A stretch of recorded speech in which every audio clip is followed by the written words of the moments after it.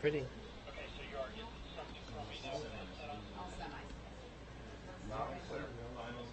It's not letting me.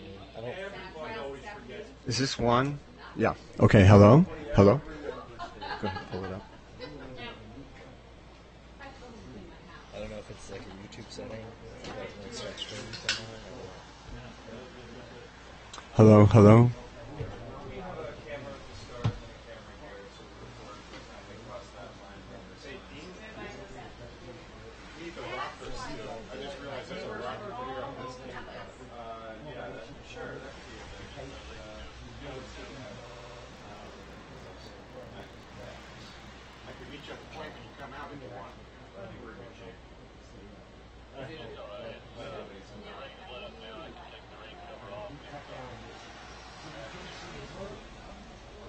Well, I don't understand what the problem is.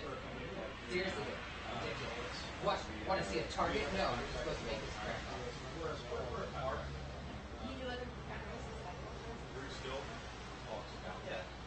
Oh. Sure. Well, that's it. Come on. There you go. So you just... Oh, it's Stick City. Fuck. Hang on. Which one did it? Oh, it's just bad. I don't care about that crap. I take out that super expected, like, deep. Stop streaming. That deep crap. I buy. If I know I'm on. If I know I'm going to Mercer. No, cancel. I'm pulling out like as many cans of bug spray. Watch is down. Every.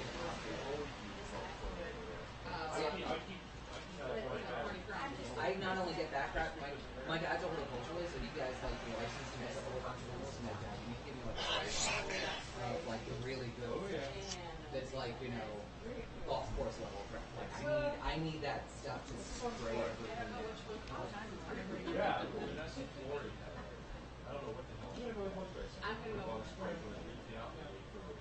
I'm sure it did. Yeah. No, is it?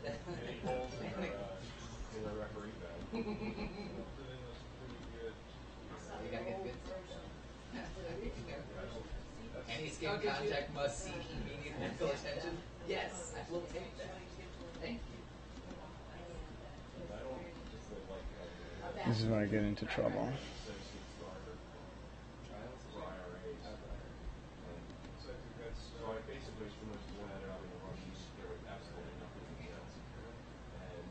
Oh, stop. Damn it. I'm not hitting on that adult star platform. Live now.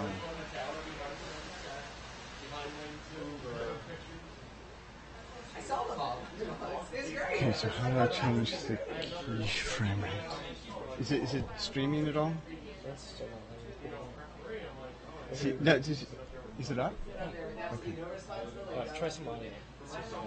Yeah. Quality's not the greatest.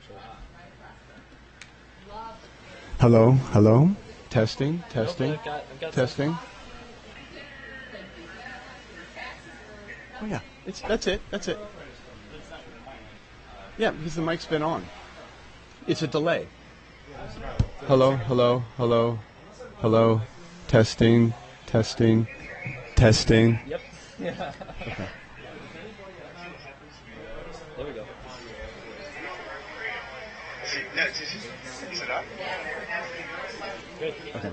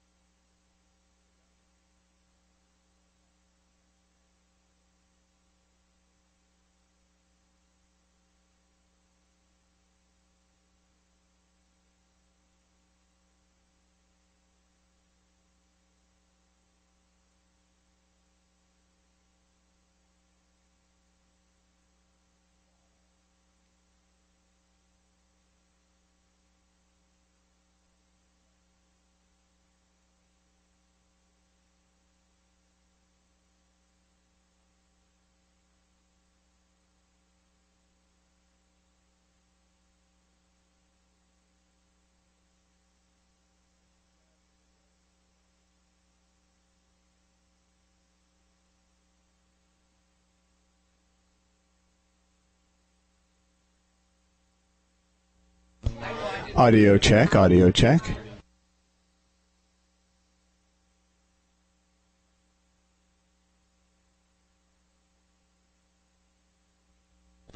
Audio check, audio check.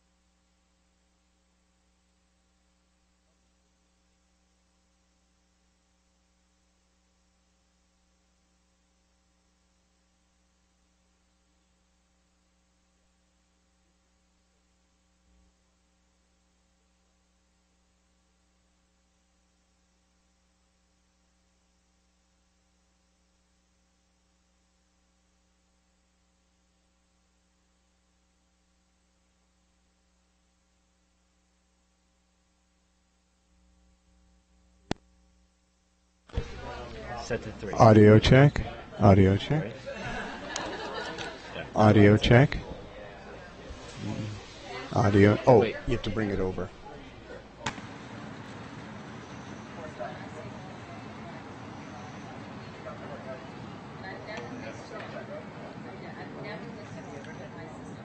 I never wrote. Did you ever have it? We do the filming side of things. I'm actually a biker, but I tell you what, I admire it. Now, where are you from?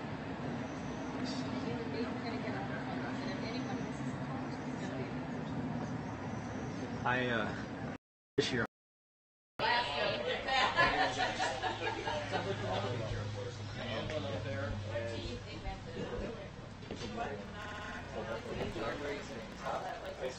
No problem. How's it going, Willie? I figured that you weren't chatting, so having issues.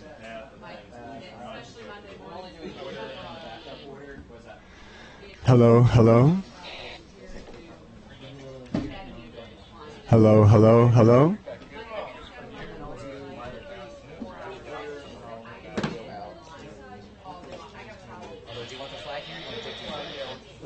Whoever's in the front seat can fly.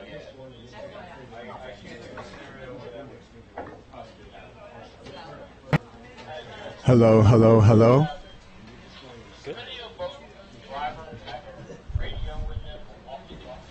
He's on channel 3. Great shot, Brian. Good shot.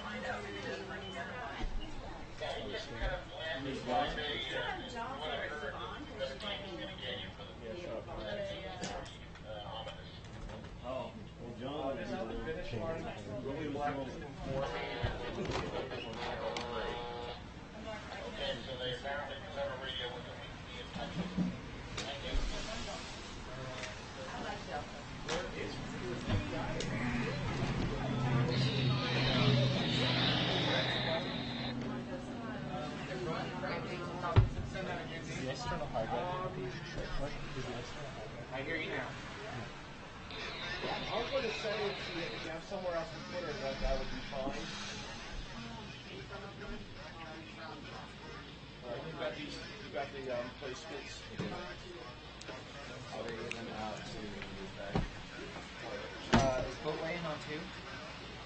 Yeah, both way in there too, and the marshal's on too. Excellent. Okay. So we'll Dean wants information. That's why knowing who they were, texting is a great idea. But, when you start talking about co-op and that, it's just easier. Okay. Plus, it's So we always send the media boat back down the middle for the course. Yeah. Their driver's saying that he was told yesterday to go down on the outside. We were wondering if we could get consensus from the officials.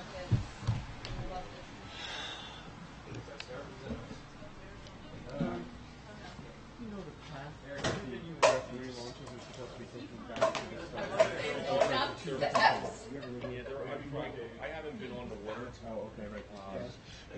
Most of the Most have been going up on the high side. They have been slowly going up the high side. Okay. The Okay. keyword there is most. Yeah. Some If are up the you center, need some go something, up we've the always gone up the mid on the media boat, but now our drivers saying there's been told different. Yeah, It's not unless starts requesting referees up the start because they're running behind. All right, so go up the side. The referees apparently are going up the side that we want to be on at a slow rate. So you do it as you need to. Class, so we just want to find out.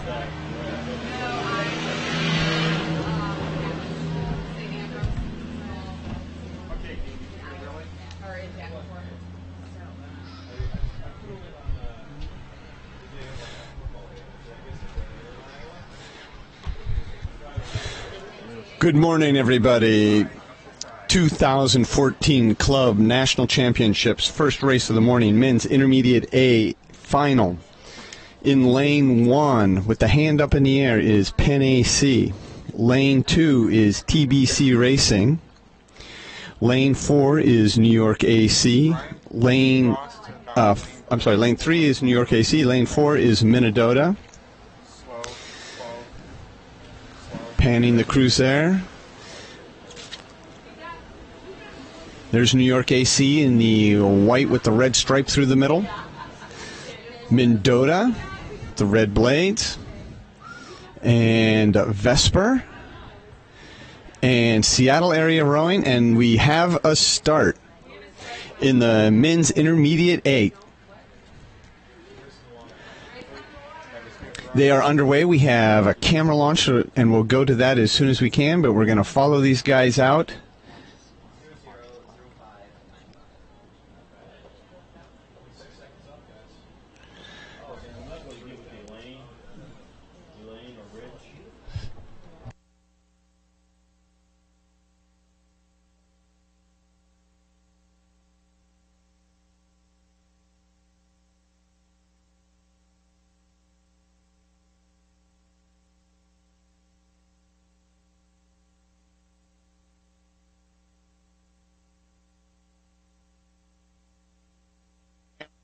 Dean, is your camera on?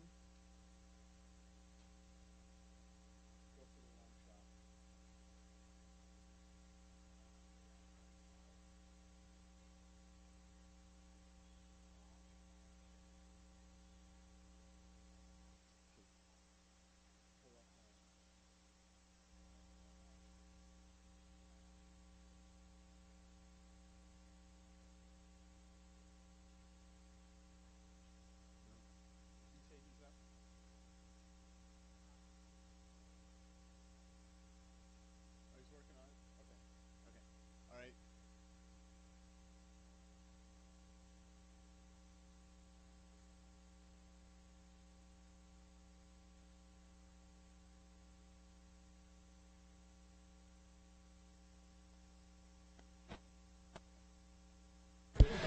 So it's a beautiful morning here. We had a little bit of rain early, but the rain seems to have cleared out.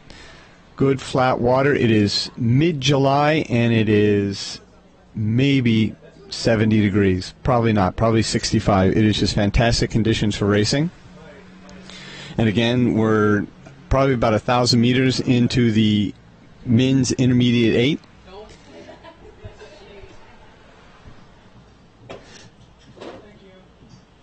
And to the right is Mendota, New York AC on the left, to the left of them. And then further left is TBC Racing, and on the far outside is Penn AC.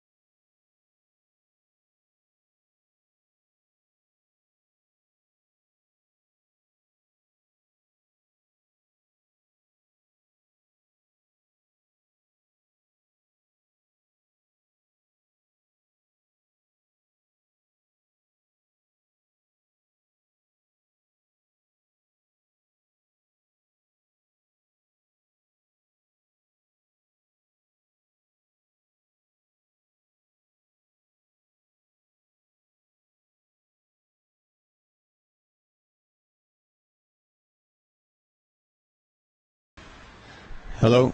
And it looks like we have Vesper and New York AC out in front, followed by Mendota in third place. On the far side, that is Penn AC. Lane 6 coming up into view is Seattle Area Rowing. Sorry, that's Penn AC there, lane 2. But way back out in front, it is a race between Vesper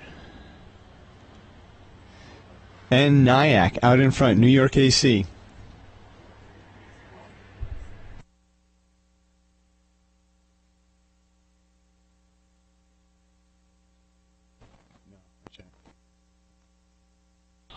Looks like New York AC has a little bit of a lead on Vesper, maybe by a quarter of a boat.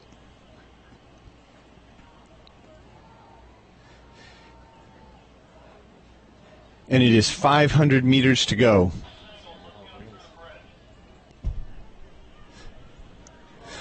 New York AC inching it out just a little bit more, getting a little bit more of an advantage over Vesper as they get closer to the line.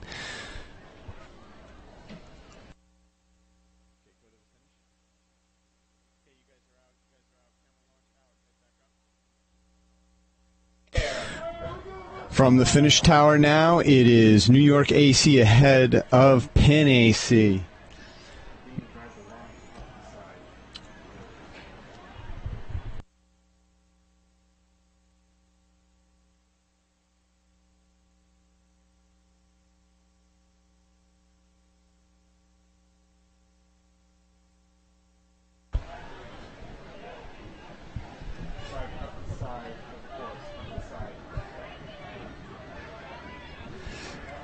And to the line, it is New York AC, followed by Vesper. Oh, and it's going to be really close between Mendota and Penn AC. I have to give it to Mendota, just a little bit over Penn AC.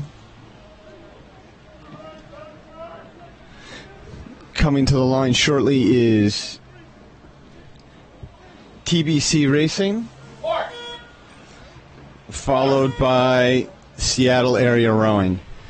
Next race up is going to be the women's intermediate quad, and we'll go to that as soon as they're ready.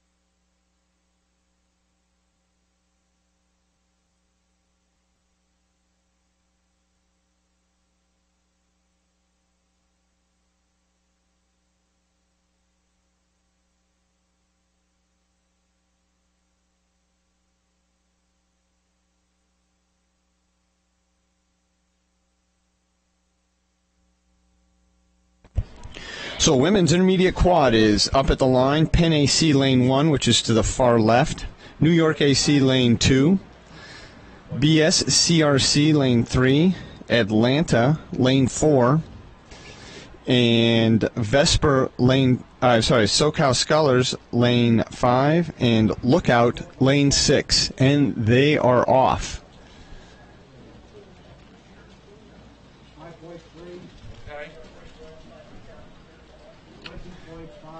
So we're looking down lane 4, which is Atlanta, and BSCRS is just to their left, and we're looking at lanes 3 and 4 here.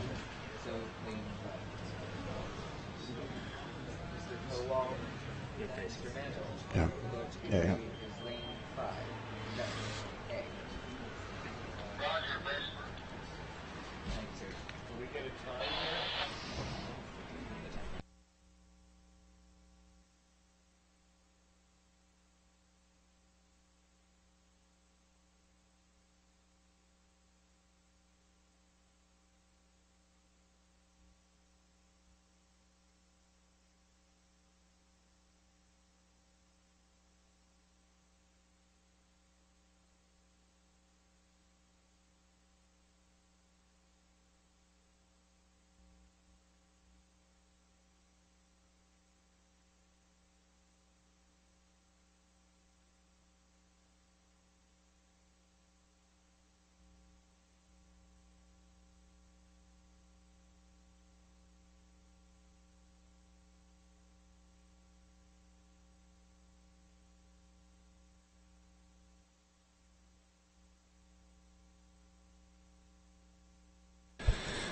Panning the field there. On the far right is Lookout.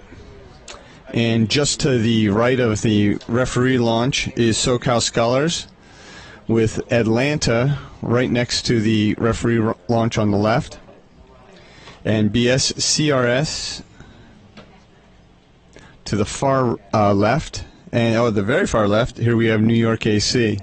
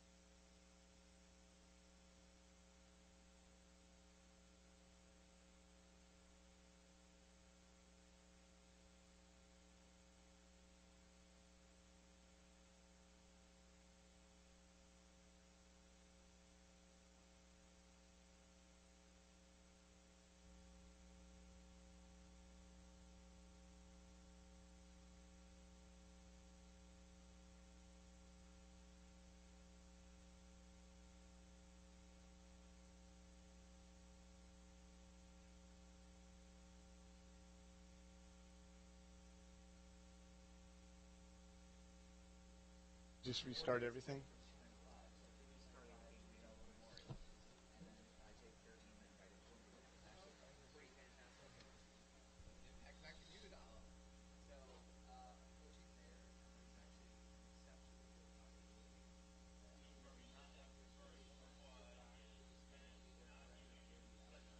Yeah. Yeah.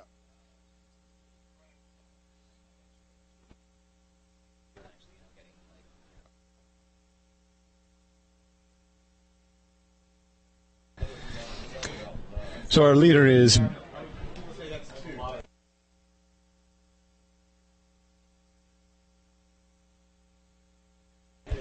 okay, so go ahead. So out in front is BSCRS, and they have a commanding lead over the rest of the field. Second place, hard to tell, but it may be Lookout. Lookout, SoCal Scholars, and then New York AC are second through fourth, but it is BSCRS that is way out front. Flag up, eyes on the line, clear your watches. So this could be a great race for second, but it is BSCRS with a commanding lead. And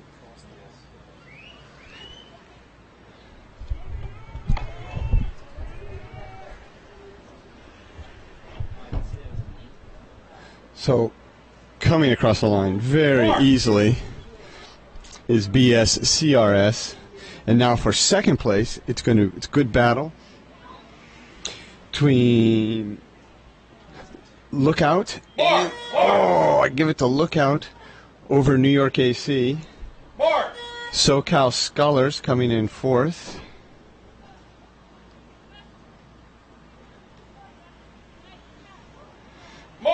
Atlanta coming in fifth. Then on the far side, coming to the line shortly, is going to be Penn AC.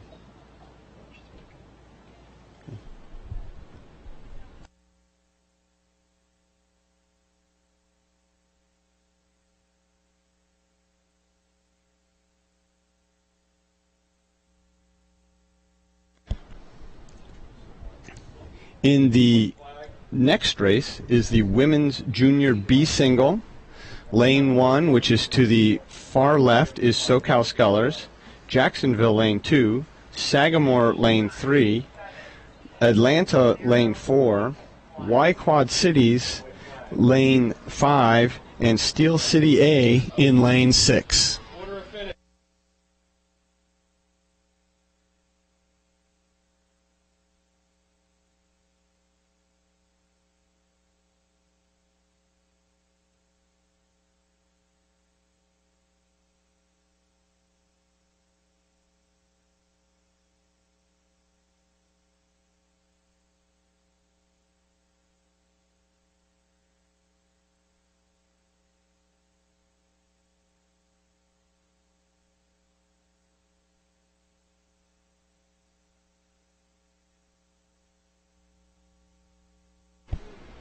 Third race of the morning, 2014 Club Nationals, Women's Junior B Single A Final.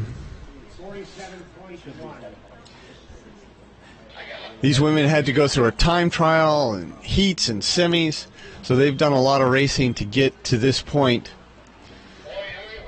And this is the top 6 scholars in the Junior B Single. Looking at the field there on the far left is SoCal. Next to her is Jacksonville, Sagamore, just to the right of the referee launch, and then Atlanta on the far right. 3, 6, 2, 5, 1. Thank you.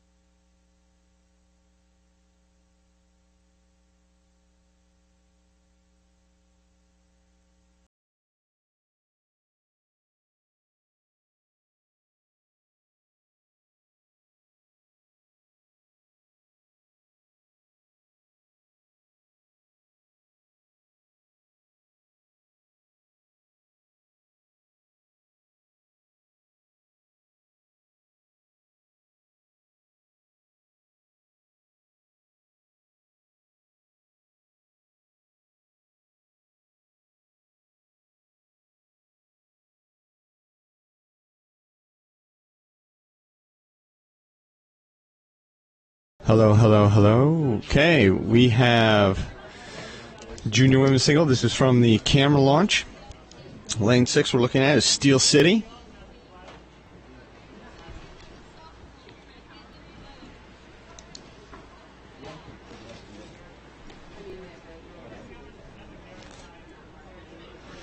Lane 5, Good shot. Miss Sherris. And Miss Sherris raced at the junior trials, and she won. So this is an exciting race. She's at the 1,000-meter mark, and she's just a little bit behind Miss Vascato from Sagamore. Trailing the field is that is Miss Kerber from Atlanta. But these 4 boats, look at this. Fantastic. 4 boats across, separated by less than a half a boat length. You see them looking around, sizing each other up. Hand to the right, Dean. Get bow numbers. Good, good, good, good. So out in front is lane 3, Sagamore, Miss Vascato.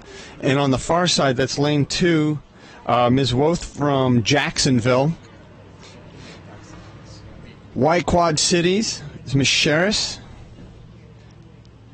What a great race going on here. 4 boats, and slipping back a little bit now from Steel City is Miss Shield. 4th place, Miss Kerber from Atlanta. But panning back up to the front, it's these 3 boats that are going to vie for the medals here. Let's see if Miss Sherris has a push. It looks like she does. It looks like she is starting to move ahead of Miss Vascato from Sagamore. But on the outside here, Miss Shield, I called that wrong. She's still in this, possibly for 3rd place.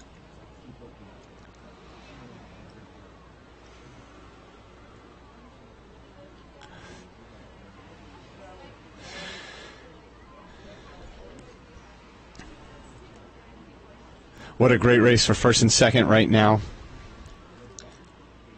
Hard to tell with the buoys. They're not quite lined up. But it looks like Miss Sherris is putting on a little bit of a move here as they come to about the 500-meter mark. Lane 2 on the outside, panning back. And lane 1, Miss McCormick bringing up the end of the field, but it is now Miss Sherris who's putting on a push. But what a battle. These two are taking it stroke for stroke.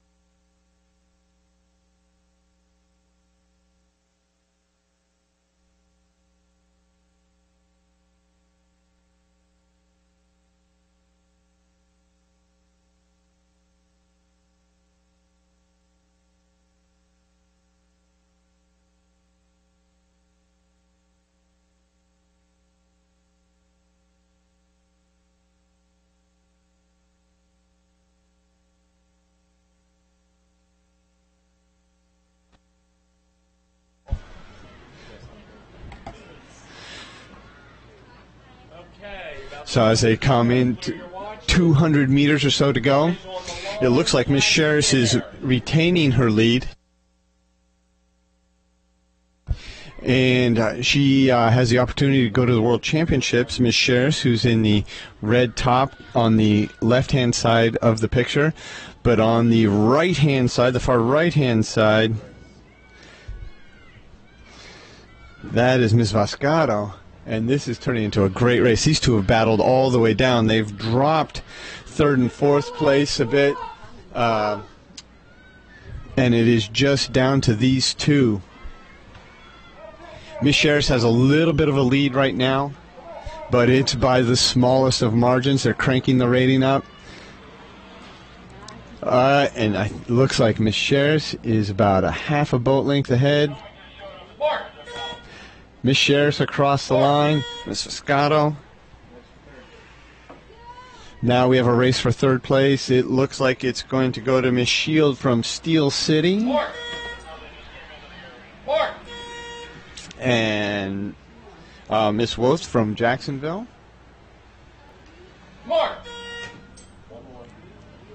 That was Miss Kerber from Atlanta.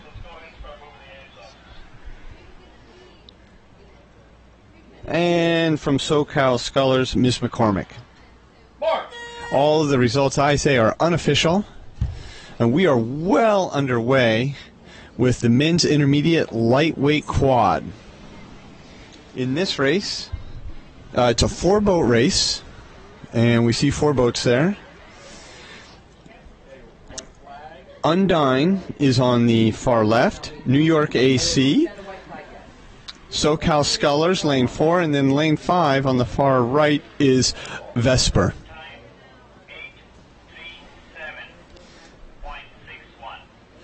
And the camera launch is racing to get back into position.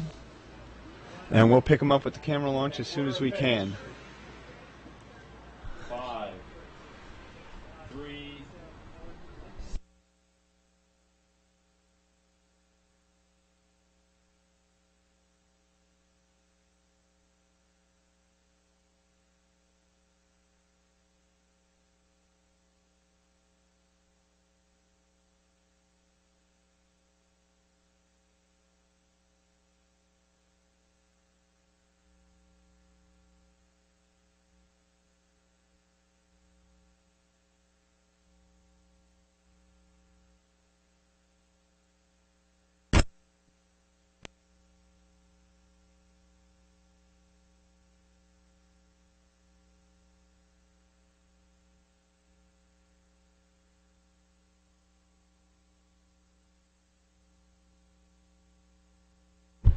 Keep it right there, Brian.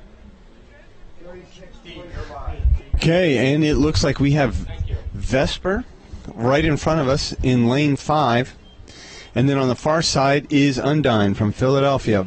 These two crews share the same water in Philadelphia on the Schuylkill. I'm sure they've seen each other. I'm sure they're friends. So there is Vesper out in front, men's intermediate lightweight quad. Following the race from the tower. So through the 1,000, and that is New York AC in third place. I'm sorry, in fourth place. SoCal Scullers in the multicolored uniforms are in third right now. But it is Vesper out in front, looking very strong, looking very clean. 4 boats in the next race.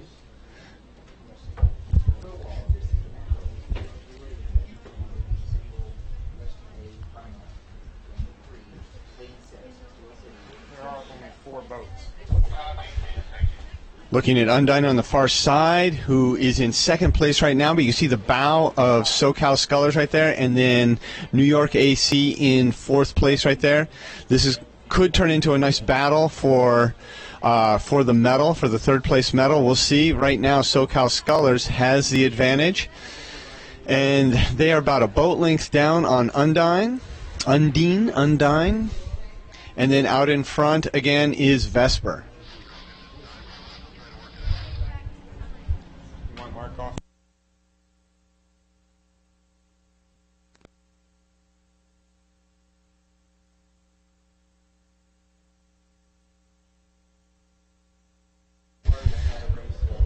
Vesper looking sharp out in front with about 500 meters to go. The camera launch is a little bit behind, so they have a little more than 500 meters to go.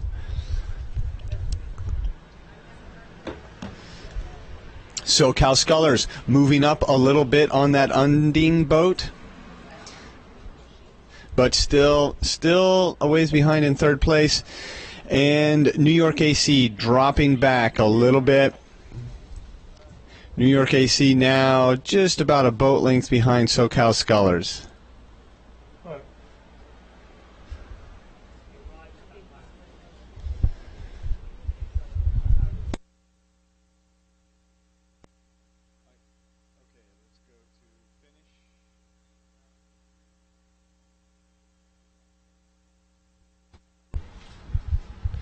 From the finish tower, we see Vesper with the big V on their backs. SoCal Scullers behind them. And then New York AC. Undyne is just off to the right, out of view of the picture, out of view of the camera. There, we're going to pan over to them. Now, it looks like they are ahead, but they are not. It's just the angle of the camera. Vesper is still out front with about a boat length, but it is going to be this third place race as they come into view that's going to be the battle for the medal. Third and fourth. New York AC has come way back up into SoCal Scullers. As they come to the line, it is going to be a Vesper across the line, followed by Undyne, and then, oh, whose blade is in the water for the medal? Ah! It is going to be SoCal Scullers over New York AC by the smallest of margin. And we have the men's junior quads up at the starting line.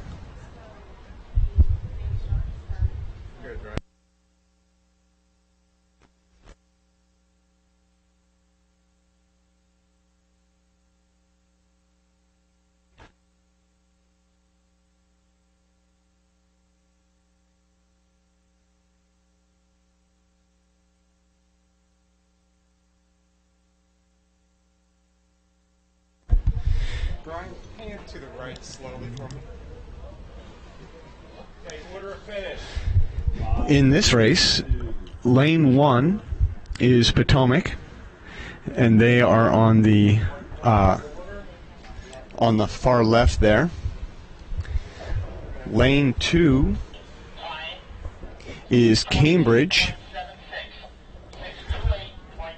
Lane 3 is Niskayuna SRA.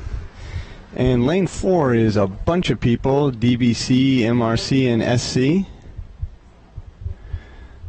With that boat, the Stern pair raced at the Junior Worlds Trials in the double.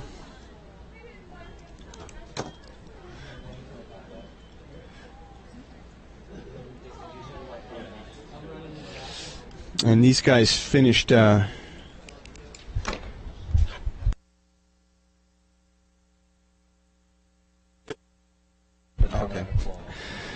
in Vesper lane 5, White Quad Cities in lane 6, and obviously they're through the breakage. White Quad Cities on the far right.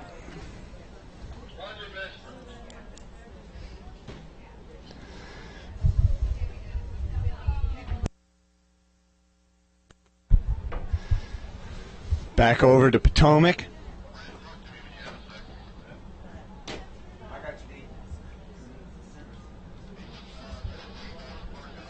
Cambridge, right there. Niskayuna, SRC, DBC, MRC, and SC. Vesper right in front of the referee launch. And then White Quad Cities is out of the picture to the right.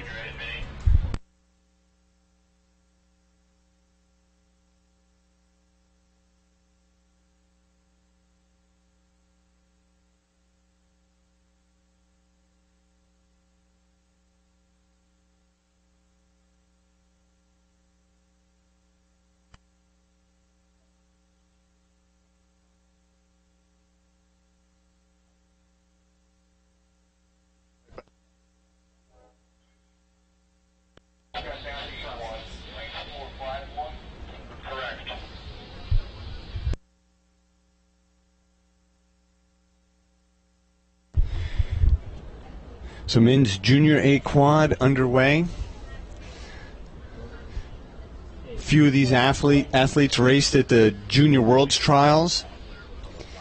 So some pretty experienced athletes in these boats.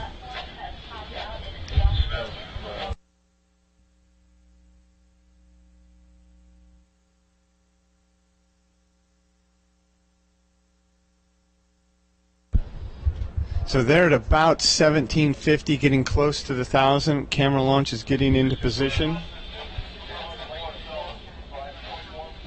you in position? He's lost. Sorry. Camera boats back up in position. As soon as you can, get us a race of bound numbers here. And it, wow, look at this. 3 and 4, great. That's Cambridge. I'm sorry, that's Niskayuna SRA and DBC MRC SD. Those two yellow boats out in front. Lane 5 is Vesper, and they are battling it out for that third place spot. With that, it looks like Niskayuna on the far side. Cambridge. There's Cambridge and Potomac on the far side. Closest to us is Y-Quad Cities. Y-Quad Cities now in 6th place. Potomac, Cambridge on the far side. And it's Niskayuna and Vesper. Niskayuna and Vesper battling for second place. Moving out into the lead is DBC MRC SD, and that boat has the fellows that raced in the junior doubles trials. Very experienced boat. But look on the outside, Niskayuna putting on a move here. Vesper falling back just a little bit.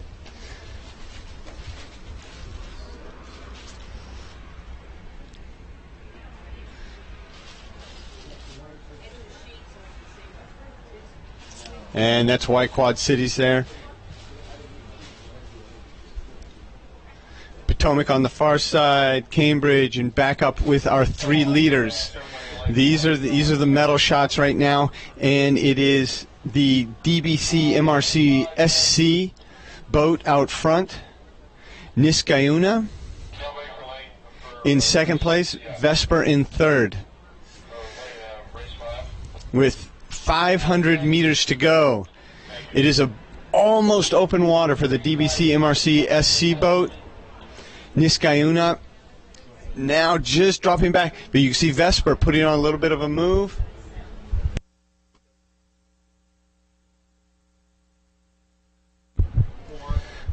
From the finish tower, we've got our 3 boats. Lead boat, DBC MRC SC out front.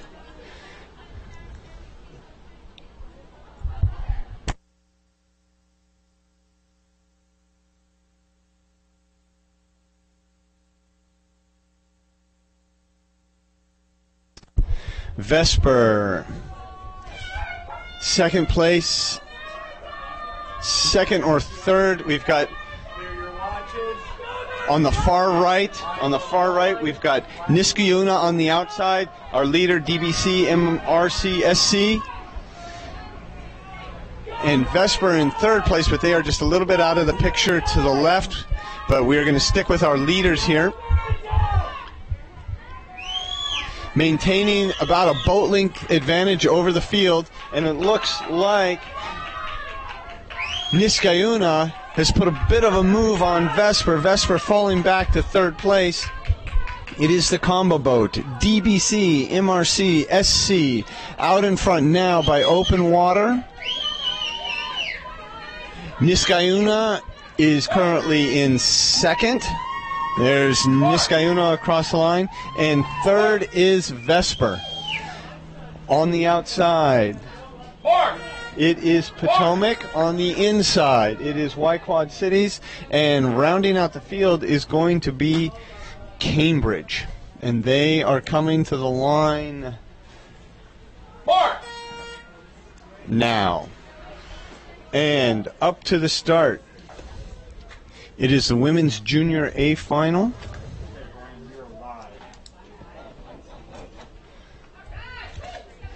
In lane 1, Southeast Junior A. Lane 2, US Junior A. Lane 3, Cambridge. Lane 4, TBC Racing. Lane 5, Saugatuck. Lane 6, Seattle area rowing.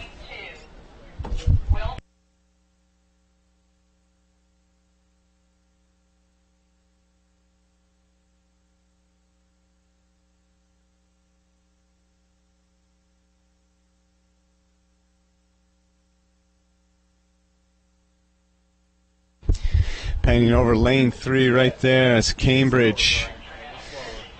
That's TBC Racing, Saugatuck, and Seattle Area Rowing in the bright, the safety colors. We were waiting for a start. We should have it really quickly here. Wins Junior 8, and we are underway. Lane 4, looking at them, TBC Racing. To their left, to our left is Cambridge. Saugatuck with the coxswain in the pink. And then on the far right is Seattle Area Rowing. And they are moving through the red buoys, which are the breakage zone. Once everybody's through, which looks like they are, it's a fair start. So on the far side over there is Southeast Junior and the US Junior Women.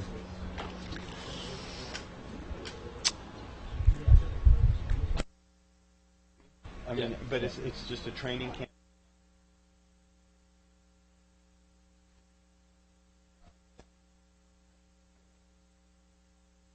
Yeah, okay.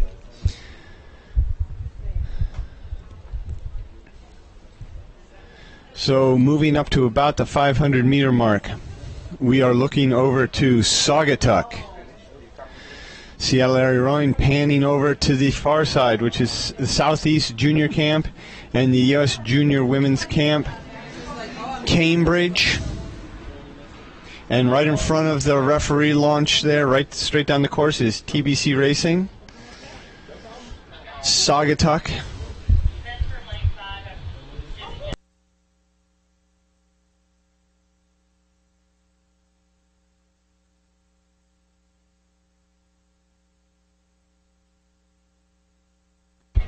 We'll go to the camera launch as soon as they're in position. We're on 8-minute center, so the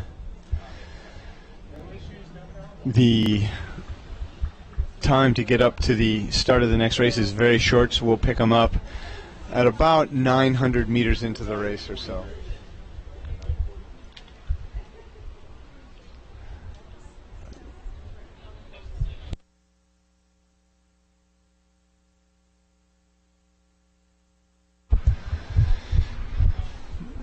The race is at about the 750 or so.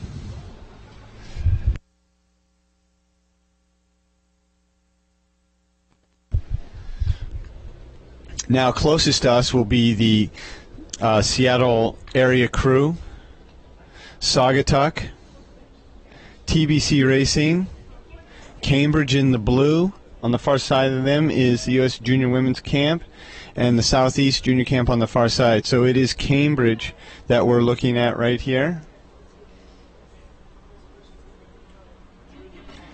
And through them we see the Southeast Junior Camp.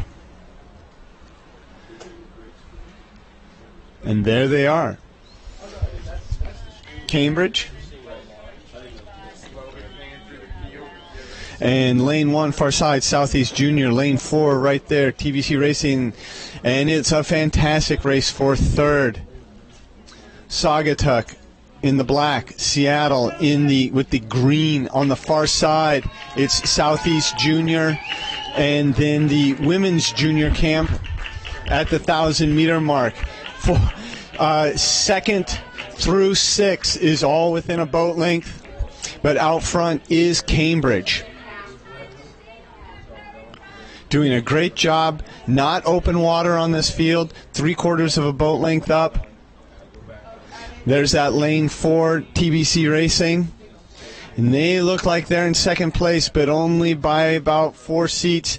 Third place is between U.S. Junior Women and Saugatuck.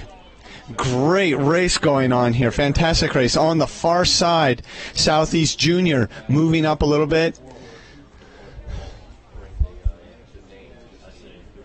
The only boat trailing right now is the Seattle area boat. They seem to have fallen back a bit. Cambridge now with open water over the field. Looking very nice, looking clean out there. Second place still is the TBC Racing. But you can see Saugatuck and the U.S. Junior boat, they are not letting go of this TBC Racing boat. They are right there. It appears that the Southeast Junior group has fallen off the pace a little bit, And now it is 3 boats for 2 medals with our leader, Cambridge, out in front. There's Seattle falling back a little bit, and the Southeast Junior Camp falling back a little bit. Cambridge opening up. They have, 4 seats, open water. Now, look at this race is tightening up. Lane 5, Saugatuck starting to lay it down a little harder. TBC Racing, can they hang on the far side? TBC Racing is getting sandwiched between the U.S. Junior Women and Saugatuck with 500 meters to go. Wow, this is a great race. 500 meters to go. It is Saugatuck moving up on TBC Racing. And on the far side, U.S. Junior Women, they are starting to move up on this TBC Racing boat. I would give it to Saugatuck at this point.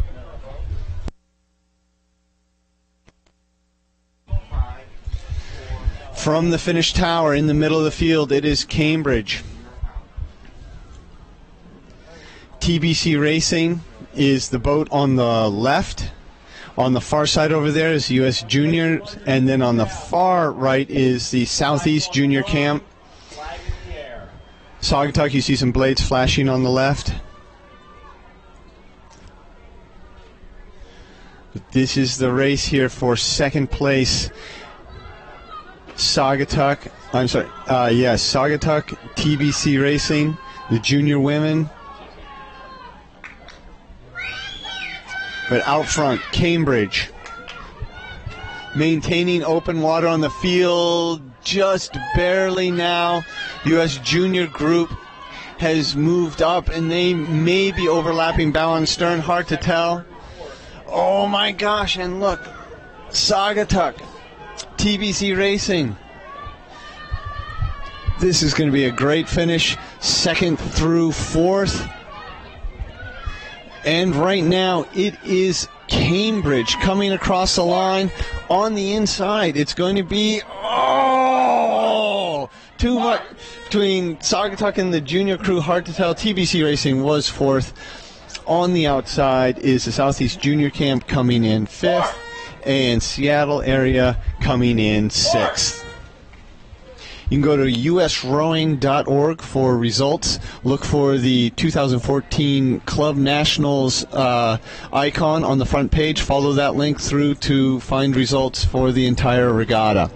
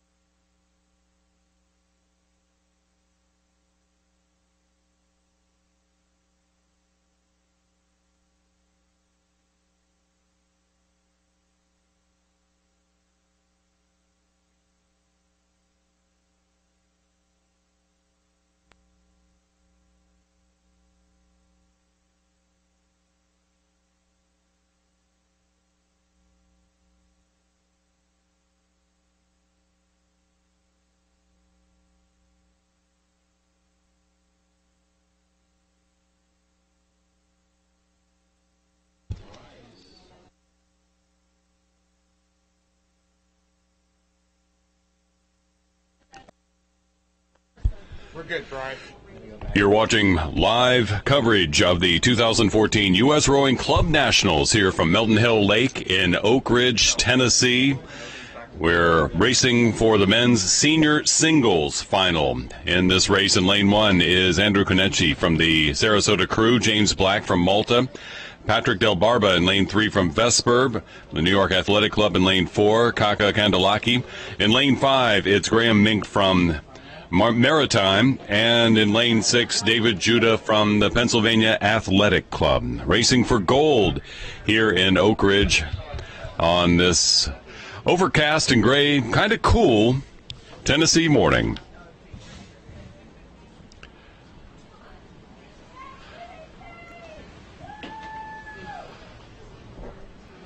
Off the start and past the 500-meter mark, these single scullers relying on their own inner strength and inner mental capacity to go through this race and make sure they have enough at the end for a good finish.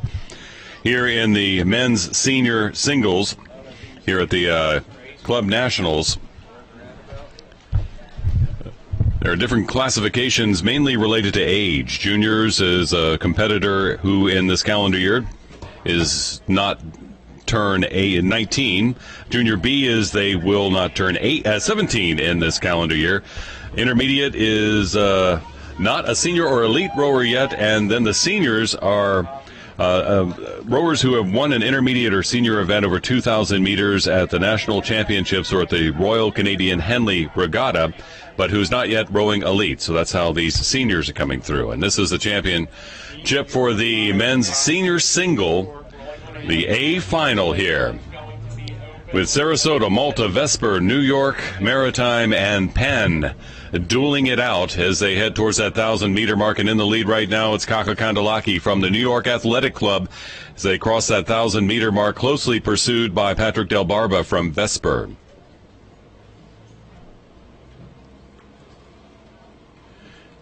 Meanwhile, David Judah from the Pennsylvania Athletic Club is trying to stay with the pack, but out front and continuing to expand the lead, it is Kaka Kandalaki from the New York Athletic Club as they cross that 1,000-meter mark with about a boat-length lead over the boat from Vesper in the form of Patrick Del Barba there in lane 3.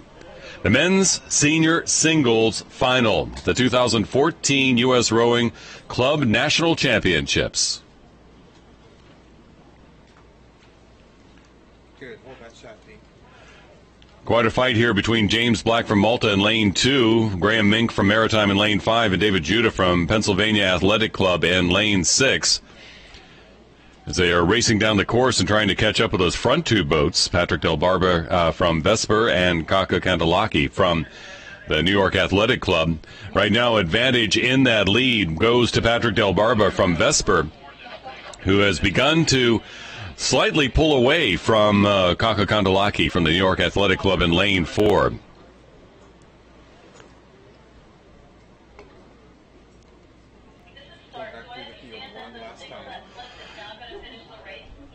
750 meters to go. It is Patrick Del Barba in Vesper's boat in lane 3 that is leading this men's senior single final. Kaka Kandalaki in second.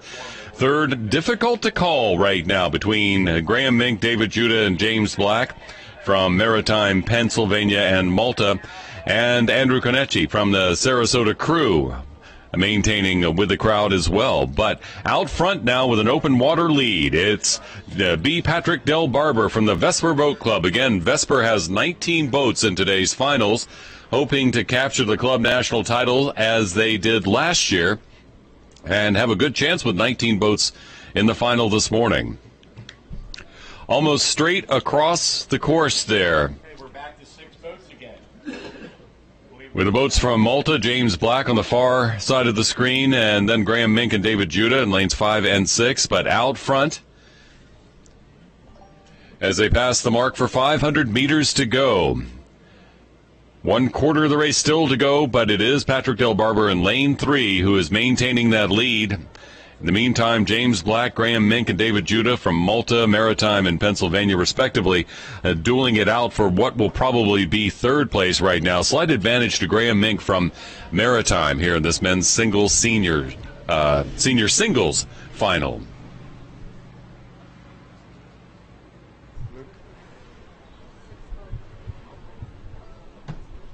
Dean, 5, 4, 3, 2, 1. You're clear.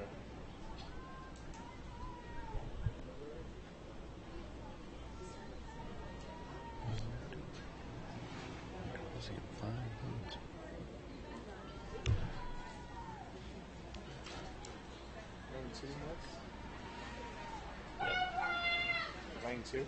Yeah. You had a similar.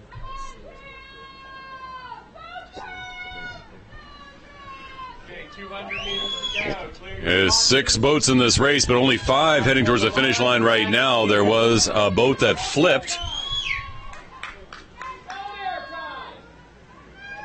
In the meantime, Patrick Del Barber continues to build upon his lead in the men's senior single as they head towards the finish line in the red boys with just a couple of 100 meters to go. Kako Kandalaki, who had been leading the New York Athletic Club boat, is now beginning to flag, and moving up fast is Graham Mink from Maritime in lane 5 as they head towards the finish line. A significant lead for Patrick Del Barber from Vesper in lane 3. He crosses the finish line 30 meters ahead of the second place boat, which looks like it's going to be Graham Mink from Maritime with a big push at the end. Kaka Kandalaki in lane 4, crossing the finish line in third, being pursued by David Judah from the Pennsylvania Athletic Club. And then coming in 5th is James Black from Malta. It appears that it was Andrew Konechny from the Sarasota crew who must have flipped there about the about the 750 meter mark. That's 750 meters to go. He appeared to run into some sort of trouble and flipped, and will not be among the top. He'll still be the 6th fastest senior single in the nation. But when people look at the results and the times, it'll be considerably behind the top 5 boats.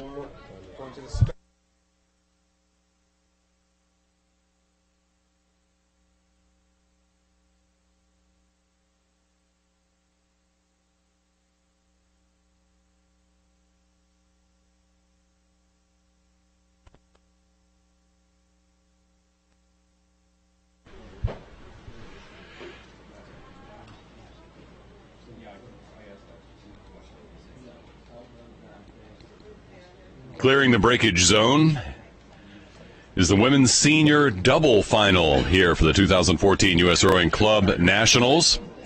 Battle with 2 rowers and just 2 oars. Very challenging aspect, this setup for rowers.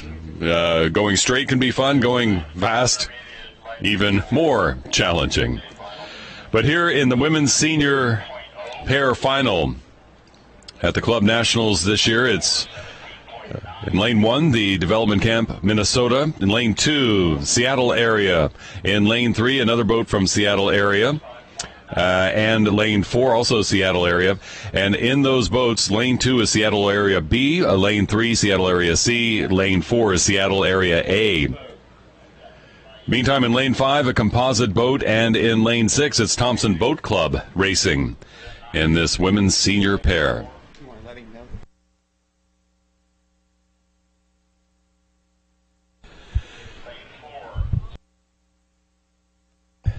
And just now, Andrew Konechny, who had flipped in the men's senior single, has just crossed the finish line and completed that final after a disappointing flip about 750 meters from the end.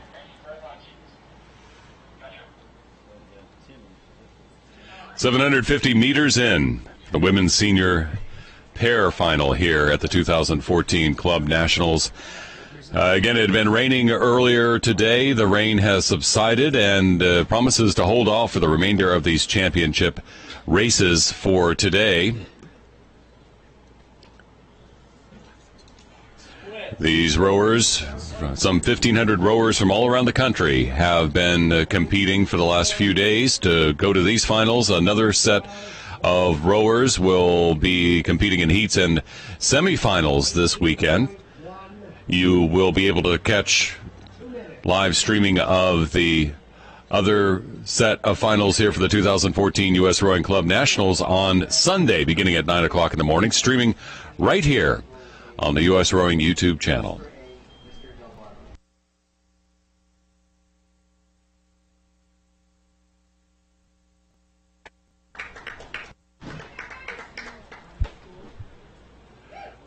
Approaching the halfway point in this senior pair final for the women. And a fairly tight race among these boats. 3 boats from the Seattle Area Club in the center of the course right now. Three different boats with the A boat in lane 4, B in lane 2, and the C boat, which you'd usually think would be in one of the outside lanes, happens to be smack dab in the middle with the other fast boats too.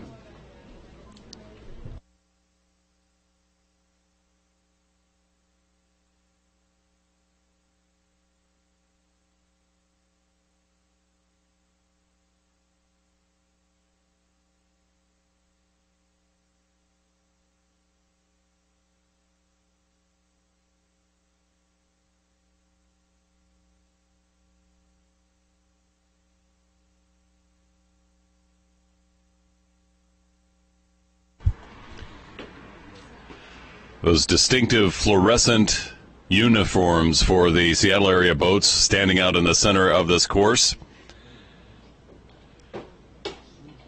as they have 750 meters to go in this women's senior pair final. The Seattle area A boat has a slight advantage right now, with Seattle area C in second and Seattle area B fighting for third between the composite boat in lane 5 and the development camp boat in lane 1. And the Thompson Boat Club racing in lane 6, trailing the field slightly in this race.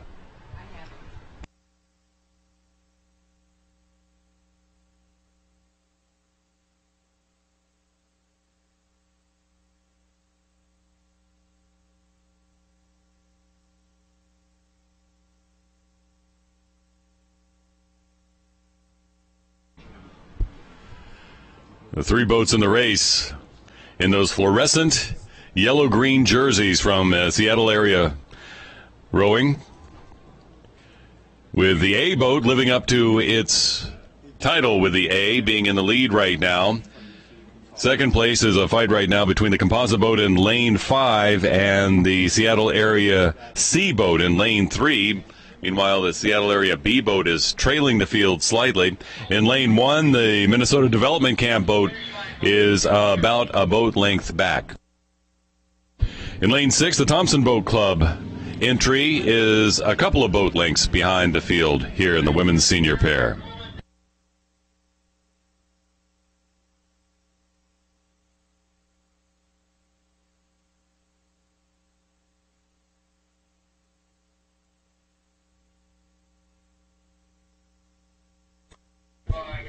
The odds are pretty good with three Seattle boats in the race, and it appears that those three boats are taking advantage of outweighing the field, with the Seattle boat A in the lead right now over Seattle boat C. The only surprise is the Seattle area B boat is the one who's in third right now, but there is still another 300 meters or so to go in this race, so still a chance they can pull through. Running through the field for this championship final here at the 2014 U.S. Rowing Club National Championships, it's Seattle Area A in first place, Seattle Area C in second, Seattle Area B in third, the composite boat in lane 5 in fourth, the development camp in lane 1 in fifth, and the Thompson Boat Club racing in lane 6 is in sixth place. But as they have entered the red buoys heading towards the finish line, it looks like the Seattle area boats may have a sweep of the medals here in the women's senior pair at the Club National Championships. A boat length separating each of those Seattle boats, but again, I think there may be some delineation that changes between the A, B, and C boats here, since it is Seattle Area C that is in second place right now, heading towards that finish line and a silver medal.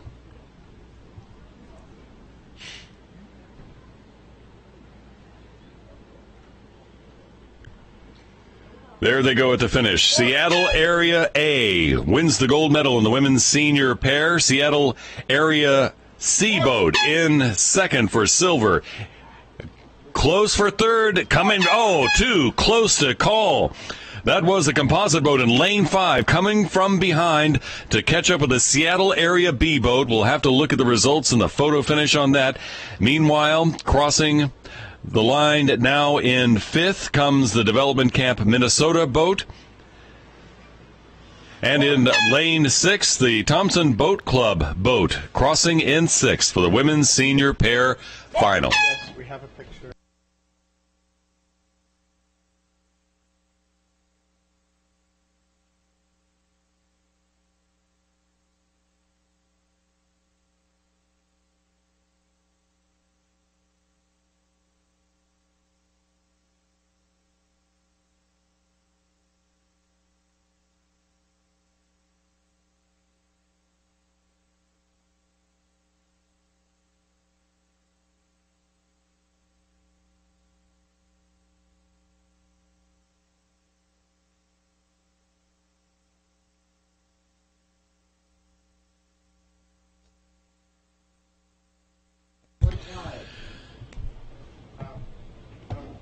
The U.S. Rowing would like to thank the SRAA, the Scholastic Rowing Association of America, the video sponsor, allowing you to see this live coverage of the 2014 U.S. Rowing Club National Championships, live from Melton Hill Lake here in Oak Ridge, Tennessee.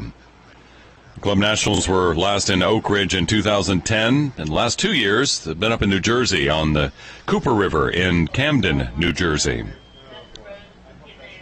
Nestled here in the hills of Oak Ridge, Tennessee, a beautiful spot for a rowing competition here on Melton Hill Lake. And thanks to the Oak Ridge Rowing Association for their generous and hospitable hosting of the 2014 U.S. Rowing Club National Championships. Here in the men's intermediate lightweight 4 final, in lane 1 it's Saugatuck, lane 2 Mendota, lane 3 is New York Athletic Club, lane 4 is Vesper, lane 5 is Pennsylvania Athletic Club, and in lane 6, the boat here in the men's intermediate lightweight 4 is the boat from Detroit.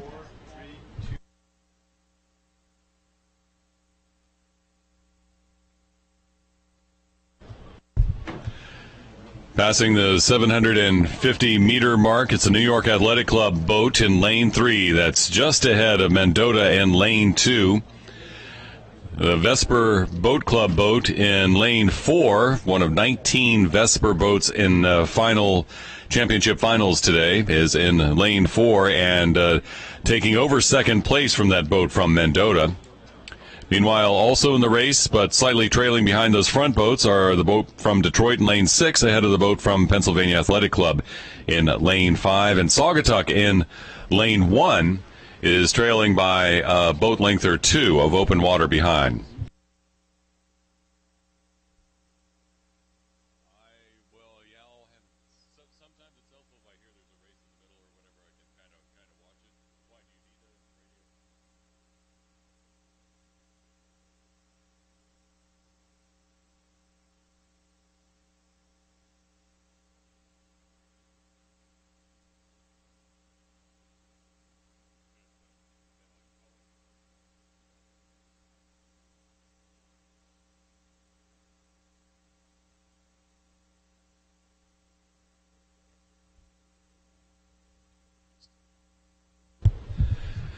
Past the 1,000-meter mark and the halfway point, and boy, what a race this is shaping up to be there between New York Athletic Club in lane 3 and the boat from Vesper in lane 4, going out fast in the center of the course here in the men's intermediate lightweight 4s. You can see the coxswains checking out the competition as they move down the course. 1 and 2, a battle between New York Athletic Club and Vesper. Right in the center, then it's Mendota in lane 2 that's holding into third place right now. And chasing that crowd, the boat from Pennsylvania Athletic Club in lane 5. But what a battle, a 2-seat advantage right now for Vesper over New York Athletic Club, but still 750 meters to go in the men's intermediate lightweight 4 final.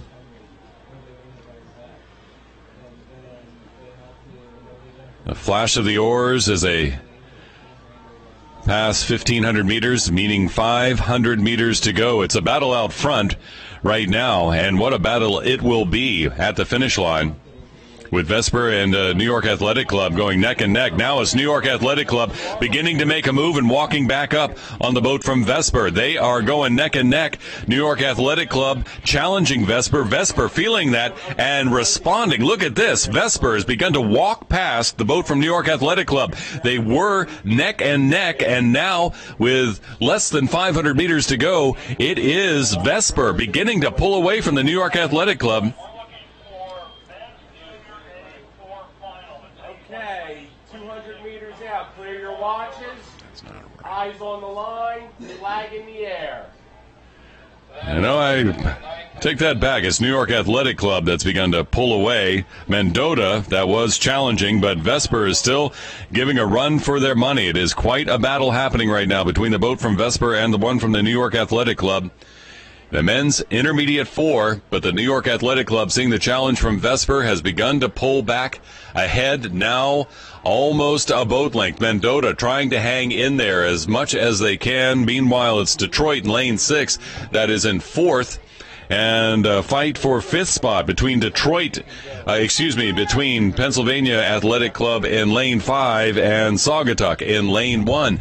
But here at the finish, responding to that challenge from Vesper, the New York Athletic Club, open water at the finish in first for the men's intermediate lightweight 4s. Vesper in second. Mendota looks like they're going to cross in third. Meanwhile, Detroit coming up fast, trying to chase down but not going to make it in time. They will take 4th here in this championship race. And then the battle for 5th and 6th between Pennsylvania Athletic Club and Saugatuck, coming down to the finish line here at the 2014 Club National Championships.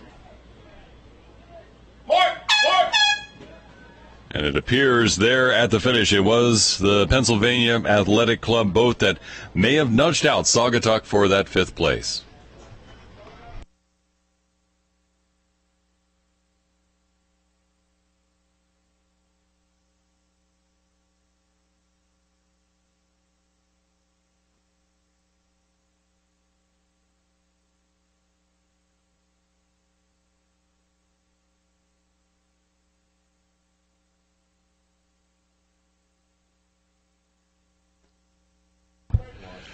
As we are awaiting the start for the women's intermediate lightweight double final, going from sweeping to sculling, we'd like to take a moment to acknowledge some U.S. Rowing sponsors. U.S. Rowing sponsors include generous support from the National Rowing Foundation and its corporate sponsors and partners, including the Annex E-Business Corps, Boathouse Sports, Connected Dock, EMC Venues, JP Crickets, Ludus Tour, and Rudy Project. The U.S. Rowing National Team program relies on strong partnerships to enable its continuing success. The women's intermediate lightweight double final is underway now. In lane 1, the SoCal Scullers, Southern California Scullers Club. In lane 2, it's Harborside. Lane 3 is California. Lane 4 is Vesper.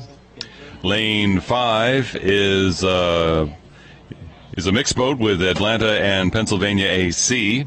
And lane 6 is another Vesper boat. 2 of the 19 Vesper boats and finals today in this race alone.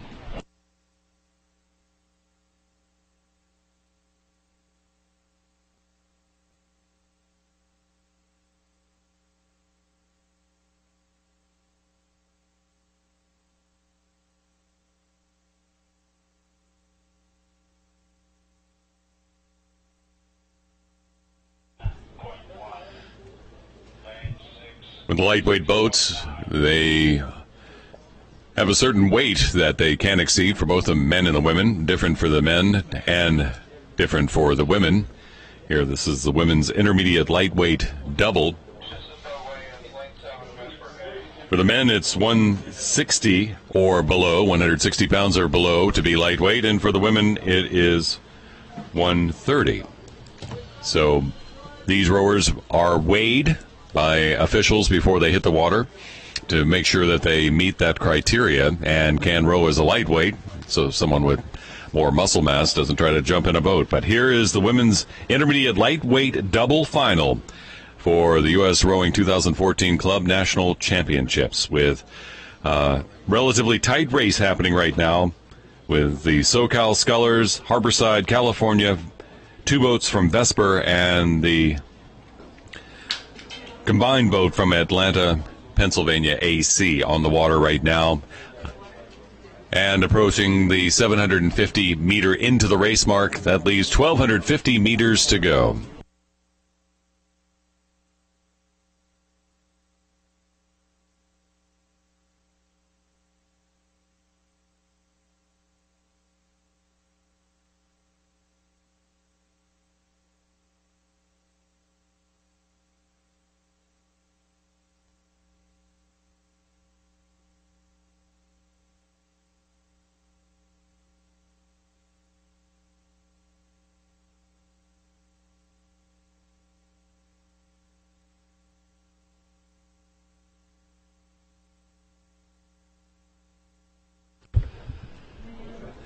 Out ahead here, it's California in lane 3 as they approach the halfway mark in this race.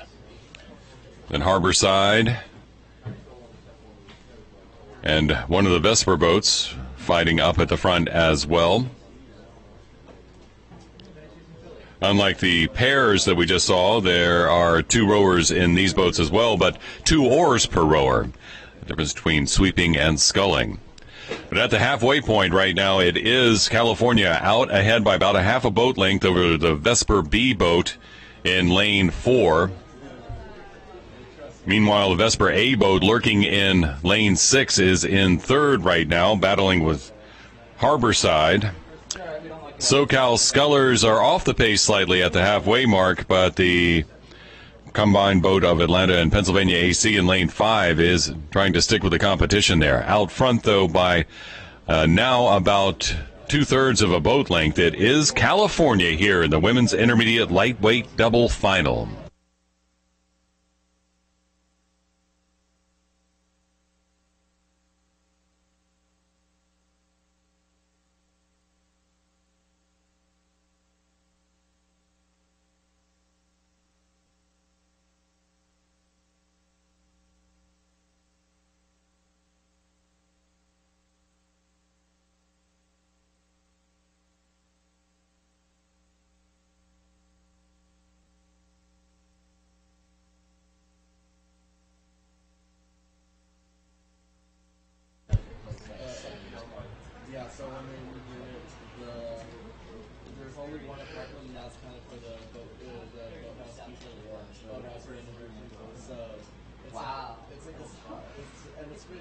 Increasing their lead now, a full boat length of open water for the boat from California in lane 3 here in the women's intermediate lightweight double final. Stretching their lead out over the Vesper B boat in lane 4. Meanwhile, the field has begun to spread itself out.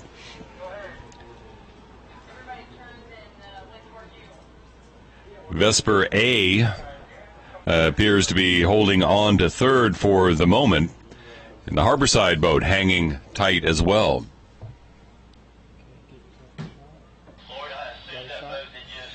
It appears like it might be a fight for 3rd here in this race.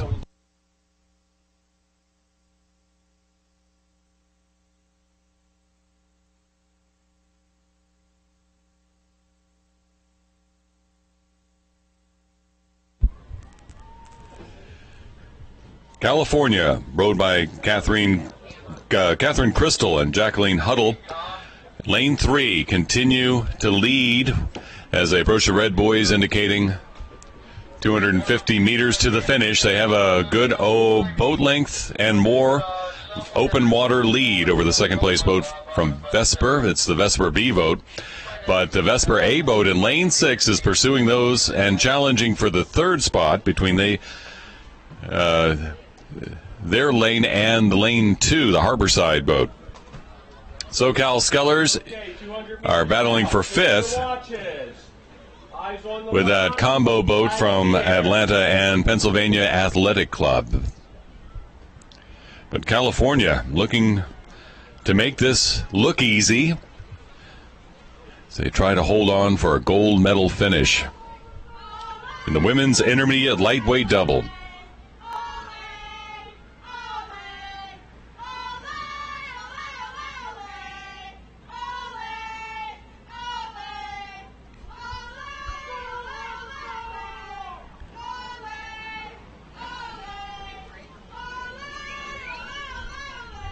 As they head towards the finish line, California will take the gold in the women's intermediate lightweight double final here at the U.S. Rowing Club National Championships.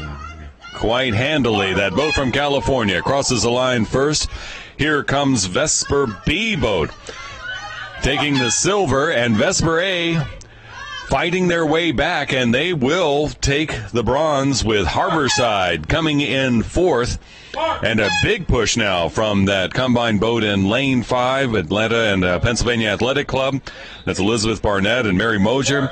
They are crossing in fifth, and it is the SoCal Scullers in sixth in the women's intermediate lightweight double final.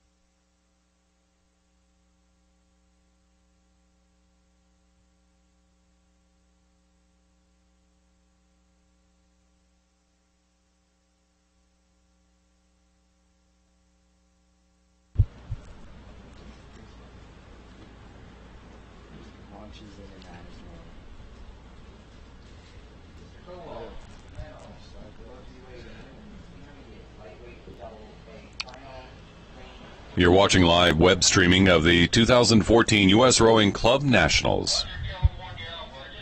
On the course right now is the men's junior A4 final. Two categories of juniors here at the championships. Junior A are the older group. They are rowers who will not turn 19 until next year. If they turn 19 in this calendar year, then they are not eligible to row as a junior. Junior B is even younger. That means you will not attain the age of 17 during this calendar year. So Junior A are the older set of juniors. Intermediate, a little beyond that, and then, of course, the seniors as well. But this is the men's Junior A4 final for the 2014 U.S. Rowing Club National Championships. And a tight race shaping up as they pass 750 meters into the race and start to reach for that halfway point. A lot of the rowers glancing left and right to see what's going on. Of course, they will always hear their coach telling them to keep their head in the boat as well as their mind. It is the coxswains who should be checking out the competition the most. In this men's Junior A4 final for the 2014 Club Nationals in Lane 1, it's Thompson Boat Club Racing A. In Lane 2, Thompson Boat Club Racing B. Lane 3 is Westerville. Lane 4 is Pennsylvania Athletic Club. Lane 5 is Seattle area. And Lane 6 is the Cooper TC.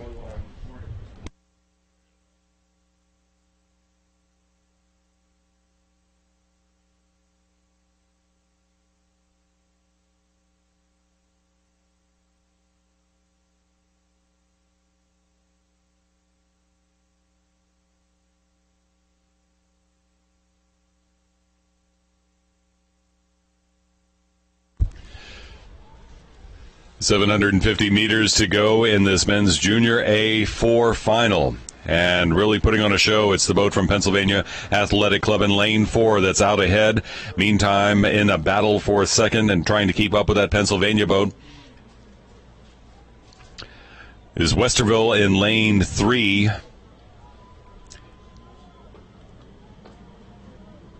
as well as the Seattle area in lane 5 and the Thompson Boat Club A boat in lane 1. All touching, all competing. Some maybe just sitting and waiting to pounce, others trying to stick to the game plan. It's turned out to be a beautiful morning for rowing here at Melton Hill Lake. After some morning rain, water nice and flat, and these rowers are putting it to work. Pennsylvania Athletic Club in lane 4 out in the lead, being challenged by Westerville in lane 3, as well as the Seattle area in lane 5. Meanwhile, sticking with that pack is the Thompson Boat Club racing B boat. The A boat also sticking in the mix and seeing whose morning they may spoil here at this championship race.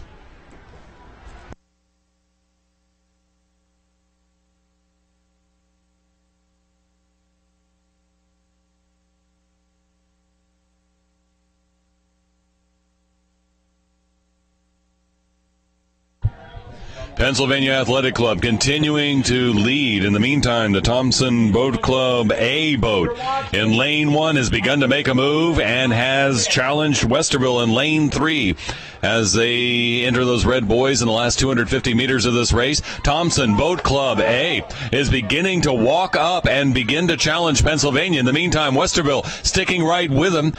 Pennsylvania had a lead for most of the race, but now Thompson Boat Club coming on strong. Their A boat in lane 1.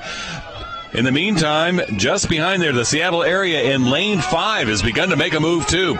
But as they come down to 50 meters to go, Pennsylvania trying to hold on. Westerville beginning to move back up and passing the Thompson Boat Club A boat. But here comes Seattle at the finish line. It is Pennsylvania in first. It's going to be hard. It looks like Seattle caught up and passed the Thompson Boat Club one. Meantime, Westerville in second. And the Thompson Boat Club B in fourth. Here comes Cooper TC boat for fifth. And what a race that was at the finish for the men's junior A4s.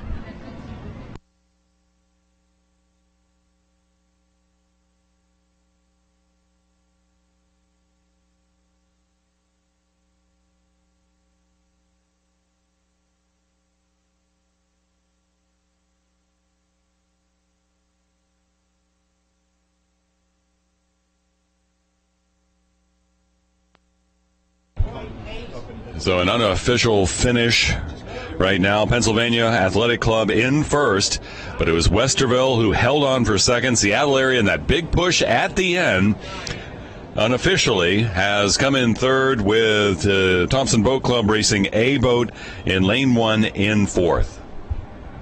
That's the men's junior A4s here at the 2014 U.S. Rowing Club National Championships.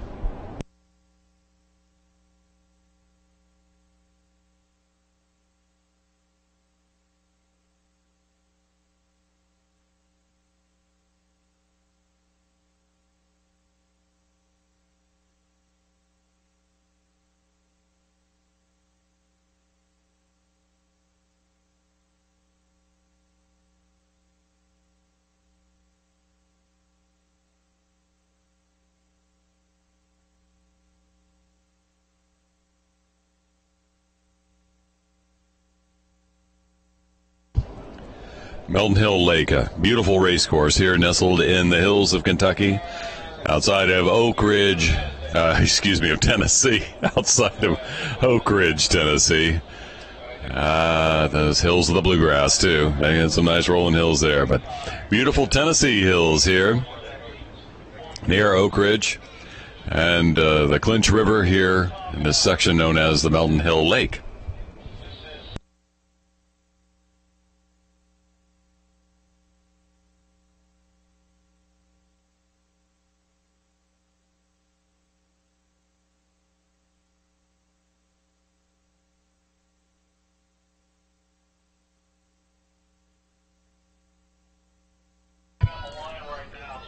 On the water right now is the women's junior A doubles. The scullers, 2 rowers, each with 2 oars. Fast boats when you double the application of oar to water when it comes to the sport of rowing, so these sculls are flying in this women's junior A final. In lane 1, it's Essex. In lane 2, Atomic and JRC, a combined boat there. Lane 3 is Y Quad Cities. Lane 4 is Cambridge. Lane 5 is another combined boat of Long Island Rowing Club and Sagamore. And lane 6 is Cooper TC here in the women's junior A double final.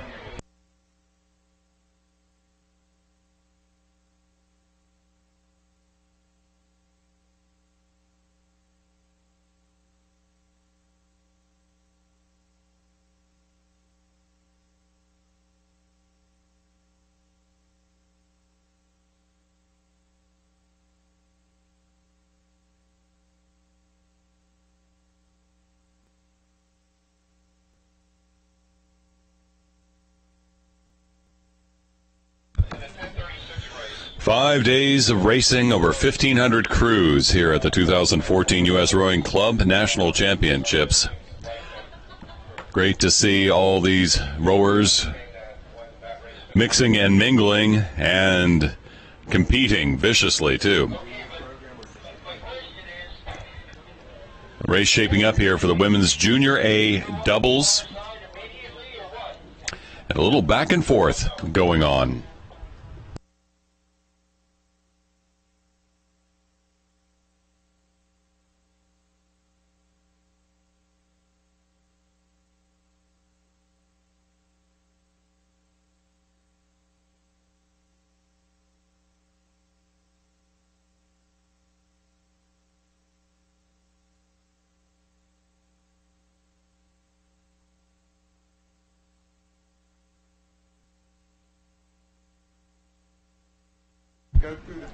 Here's their approaching the midway mark of this 2,000-meter race for the women's junior A double final. It's a race shaping up from Cooper TC in lane 6 and Essex in lane 1, all the way across the race course, going back and forth. Also in the mix is that combined boat Atomic and JRC.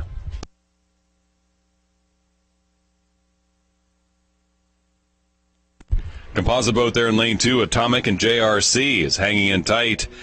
And that Long Island Rowing Club Sagamore boat in lane 5, paddling hard as well.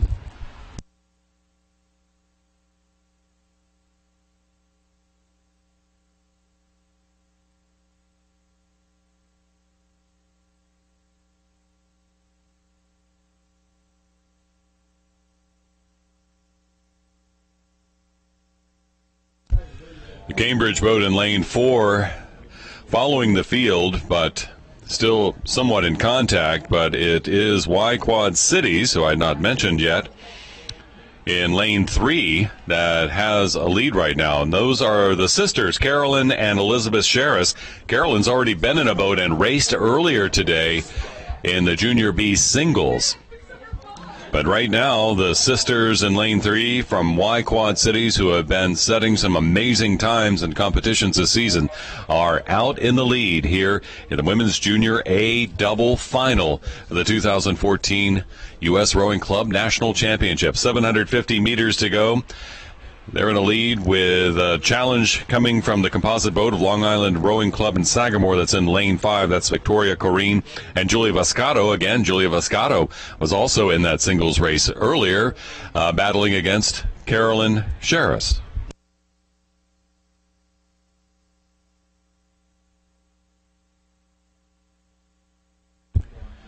And with the timing of these races, these young rowers have been doing what they call in rowing hot seating. So they get out of one boat, walk across the dock, and hop into another and go out on the course again. So some amazing athleticism that's happening right here. So here is the Women's Junior A double final coming down. It's the Y Quad Cities boat in lane 3 with a substantial lead right now. The Long Island Rowing Club Sagamore composite boat is in second. A fight for third between the Cooper TC boat and the boat from Atomic and JRC, that other composite boat that's in this race. In the meantime, trailing the field is the boat from Cambridge in lane 4 and Essex in lane 1. Already into the red boys, the Sherris sisters in lane 3 from Y Quad Cities. Carolyn Sherris and Elizabeth Sherris continue to dominate this women's Junior A double final here at the 2014 U.S. Rowing Club National Championships. They have maybe 5 or 6 boat lengths of open water and a lead over the rest of the pack as they stretch towards the finish line.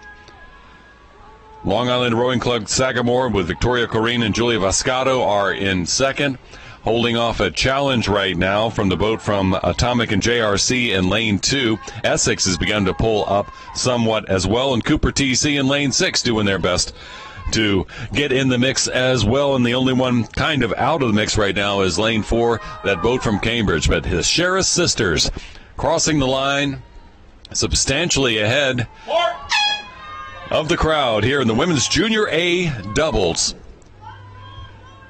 The Long Island Rowing Club Sagamore composite boat fighting to hold on for the silver medal. In the meantime, it's Atomic and JRC, the other composite boat, trying to hold off the boat from Essex to capture the bronze. Essex in 4th, Cambridge in 5th. Cooper in 5th, and it looks like it will be Cambridge in 6th here in the women's Junior A doubles at the Club Nationals.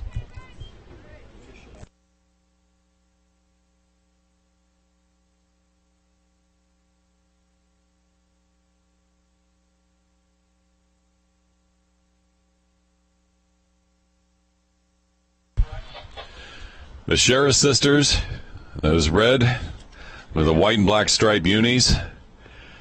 You can tell the toll that race has taken. Well, on all these rowers, you can see the pain. A lot of athleticism at work in these boats. As I said, Carolyn Sherris has already raced once today and hot-seated into this race. She was in the singles a little bit earlier, but winning gold for the women's Junior A double, the Sherris sisters from Y Quad Cities at the 2014 U.S. Rowing Club National Championships.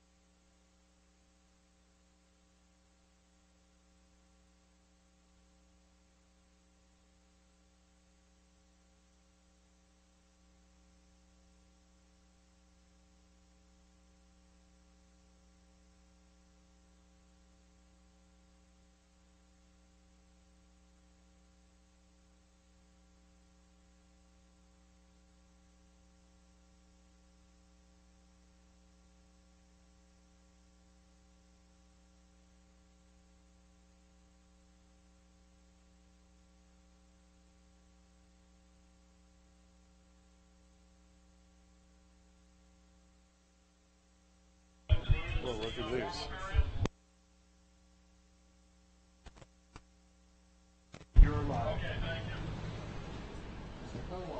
You're watching live web streaming of the 2014 U.S. Rowing Club National Championships. This is the men's Senior 4 final with Pennsylvania Athletic Club in lane 1, Vesper A in lane 2, a composite boat of Essex and MRRA in lane 3, 2 boats from Mendota, Mendota C in lane 4 and Mendota B in lane 5. Well, actually 3 boats, Mendota A in lane 6, and it is Mendota A right now that's in the lead, with Essex MRA, the composite boat, in second right now, and the other Mendota boats trying to fight to stay with the crowd as well.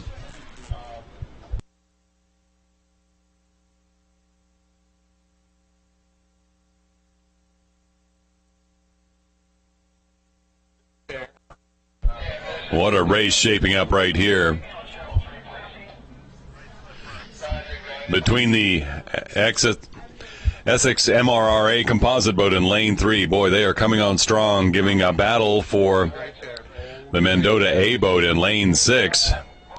In the meantime, in third, it's Mendota C. But that Essex MRRA boat had been challenging the Mendota A boat, has settled in and has just the slightest of advantages, as they have 750 meters to go in the race. In the meantime, poking its bow ball into the mix is the boat from Mendota C in lane 4, fighting. 3 boats from Mendota, the lanes 4, 5, and 6. But right now, it's Essex, the composite boat from Essex MRRA, with 500 meters to go, that has a hold on the lead for the moment over the Mendota A boat in lane 6.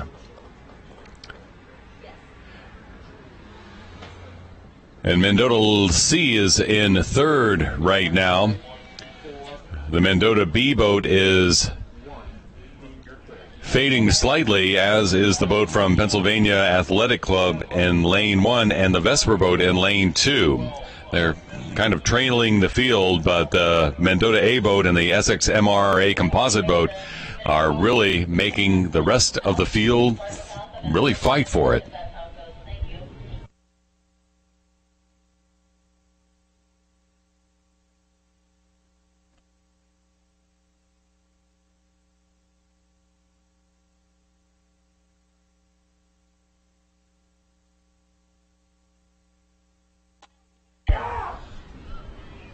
With 150 meters to go, Essex MRRA trying to fight off the Mendota A boat. Meanwhile, Mendota C in the middle of the course has begun to walk up and make a move on the Mendota A boat, but it's the Essex MRRA composite boat that has begun to exert and assert themselves, and they now have an open water lead over that Mendota A boat. In the meantime, the Mendota C boat is beginning to zoom up behind that Mendota A boat.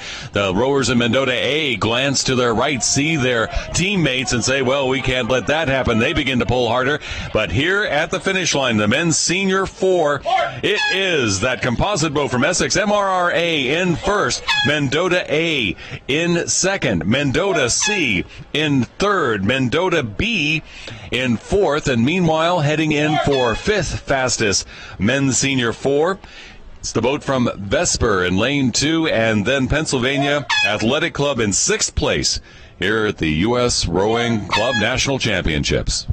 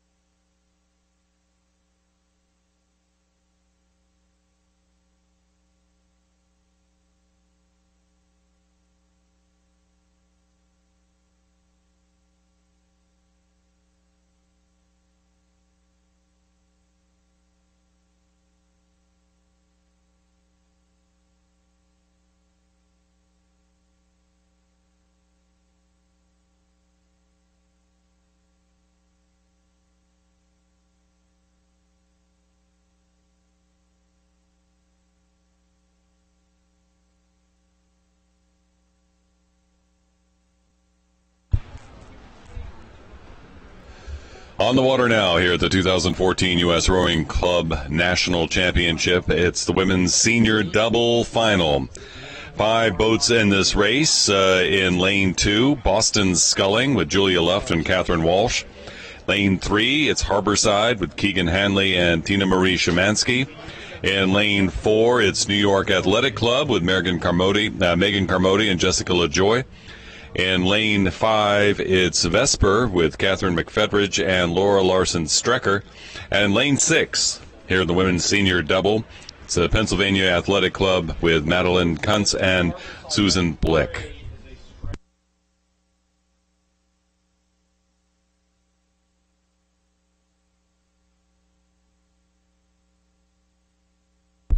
Little fog in the hills of Tennessee here surrounding Melton Hill Lake and Oak Ridge, Tennessee. Morning rain has given way to some fairly calm conditions, overcast skies, and perfect rowing competition weather.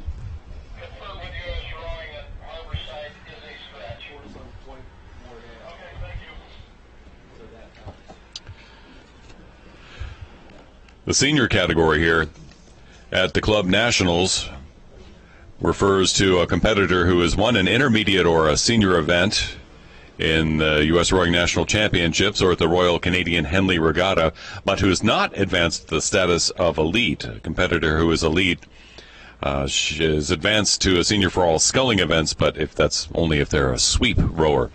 And a competitor is elite if they've been a member of the senior U.S. Rowing National Team or any country's national team as a competitor or a medalist at the U23 Under-23 World Championships in the category at issue, other than in a junior or masters event. A little complicated, but let's just say these are some rowers who do have experience, and these are some fast racing.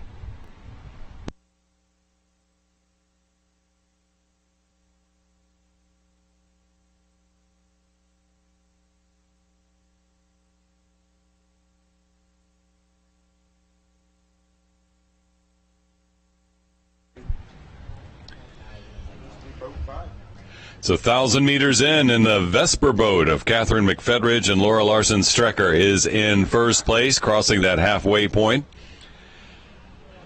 In second at the halfway mark, and I will tell you that Vesper boat has a considerable, we're talking multi-boat length, open water lead over the rest of the crowd.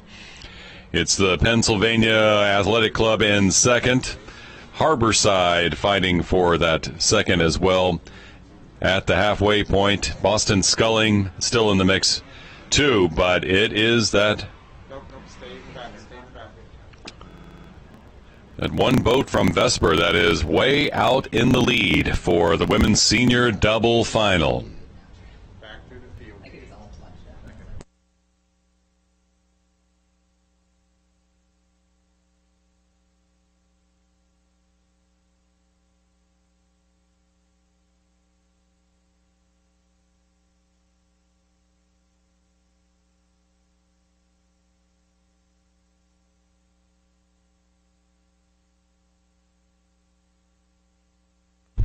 Walking back through the field here in the women's senior double, Vesper continues to lead. Open water by several boat lengths over the rest of the crowd. It's the Pennsylvania Athletic Club boat that is in second place. Boston Sculling is in third with a fight for the New York Athletic Club. Harborside also in the mix as well, but it is Vesper. Catherine McFedridge and Laura Larson-Strecker putting on a show. Or as one of my coaches used to say, putting on a clinic right now and leading the women's senior double final here at the 2014 U.S. Rowing Club National Championships. Pennsylvania AC in lane 6 is holding on to second and watching out for Boston Sculling and Harborside, who are lurking right there. New York Athletic Club also in the mix in this championship final.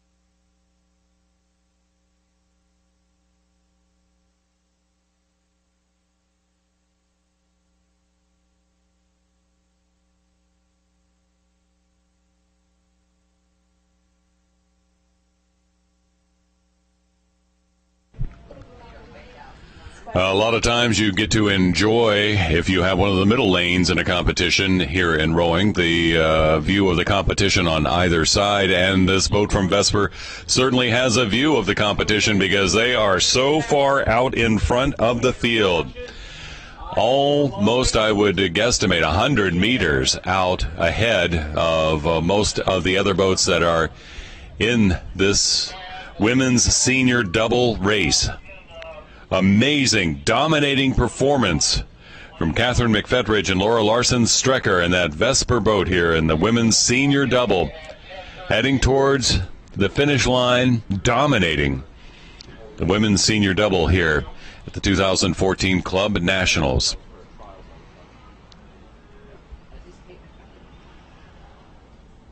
Just an amazing, amazing performance for Vesper there. In the meantime, fighting for the remaining medals here. Pennsylvania Athletic Club has been holding on to second for most of the race, and that is what they are going to appear to hold on to here at the finish. They are getting a challenge there from the Boston Sculling boat in lane 2. And meantime, the New York Athletic Club in lane 4 will come in fourth here in this championship race. There was a scratch from Harborside. They were not here in the women's senior double final. But what a performance. Catherine McFetridge and Laura Larson-Strecker, the women's senior double champion here at the 2014 U.S. Rowing Club Nationals.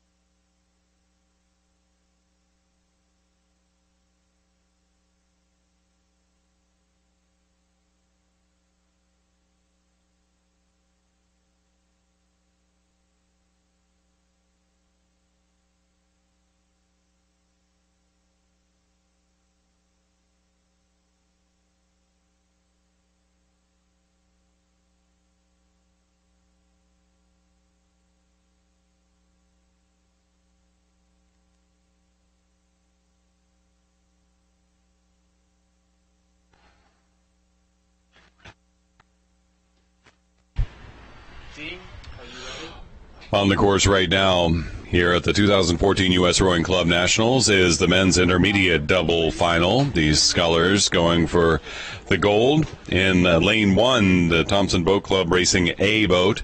Lane 2 is unaffiliated. Lane 3 is the SoCal Scullers. In lane 4, New York Athletic Club. Lane 5 that you're seeing on your screen right now is a composite between JRC and SC. And in lane 6, it's the Potomac A boat scheduled in this race. Men's intermediate doubles for this championship at the halfway point of the race. With that composite boat from JRC, SC, Jacksonville Rowing Club, and Sarasota crew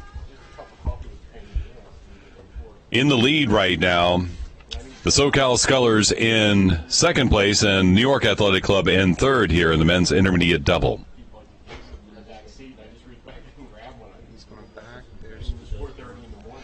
Then it's the unaffiliated boat of Matthew Floey and Jackson Krupnick followed by the Thompson Boat Club racing a boat, which is kind of going head-to-head with the boat from Potomac in lane 6.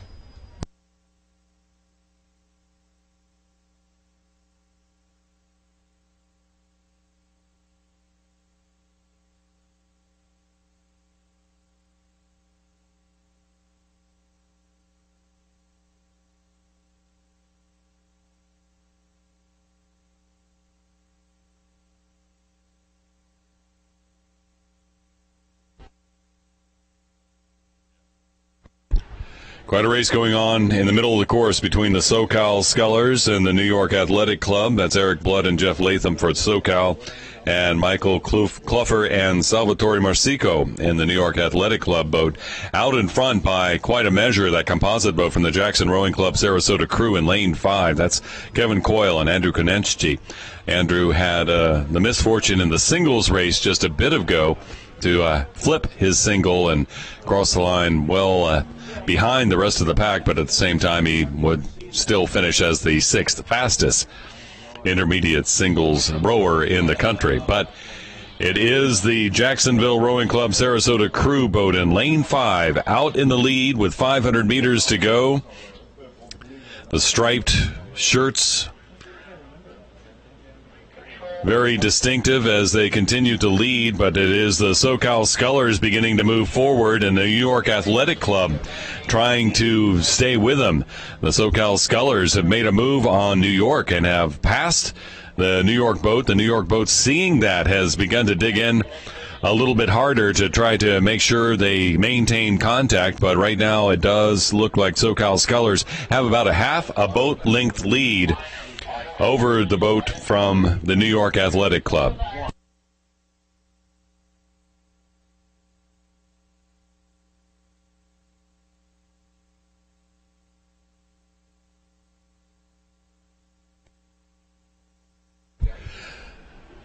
New York Athletic Club and SoCal Scullers beginning to move up on the boat from Jacksonville, Sarasota, that combined boat, Jacksonville Rowing Club and Sarasota crew. They are in the lead right now, but boy, the SoCal Scullers are beginning to make a move, and the New York Athletic Club are coming with them. Then it's the unaffiliated boat in lane 2 that is in 4th. Thompson Boat Club racing in 5th and Potomac in 6th in this men's intermediate double final. The 2014 U.S. Rowing Club Nationals here on Melton Hill Lake in Oak Ridge, Tennessee. The SoCal Scullers have begun to make a move, and they are moving up on that boat from Jacksonville Rowing Club and the Sarasota crew. That composite boat in the red and white stripes, trying to maintain their lead. They have that full boat length lead, and they will maintain it for gold. Coming in second, it is the SoCal Scullers, and third belongs to the New York Athletic Club.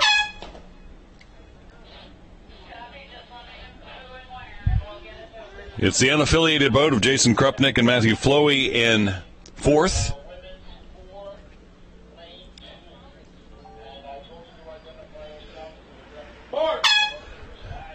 The Thompson Boat Club in lane 1 in 5th, and here comes Potomac for 6th in the men's intermediate double final.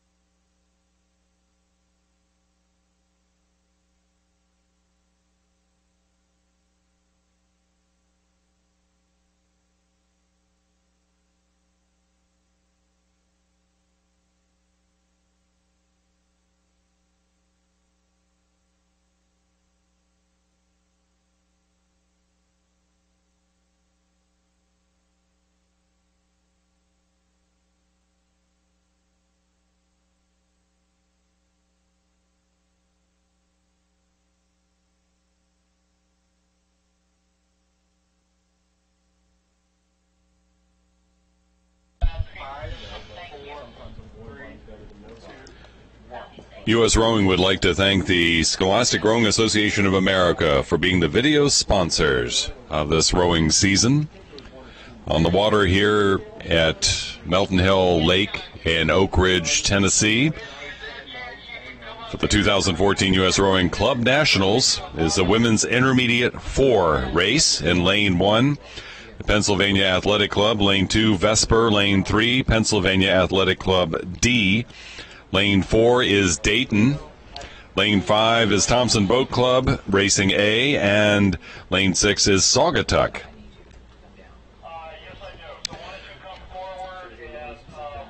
But out in front at the halfway mark, it is that Pennsylvania A Athletic Club D boat in Lane 3 that is out, with Vesper and the Dayton going bow ball to bow ball for second place, and the Thompson Boat Club in Lane 5 hanging right with them. Saugatuck not out of the picture yet, and that other Pennsylvania Athletic Club boat, their A boat in Lane 1, is actually the one that is trailing the pack right now.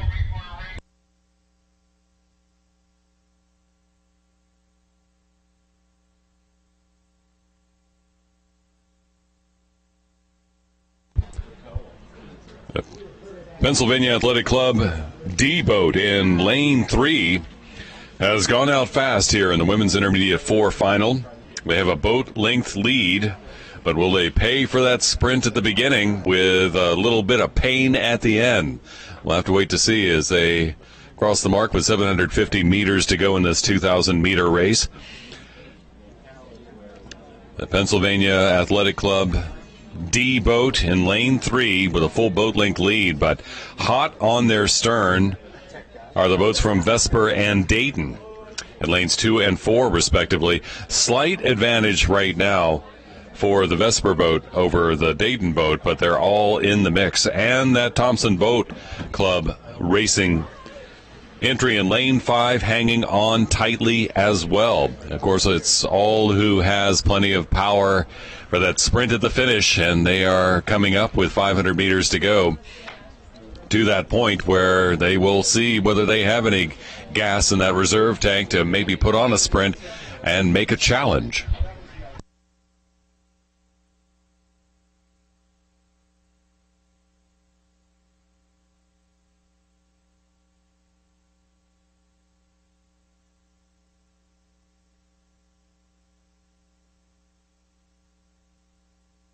The Pennsylvania Athletic Club D boat in the lead here in the Women's Intermediate 4 final. Second place has Dayton, just about a seat over the Vesper boat in Lane 2, but in the meantime, the Thompson Boat Club entry in Lane 5 is beginning to make a move up.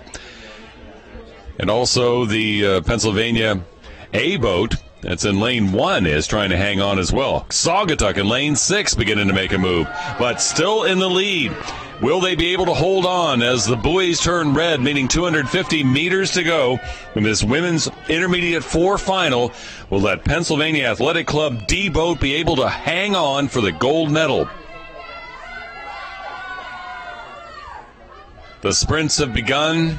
The rowers, no doubt, can hear the cheering on the shore as they begin to get closer to the finish line. And see if they can be encouraged, but it is the Pennsylvania Athletic Club D boat still leading. Vesper pursuing Dayton right there in the mix, coming down to it, a battle for the silver.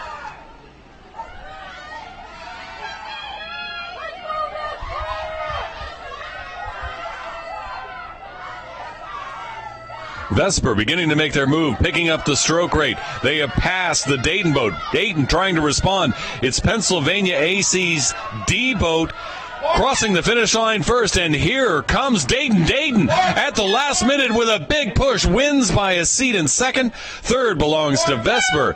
Fourth belongs to the Thompson Boat Club. 5th to Saugatuck, and 6th to the Pennsylvania Athletic Club A boat here in the women's intermediate 4 final. What a performance from the Dayton boat right at the finish line with a big effort to come in second. The women's intermediate 4.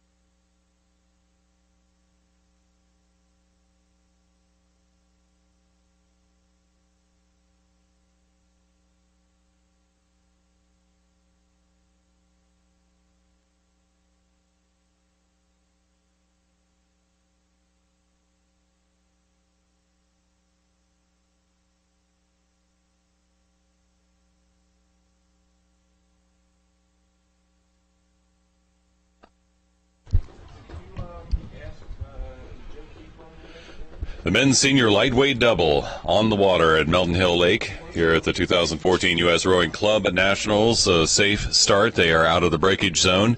They've begun to move down the course. In this race, in lane 1, it's Undine B with John Haynes and Joseph Chipola. Lane 2, Undine A, Corey Brown and Matt Ryan. Lane 3 is the New York Athletic Club, Dave Walton and Ryan Uzdowski. Lane 4, SoCal Scullers with Grant Coltrip and Derek Diego. Lane 5, Pennsylvania Athletic Club, Taylor Beach and Sam Hausman. Lane 6, the SoCal Scullers A boat, Will Young and Brandon Henderson. The SoCal Scullers B is the one that's in lane 4 right now here in the men's senior lightweight double final for the Club Nationals.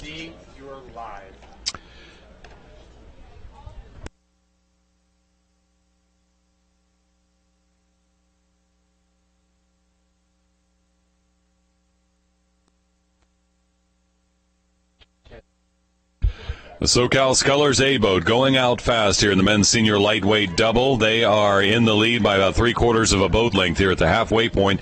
In the meantime, Undine A in lane 2 with Corey Brown and Matt Ryan is in second.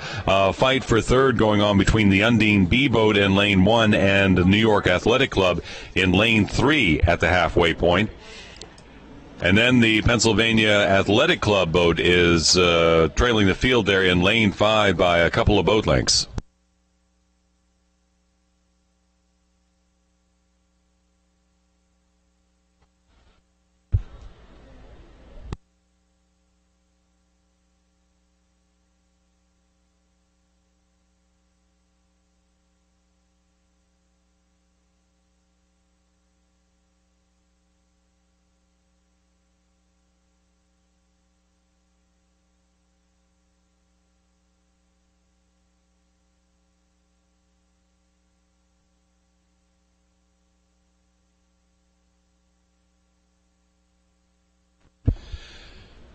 1,250 meters into the 2,000-meter race, and it is the SoCal Scullers Boat A in lane 6, still in the lead with Undine A in lane 2.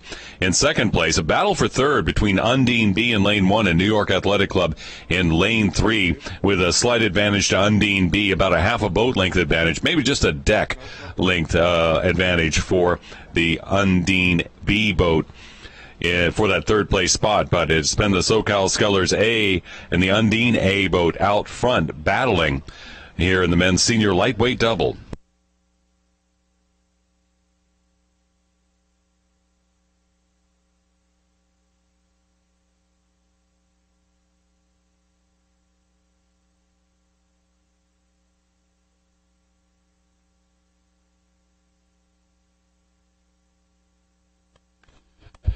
Undine B boat trying to catch up with Undine A that's in second place as they, at the 1,500 meter mark, have pulled past the New York Athletic Club boat in lane 3. Still out front by a good boat length's lead is the SoCal Scullers A boat in lane 6. And the Undine A boat in lane 2 is still in second. Quite a spread here among these boats in the men's senior lightweight double final.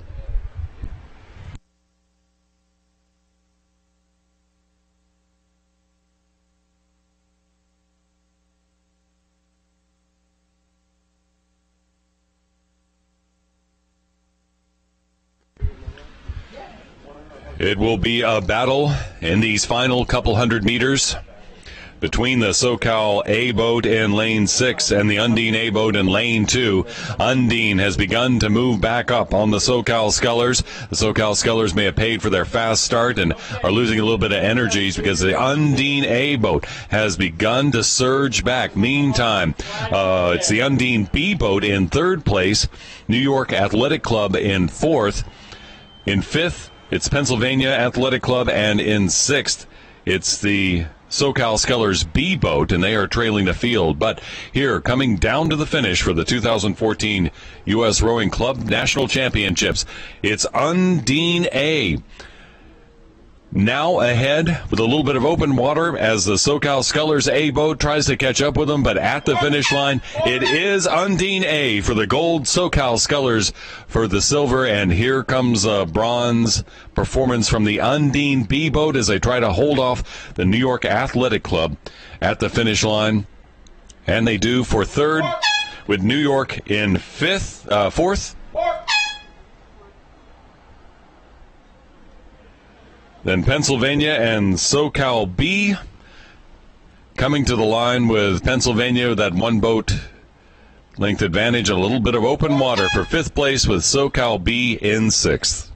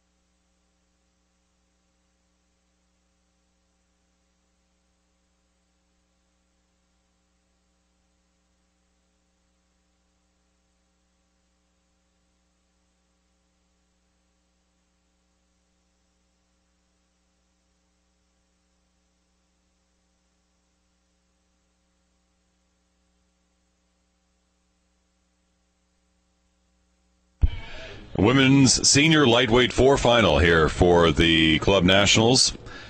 It's Harborside in lane 2, Southeast Junior Development Camp in lane 3, Vespers in lane 4, and Harborside in lane 6. There was a Pennsylvania boat that scratched in this race for the Women's Senior Lightweight 4.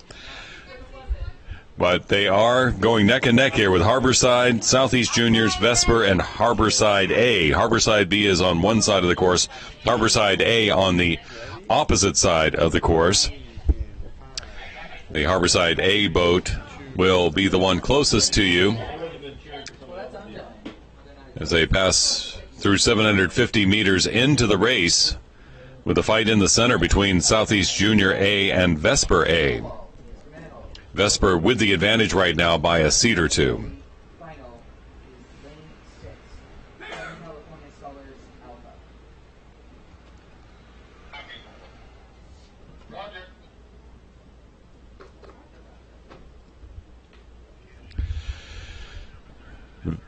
Vespers in the lead here in the Women's Senior Lightweight 4. For the U.S. Rowing Club National Championships. Quite a race going on here with Harborside A in the lead, Vesper in second. As a matter of fact, Harborside is beginning to, at the halfway point, begin to pick up their pace just slightly. So it's Harborside in first, Vesper in second. 6-4-3-2. And Harborside B in third place right now.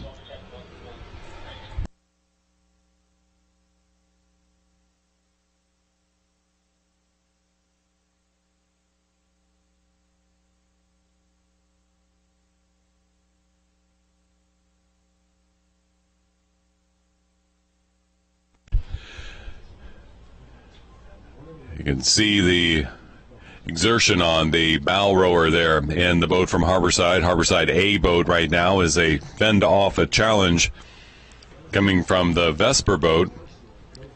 Southeast Junior boat in lane 3 is in third.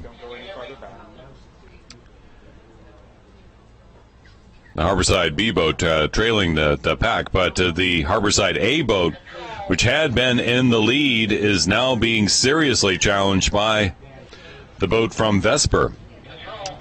Again, Vesper won the Club National Championship as a team last year and is looking to repeat that this year. And they have just taken over the lead here in the Women's Senior Lightweight 4 final. So Harborside A is continuing to try to maintain contact with her coxswain, calling for more from her rowers as she sees that boat from Vesper pass and begin to move further past them.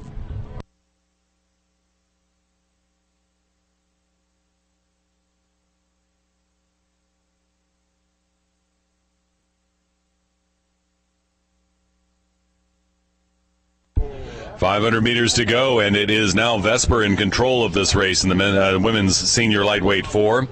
They now have 2/3 of a boat length lead over the boat from Harborside A. Meanwhile, Southeast Juniors are in third and Harborside in fourth in this 4-boat race for the championship.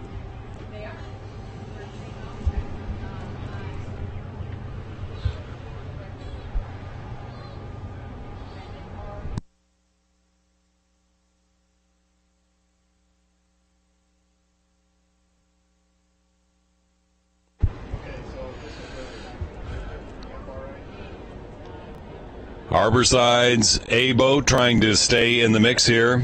The Women's Senior Lightweight 4, with Vesper having made their move at about the 12:50 mark and passing for first. Vesper continuing in the lead, but Harborside A wants to maintain that contact. In the meantime, it's still the Southeast Junior boat in lane 3 in third place, and the Harborside A B boat in lane 1 that is several boat lengths behind the field. But Vesper has seized control of this race and continues to lead as they are just 200 meters from the finish. It is Vesper here in the Women's Senior Lightweight 4 final, leading the Harborside A boat towards the finish line. The Southeast Junior in third and Harborside B boat in fourth. But Vesper, once they made the move on Harborside, didn't look back, and they continue to move forward. And their supporters begin to chant at the finish line, "Ole, ole," as Vesper charges 20 meters from a gold medal in the women's senior lightweight 4 here at the 2014 U.S. Rowing Club National Championships. They get the gold as the boat from Harborside, the Harborside A boat, crosses in second. And here comes the Southeast Junior Camp boat for third.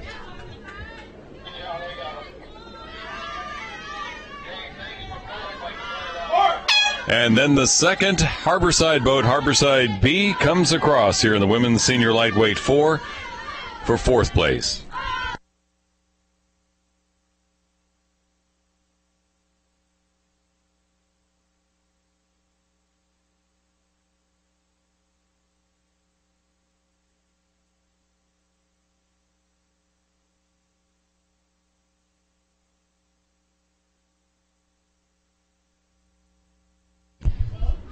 Next race up is the men's junior B double. Lane 1, which is to the far left, is Texas Rowing. Sarasota lane 2, Norwalk lane 3, Essex lane 4, Maritime lane 5, and Saugatuck in lane 6.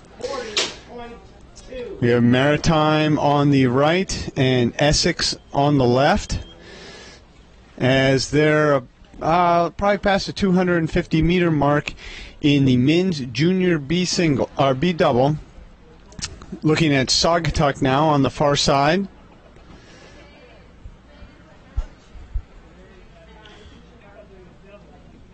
Great morning for racing. It's mid-July in Tennessee, and it couldn't be 70 degrees. It's fantastic. A little bit of cloud cover. But it's keeping the sun off of everybody and keeping everybody cool as these fellas head down the course. A little bit of steering issue there for the Sarasota crew. Texas on the left with the checkerboard jerseys. Norwalk right in front of the referee launch there. Essex. Maritime on the far right.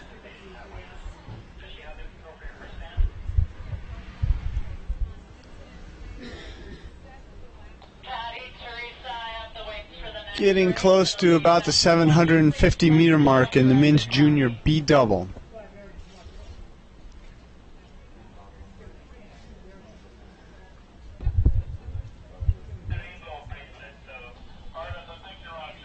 Ready for Dean? Yeah. Dean, you're ready.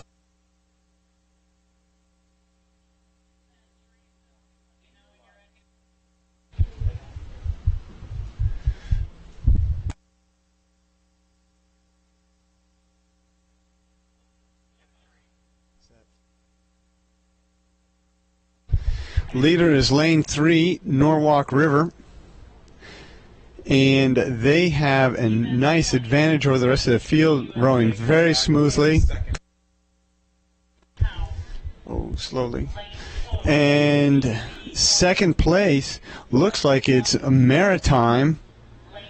Could be very close to the camera launch. And then we have Essex next to them, and then on the far side is Sarasota. In the back over there is Texas fading out to the left, but we've got three boats more or less across for second, third, and fourth place in the men's junior B double. 1,000 meters. It looks like Norwalk's out in front, but Maritime is in second place, Essex in third, and Sarasota in fourth. There we see Norwalk with open water on the field, followed by Maritime right there. They're in a position now where they can look back at third and fourth place, which is Essex and Sarasota. There's a picture of Essex right there. And then we'll go across Sarasota on the far side, followed by Texas. And then lane 6 is Saugatuck, and they are trailing the field. We'll swing back up to our leaders. Texas in 5th place. Sarasota, Essex, Maritime in the yellow boat, but it is Norwalk out in front with a comfortable lead over the rest of the field as they're about the 12:50 mark. This is turning into a great battle for 2nd, 3rd, and 4th. On the outside, you can see Sarasota moving up, Essex coming with them, eating into that lead that Maritime had over them. Norwalk out in front comfortably, watching the battle going on behind them. Sarasota moving up a little bit further. Sarasota on the outside has moved cleanly through Essex and is now moving up on Maritime with 500 meters to go.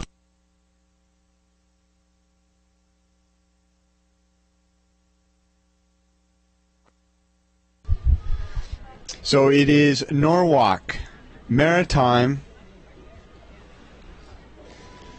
Sarasota, and Sarasota is moving on Maritime.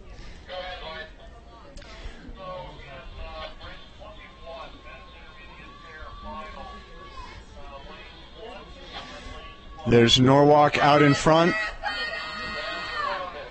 Texas is right above them in the screen. And you can see Sarasota on the far side. There they are.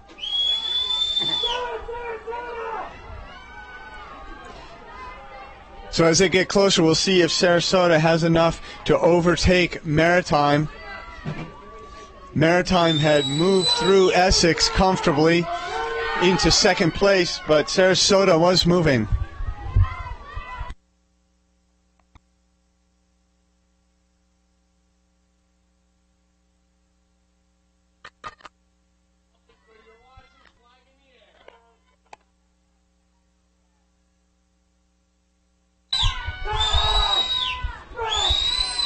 With 150 meters to go, it is Norwalk out in front. And the battle for 2nd place between Saugatuck and Sarasota is continuing for 2nd and 3rd. To the line. It is Norwalk across. Maritime 2nd. And Sarasota 3rd. Essex 4th.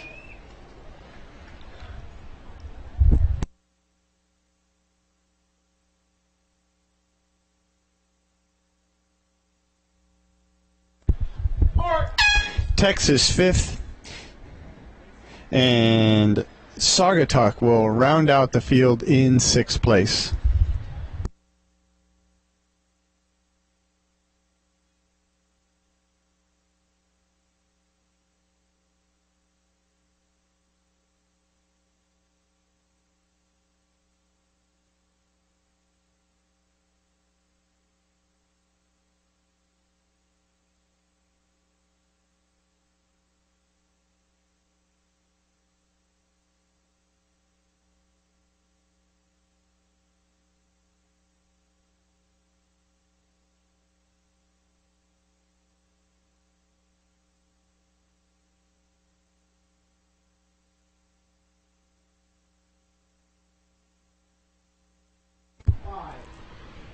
You can see the power as they stroke off the line here in the Women's Junior B4 final for the 2014 U.S. Rowing Club Nationals.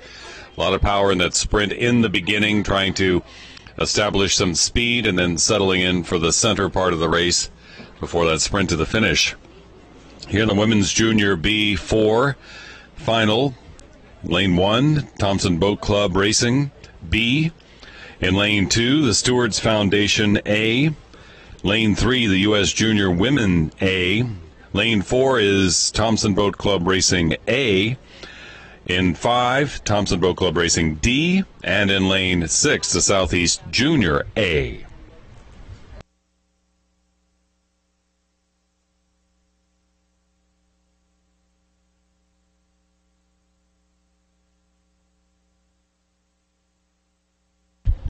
The Junior B category, the youngest here at the Club Nationals. It means that these rowers do not turn 17 within this calendar year. So, unlike the Junior A's, which the age is 19, here with the Junior B's, it's 17. So, that means these are the youngest rowers racing today. Women's Junior B4 final, a close race coming off the line, and in these fours, it can be tight right up until the very end.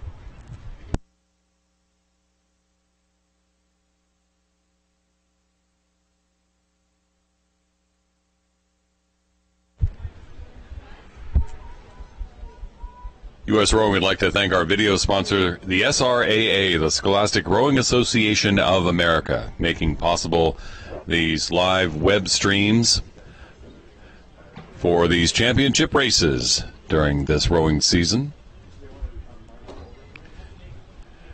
The weather had been rainy this morning, now just overcast, but still remaining cool here in Oak Ridge, Tennessee. A little cooler than a normal Tennessee summer might be, and a lot less humid, surprisingly, too.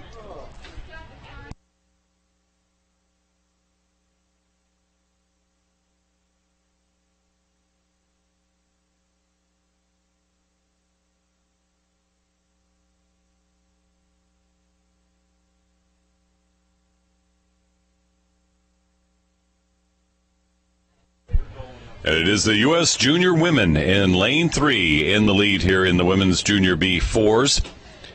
The Club Nationals, they have about a half a boat length lead over the Thompson Boat Club Racing A boat in lane 4. As they approach and pass the halfway point here on Melton Hill Lake.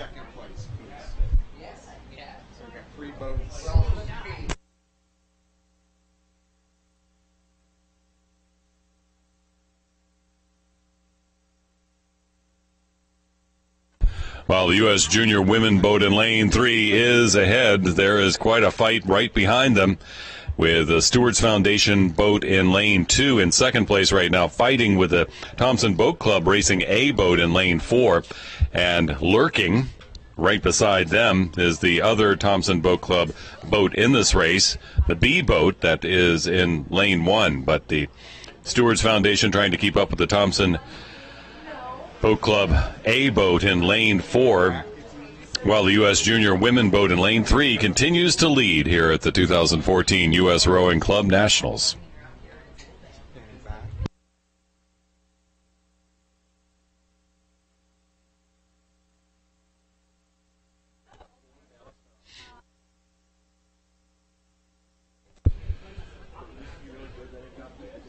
Physical determination and some mental preparation needed to race a competitive rowing race, and that's what's happening right here as the Southeast Junior boat that was in your screen just a moment ago has been pacing themselves.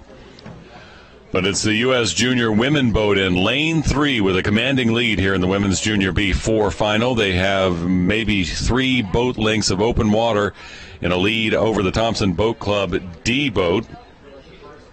The Thompson Boat Club A boat and the Stewards Foundation boat in lane 2. And the coxswain in the Stewards Foundation boat keeping an eye on that Thompson Boat Club boat and is just pretty much staring down the one coxswain.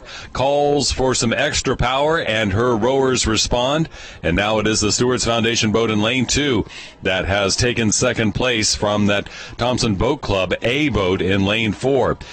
But that coxswain in the Stewards Foundation should maybe take a peek over her left shoulder, because there's the other Thompson Boat Club boat B in lane 1 that is beginning to sneak up on her left side while she's battling with a Thompson Boat Club boat in lane 4.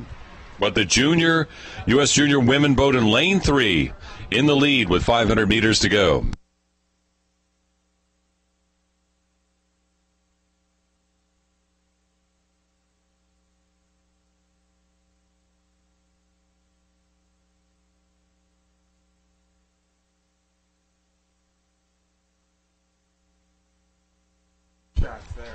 U.S. Junior Women boat in lane 3, the Junior Women Development Camp boat. Potential future Olympians on the course right here, and they are certainly showing that they have somewhat of a leg, arm, and oar up over the rest of the field here in the Women's Junior B4 final. The 2014 U.S. Rowing Club National Championships. They are in the lead, several boat lengths of open water over the second place boat, which is a battle between the Thompson Boat Club and the Stewards Foundation boat in lane 2. There's 3 Thompson Boat Club boats in this race in lanes 1, 4, and 5. They are B, A, and D, respectively. And right now, it does appear that the A boat is the one that is in the fight with the Stewards Foundation boat in lane 2 for that second place, but the U.S. Junior Women boat in the lead here with just about 100 meters to go.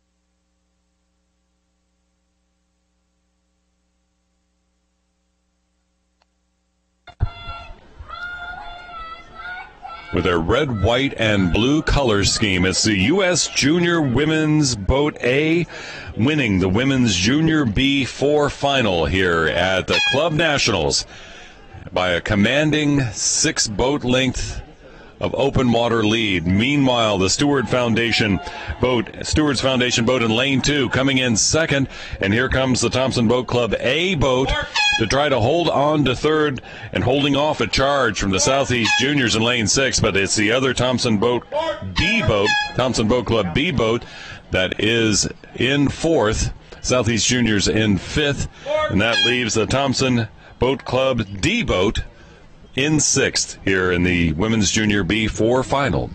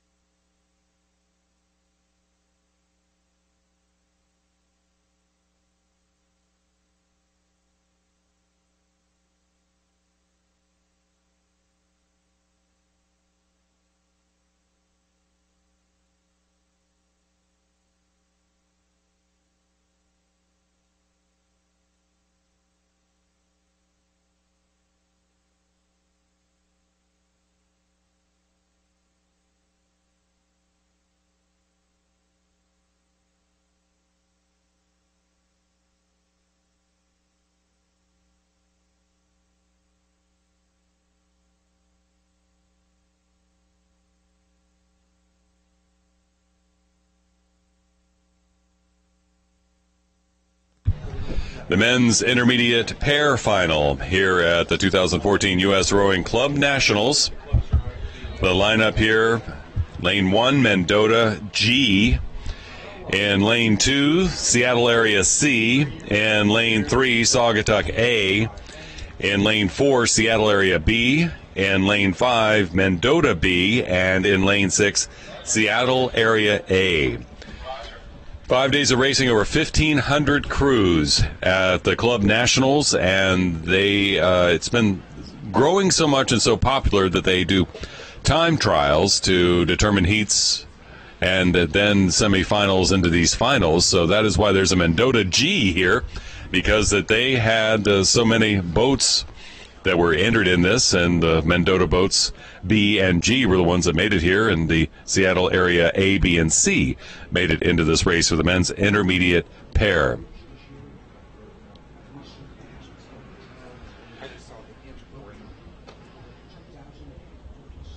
A little bit of a spread on this field in this race.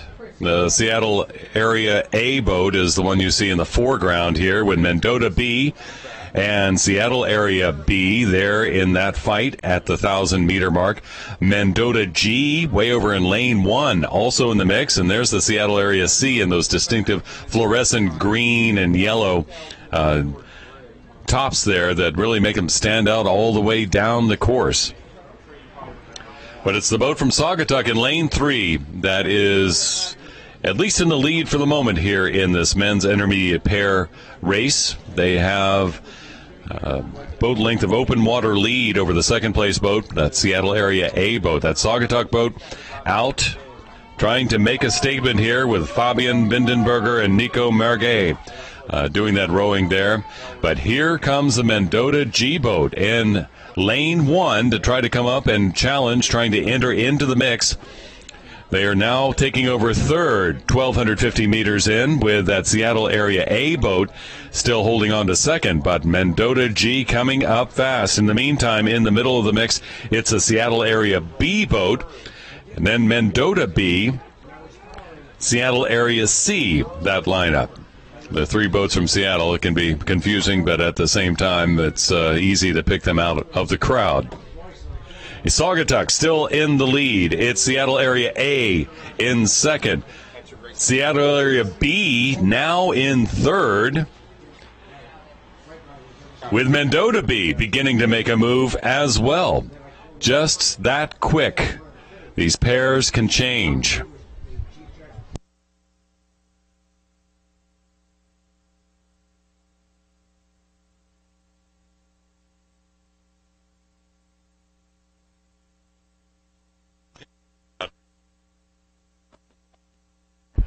.500 meters to go, and it's still Saugatuck in the lead here in the men's intermediate pair final for the 2014 U.S. Rowing Club Nationals. They have about a boat length of open water over the Seattle A boat, which is in second, and then quite a battle happening for that third place slot. That's between the Mendota B and Seattle Area C boat, I believe. Oh, no, excuse me. Mendota G is the one that's in the mix. It's way over in lane 1, and that's the one that is battling for third with us, the other Seattle Area B boat. But Saugatuck continuing to lead in the men's intermediate pair, coming down to the wire with a comfortable open water lead over the second place boat from Seattle. And that second-place boat from Seattle is beginning to feel a challenge from both their teammates and that Mendota G boat in lane 1, as they have just 200 meters to go to the finish line. Saugatuck still in the lead. Mendota G is fighting for that second-place berth. It will be quite a wicked battle for that bronze medal or third place in this race, because there is a bunch of boats bunched up. Saugatuck still open water ahead for gold as they head towards the finish line. 50 meters to go. Mendota G has taken over second place. Third place that had belonged to Seattle's A boat is now in the hands of the Seattle B boat in lane 4, but oh nope, here comes the Seattle A boat back as they head towards the finish line. They're holding on to second, are going to hold on to second. Third place coming from behind the Mendota B boat. Then it's the Seattle Area B boat, the Mendota G, and the Seattle Area C boat in the men's intermediate pairs final here at Melton Hill Lake at Oak Ridge, Tennessee. But boy, it was Saugatuck from the lead and keeping the lead from the start.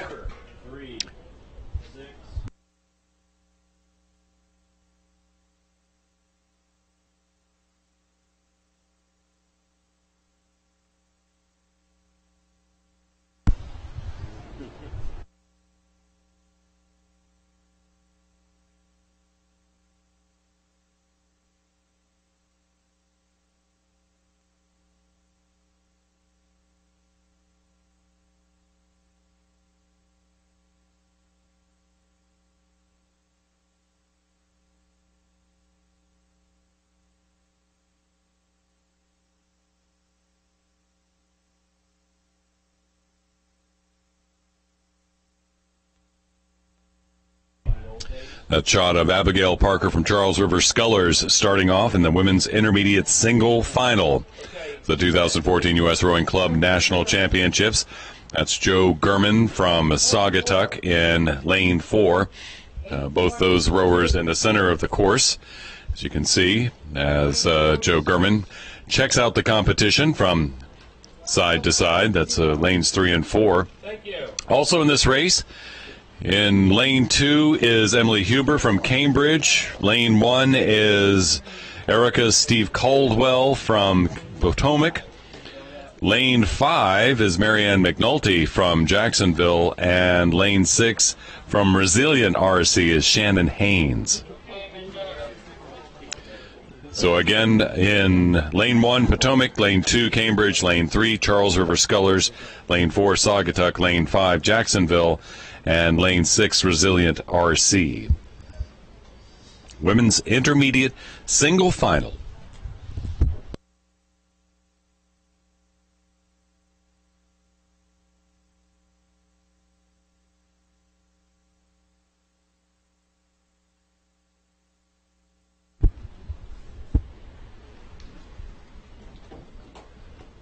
Another big thanks from all of us to the Oak Ridge Rowing Association hosting the 2014 U.S. Rowing Club National Championships. U.S. Rowing sponsors include generous support from the National Rowing Foundation and its corporate sponsors and partners.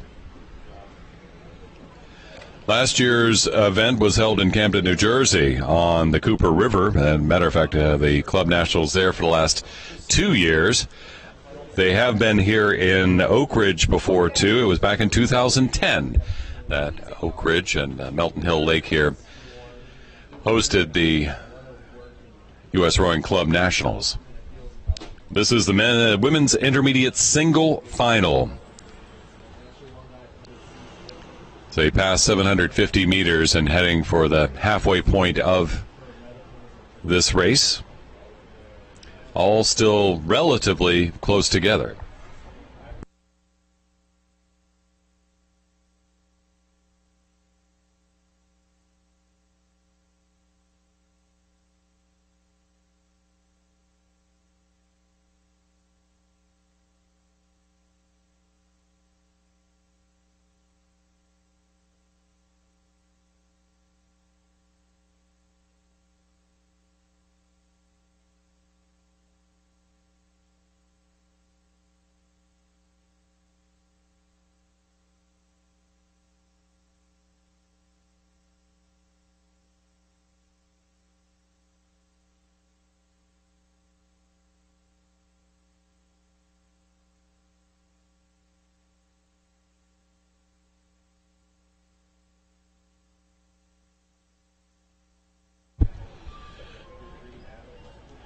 There's Marianne McNulty from Jacksonville in the lead right now by about a boat length here in the women's intermediate single final. Pulling hard, open water lead over the second place boat from Potomac. And then Charles River Scullers in third, fighting off Saugatuck. All tight together here at the 1,000-meter mark, halfway through the race. Quite a battle going on there. But Marianne McNulty from Jacksonville in lane 5 in the lead with open water over the boat from Potomac. That's Erica Steve Caldwell. Then Charles River Scullers Abigail Parker is in third, and Saugatuck's Joe Gurman in fourth right now.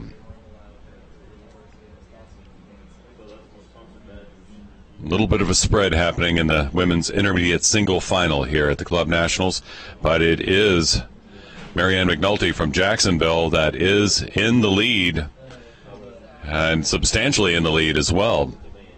Of course, there's always a danger in that. A little too fast, and the people who have been saving a little energy towards the end of the race will maybe have a chance. As a matter of fact, here is Erica Steve Caldwell from Potomac, beginning to pick up the pace just slightly and beginning to make some inroads into Jacksonville's lead. 1,250 meters into the 2,000-meter race for the women's intermediate single.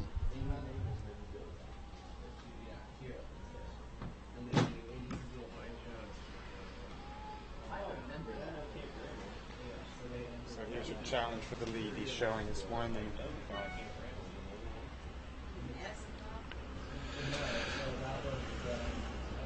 Marianne McNulty from Jacksonville continuing to lead.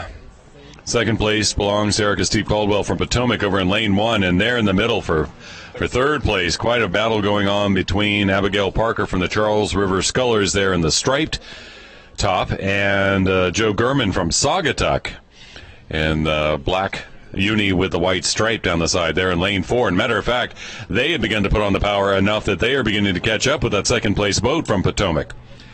It's still Marianne McNulty from Jacksonville in the lead, but boy, these ladies are beginning to spar. 500 meters to go, and still Marianne McNulty in the lead for the women's intermediate single. Erica Steve Caldwell from Potomac trying to hang on to second right now, being challenged from Abigail Parker from Charles River Scullers and Joe Gurman from Saugatuck. Emily Huber from Cambridge trailing that pack slightly.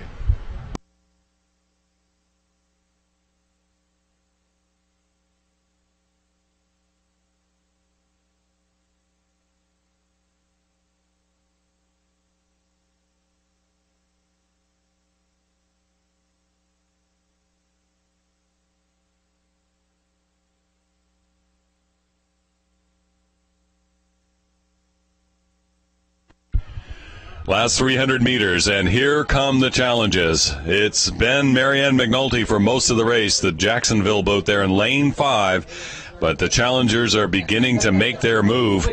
That's the boat from Potomac in lane 1, been holding on to second, beginning to bite into that lead. In the meantime, Abigail Parker, who we saw the video start with her start, she has begun to move up slightly and begin to challenge for second too.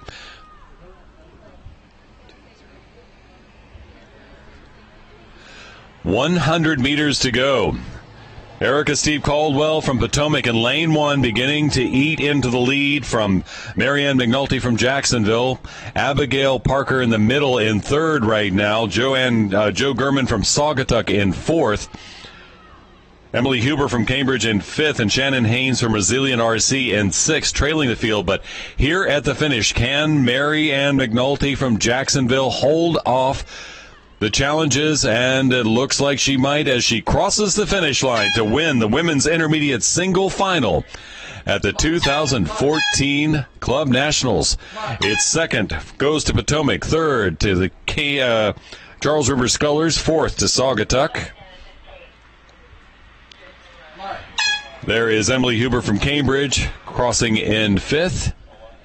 And it's Shannon Haynes from Resilient RC in 6th in the women's intermediate single final. Mark.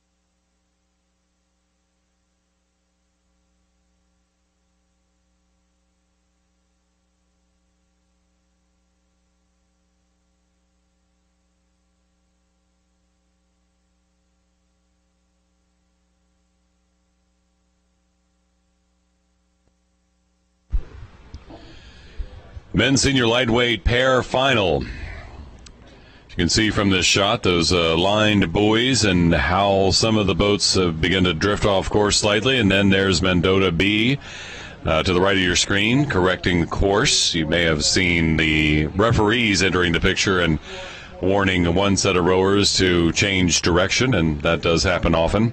Here in the men's senior lightweight pair final, it's Jacksonville Youth Rowing Club in lane 1, Mendota A boat in lane 2, Minnesota Development Camp in lane 3, Mendota B in lane 4, Lincoln Park A in lane 5, and New York Athletic Club in lane 6. I'd give the advantage right now to Mendota B in lane 4 for having that little bit of a lead right now, but it's too close to tell here, just 500 meters into the race.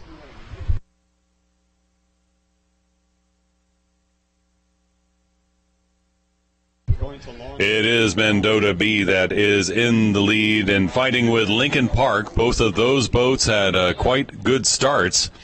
I'll give the advantage to Lincoln Park for just a moment. Lincoln Park is in the lead with about a deck length over the boat from Mendota B. Mendota, the boats with the white jerseys and the big red stripes crossing diagonal, they are easy to pick off. And then here comes that other boat from New York, that New York Athletic Club boat in lane 6. So halfway through the race right now, it is Lincoln Park in the lead, but seeing serious challenges on both sides from New York Athletic Club in lane 6 and from Mendota B in lane 4.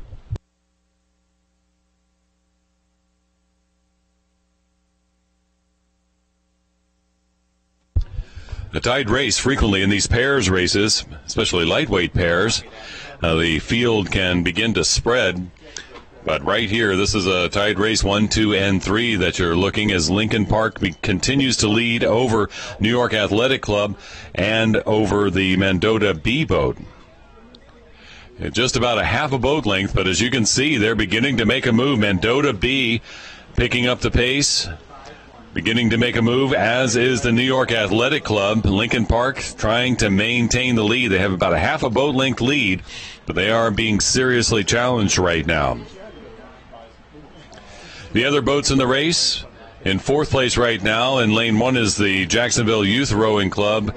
Then in 5th place it would be Mendota A.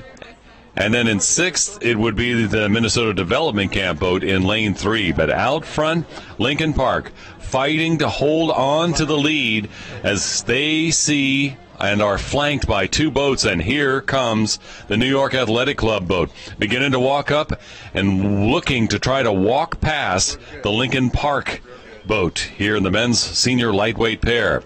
And they have taken over the lead now. Just about a foot advantage for the boat for New York over the Lincoln Park boat, but Mendota B laying into their oars. Here they come in lane 4. Mendota B beginning to pour it on. That's Michael Spankowski and Kyle James and Mendota B in lane 4, who've now taken the lead. But New York Athletic Club with Brian Tucha and Christian Woroznik, they see that challenge here at the 1,500-meter mark, and they begin to apply some pressure to the oars and pull back out again. In the meantime, Lincoln Park has fell back to 3rd place here in the men's senior lightweight pair.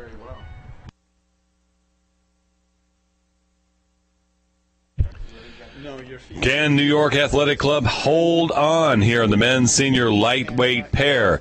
They have a bit of a lead, but Mendota B boat is giving them a run for their money. Lincoln Park is still in the mix. Those are the 1, 2, 3 boats in this. It's Jacksonville that is right now in 4th, Mendota A in 5th, and the Minnesota Development Camp boat in 6th. But it is Mendota B and New York Athletic Club battling it out for first place at this particular juncture, and that is 250 meters from the finish.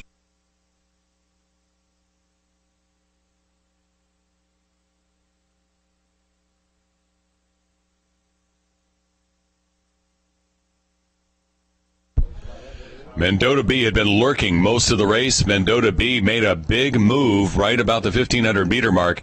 They've taken over the lead, but New York Athletic Club moved with them, and they are fighting back and forth. Lincoln Park, that had been in the lead, is now losing more ground because the boat from Mendota A is now moving up on them, but it's Mendota B that's out by a boat length over the New York Athletic Club boat in lane 6 as they come down to the line here in the men's senior lightweight pair at the 2014 U.S. Rowing Club Nationals. Mendota B. It's Michael Spenkovsky and Kyle James crossing the line first to win gold, with New York Athletic Club in second. Lincoln Park trying to hold on to third right now as they see that challenge coming from the other Mendota boat, but they do hold on for third. Mendota A crosses in fourth. Jacksonville, which had been in the mix for part of the race, is in fifth, and the Minnesota Development Camp A boat, Tyler Renda and Jack Jasper, crossing in sixth here in the men's senior lightweight pairs.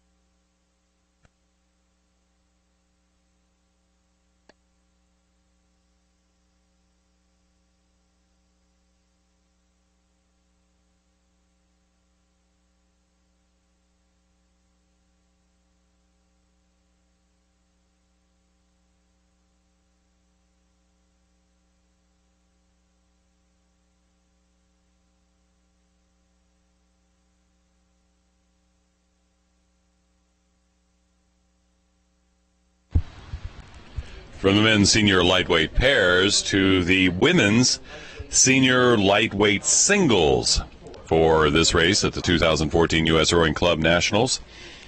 There are 5 boats in the race, and 4 of the 5 are from the Vesper Boat Club. 19 Vesper boats in the finals for the racing today as Vesper tries to hold on and repeat as club national champions as a team for this year. They had 19 boats. 4 of those 19 boats in the finals are in this particular race, the women's senior lightweight single. Without further ado, the lineup is in lane 2, Vesper A, Emily Maxwell. In lane 3, Vesper B, Elizabeth Euler. Lane 4 is Vesper D, Christina Vernazza. Lane 5 is Vesper C, Jillian Zeef. And lane 6 is the only non-Vesper boat in the race, and that is a boat from Atlanta, rowed by Elizabeth Barnett. The women's senior lightweight single final, with 4 of the boats from Vesper in this competition, or this particular race, trying to battle amongst themselves and try to fend off that challenge from the Atlanta boat. It is the Liz Euler boat in Vesper B in lane 3 in the lead at the 750-meter mark for the women's senior lightweight single.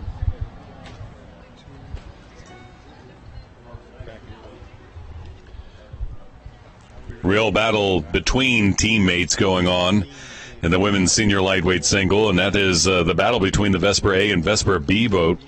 Emily Maxwell in lane 2 and Liz Euler in lane 3. They are going back and forth and swapping out who the lead is.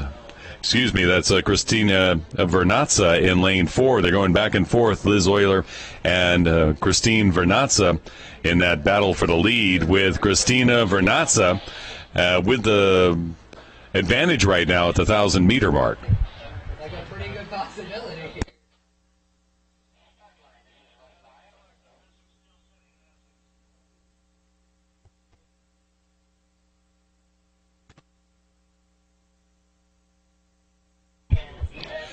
Christina Vernazza here in the women's senior lightweight single is in the lead at the halfway point with Liz Euler in second, Emily Maxwell in third, Jillian Zeef in fourth, and Elizabeth Barnett in fifth. 5 boats in this women's senior lightweight single final.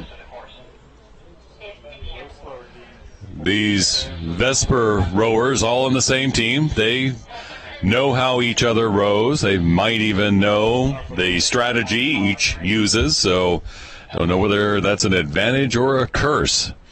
In this case right now, it is the Vesper D boat, Christina Vernazza, who's in the lead and has a boat length lead over the Vesper B boat of Liz Euler in lane 3.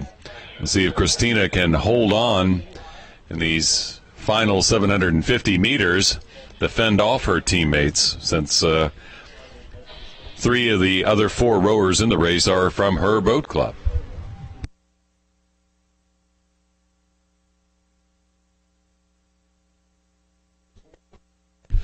.500 meters to go. Christina Vernazza continues to be in the lead. Liz Euler in second. Emily Maxwell in third. And Jillian Zeef right now in fourth. But out front it is Christina Vernazza, the Vesper D boat, that is in the lead and has a little bit of open water. Question is, can she survive these last 400 or so meters and fend off her teammates, or will they sprint and come from behind and pass her? We'll have to wait and see how that all works out at the finish line. Coming within sight of the finish tower, Christina Vernazza continues to lead with that 500 meters to go.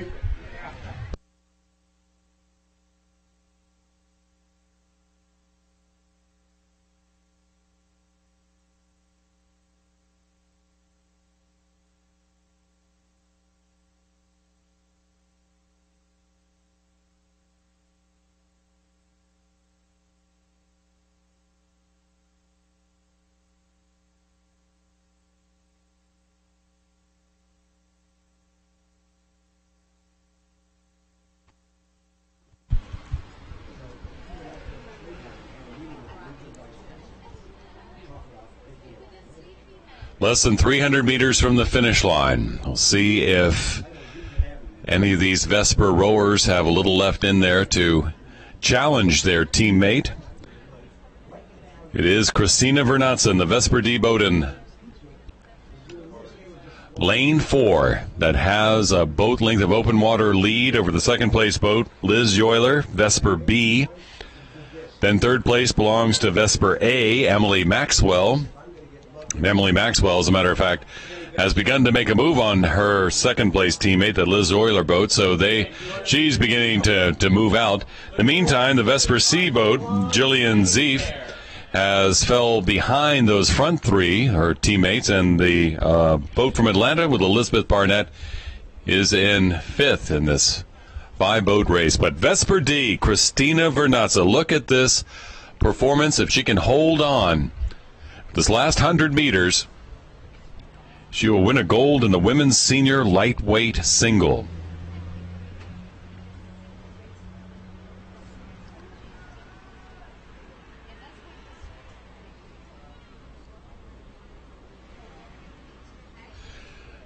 It's the 2014 U.S. Rowing Club Nationals.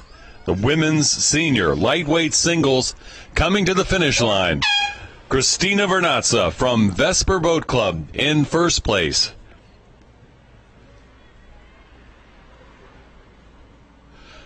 Liz Euler from Vesper B in second. Emily Maxwell, the Vesper A boat, in third. The women's senior lightweight single. Here comes Jillian Zeef for fourth. And Elizabeth Barnett from Atlanta for fifth in the women's senior lightweight single. The Club Nationals here in Oak Ridge.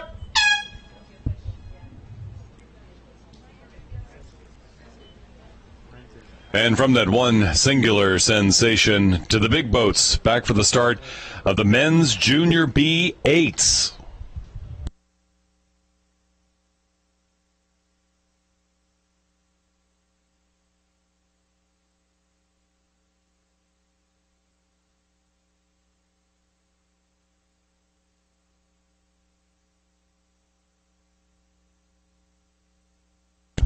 They clear the safety area, so it is a race here in Oak Ridge, Tennessee for the men's Junior B8s, the youngest 8s in this competition. None of these rowers are yet 17. That is the qualification for being a Junior B rower. You can't turn 17 within the calendar year. So these are the youngest competitors at this week's 2014 U.S. Rowing Club Nationals. The lineup for the men's Junior B8s final. In lane 1, Sagamore. In lane 2, Thompson Boat Club. In lane 3, Sarasota. In lane 4, it's a boat that's a composite with the Friends of Port Rowing, Long Island, and Long Island Rowing. In lane 5, it is a Harborside Saugatuck combined boat. And in lane 6, it is the Thompson Boat Club B boat in this men's Junior B8s.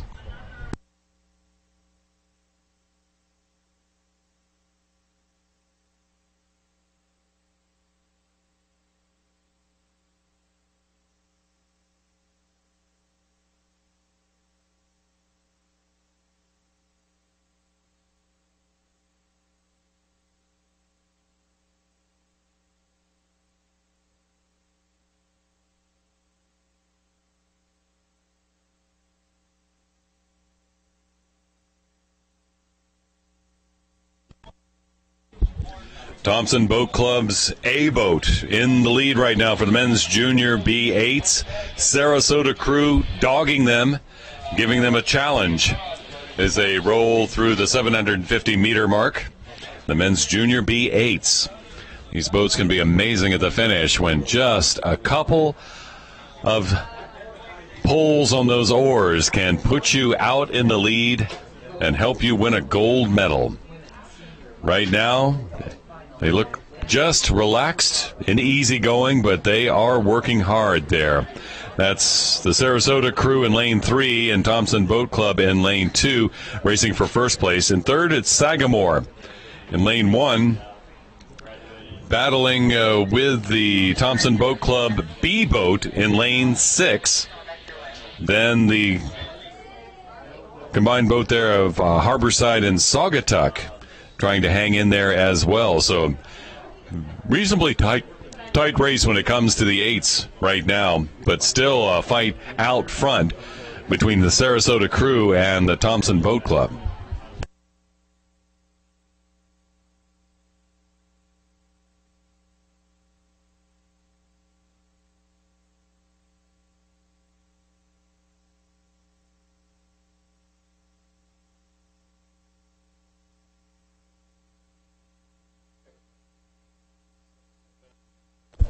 .500 meters to go with the Sarasota crew and the Thompson Boat Club battling it out.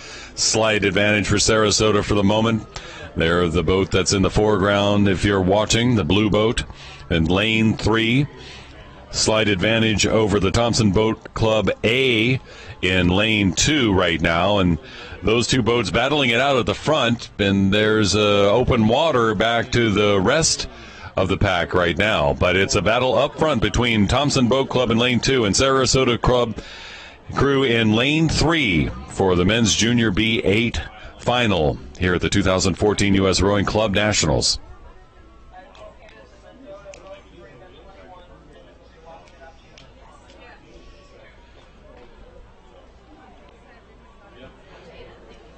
.300 meters to go.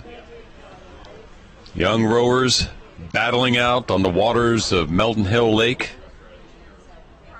Sarasota and the Thompson Boat Club have been battling it all the way down the course. There's 2 or 3 boat lengths of open water ahead of the third place boat, the Thompson Boat Club B. That's in lane 6. But Sarasota with a slight advantage over the Thompson Boat Club right now, but there's a lot of rowing left still.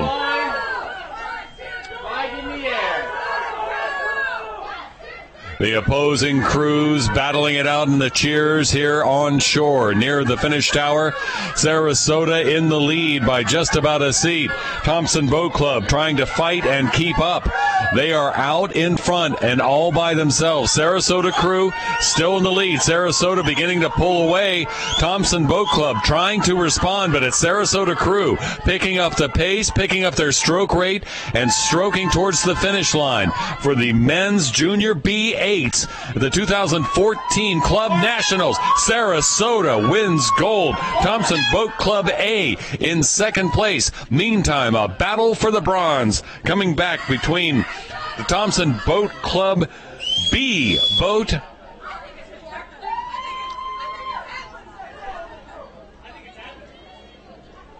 and the boat from Sagamore. It's going to be tight at the line here. It appears that Thompson Boat Club may have pulled off that third place from Sagamore. We'll have to wait and see. Fifth place belongs to the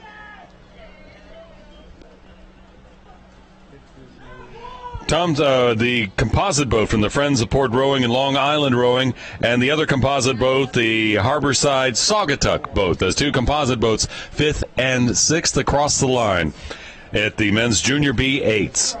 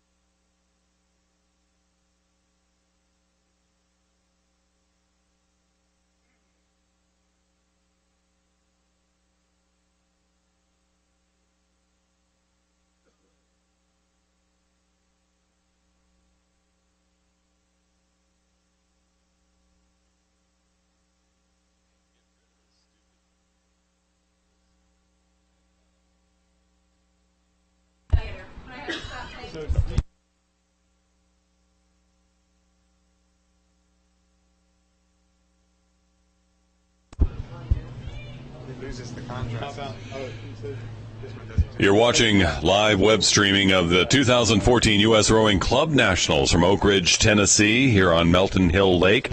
This is the final for the women's Junior B quad, the youngest of the lady rowers here competing. To be a Junior B, you can't turn 17 within the calendar year of when you're competing, and for the Junior A's, the age is 19. So if you had a birthday on December 31st and turned 17, you would not be rowing as a Junior B. You would be kicked up to the Junior A's. But these are the women's Junior B quad finals. Texas Rowing is in the lead right now in lane 2. Oh, no, lane 3. It's Essex who just caught a crab. They're beginning to drift into lane 4.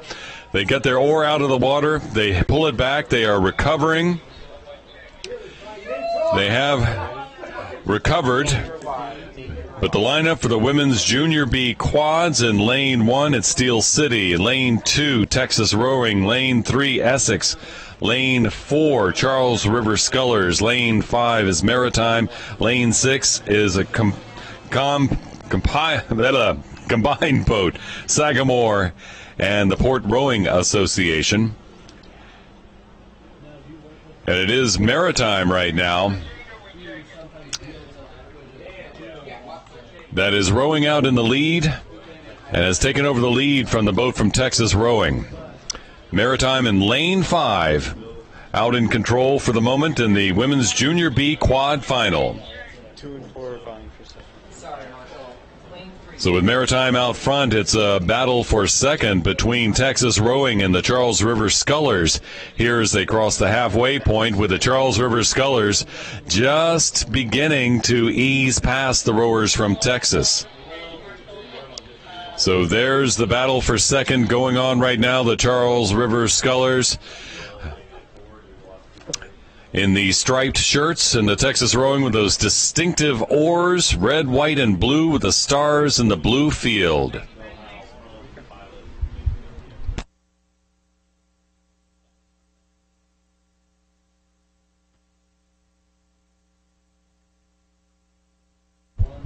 The Texas Rowing, seeing that challenge from the Charles River Scullers, begins to respond, and they have asserted themselves and have taken over second again as Maritime continues to lead here in the women's Junior B quad final. Sagamore and Port Rowing, and its compilation boat, has begun to try to make sure they maintain contact with the leaders, and you can see that combination boat there in lane 6 with the different uniforms on. But here is the Charles River Scullers now in third place, as Texas has moved past them by a boat length to take over second. Meanwhile, still out front, Maritime in lane 5 continues to lead in the women's Junior B quad final.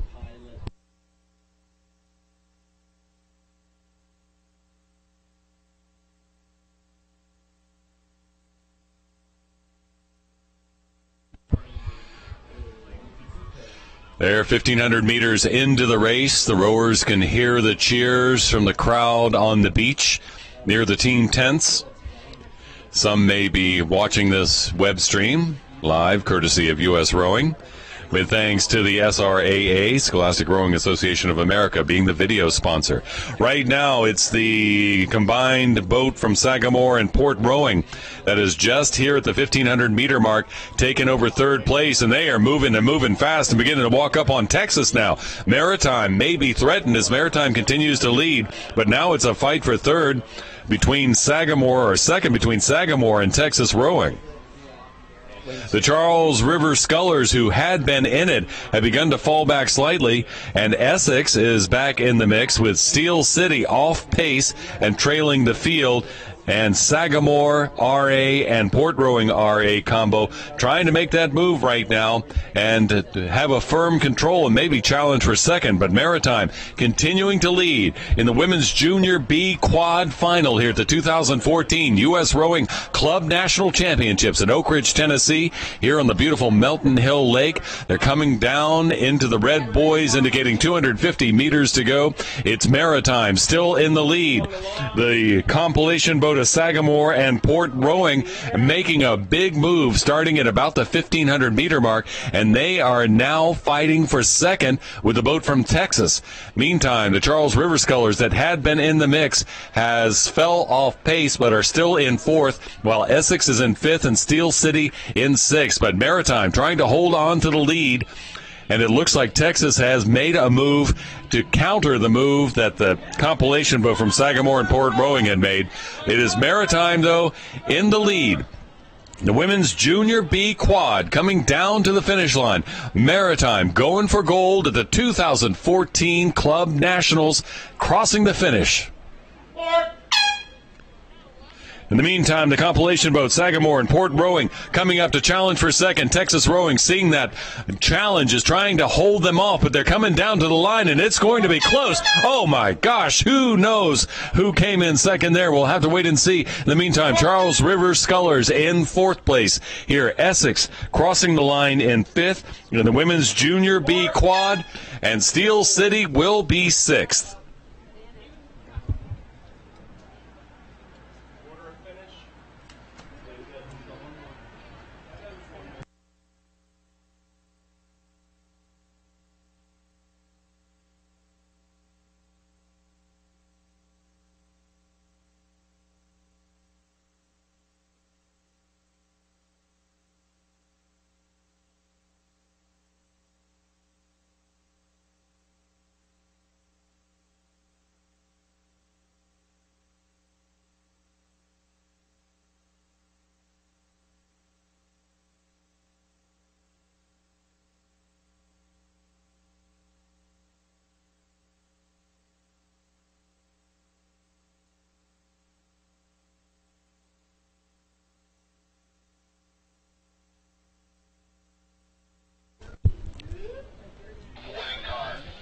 This is the men's intermediate lightweight single final for the 2014 U.S. Rowing Club Nationals.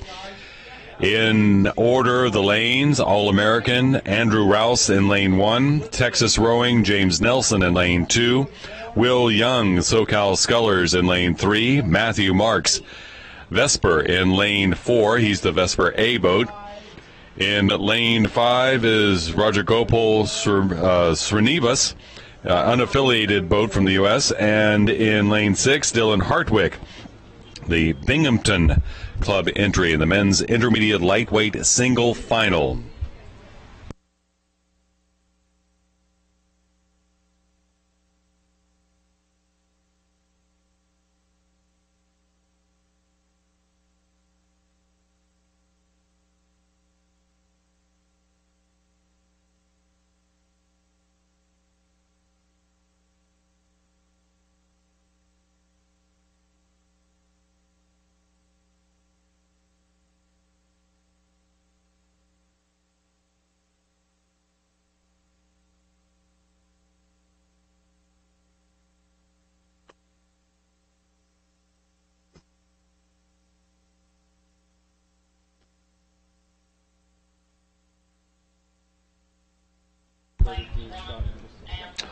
Men's intermediate lightweight single final, going for the medals here at the U.S. Rowing Club Nationals. Battling in the front, it's Will Young from SoCal Scullers and Matthew Marks from Vesper. Roger Gopal Srinivas in the unaffiliated boat in lane 5 is sticking with them, as is Dylan Hartwick at Binghamton in lane 6. James Nelson in Texas Rowing in lane 2, and Andrew Rouse, All-American, in lane 1. But in the middle of the course,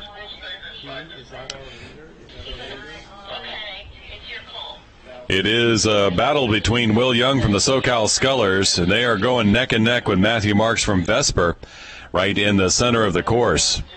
The Vesper boats and Vesper rowers easy to pick out with that big V on the back. And right now it is Vesper that is in the lead over Will Young from the SoCal Scullers. Matthew Marks here crossing the line with about a boat length lead over Will Young from SoCal Scullers. In the meantime, Roger Gopal Srinivas in lane 5 is in third place.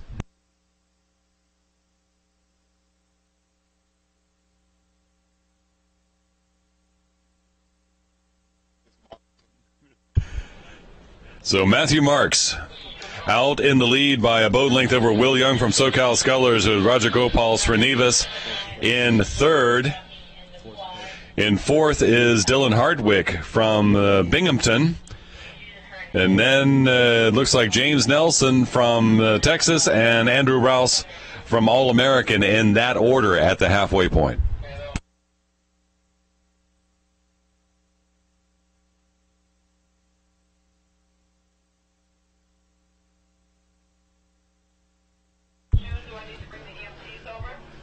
Roger Gopal Srinivas, the unaffiliated rower in lane 5 in the green boat, is beginning to catch up with the second-place boat of Will Young from SoCal Scullers. In the meantime, they are both pursuing our first-place boat here in the men's intermediate lightweight single. That's Matthew Marks from Vesper in lane 4, and he's got about a boat length's lead, but he is being pursued as they cross the 1,500-meter mark.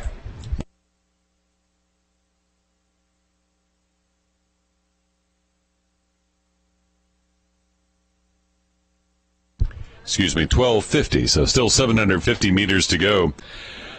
Matthew Marks from Vesper looking somewhat relaxed there as he surveys the field. He doesn't mind being relaxed with about a boat length and a half of open water over the second-place boat from SoCal Scullers, Will Young right there. Meantime, the unaffiliated boat, Rajagopal Srinivas, is in third place.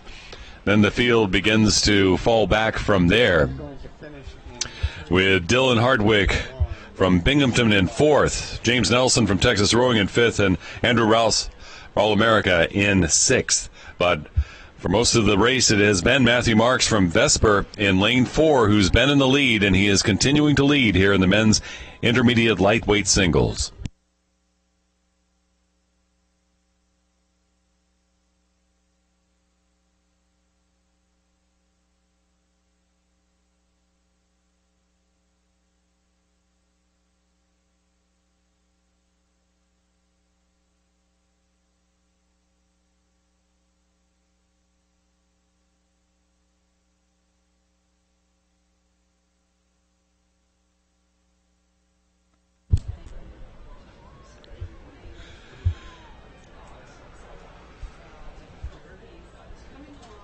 Matthew Marks from Vesper continuing to lead in this championship race by about a boat length over Will Young from SoCal Scullers. Rajagopal Srinivas, the unaffiliated boat, continuing in third. Fourth still belongs to Dylan Hardwick from Binghamton. Fifth to James Nelson from Texas Rowing. And sixth is Andrew Rouse from All-American.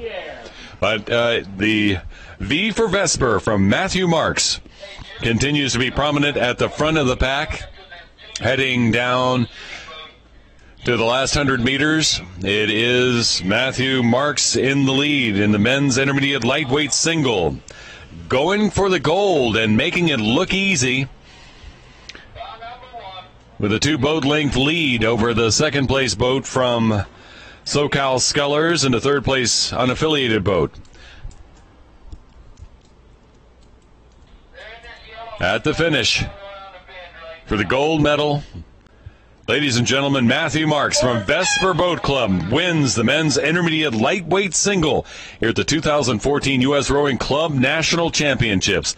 It's Will Young from SoCal Scullers who will take silver in second place. Rajagopal Srinivas in third, the unaffiliated boat, for bronze. Back to fourth. Here comes Dylan Hardwick from Binghamton. Texas Rowing's James Nelson in fifth, and All-American Andrew Rouse in sixth in the men's intermediate lightweight single championship race.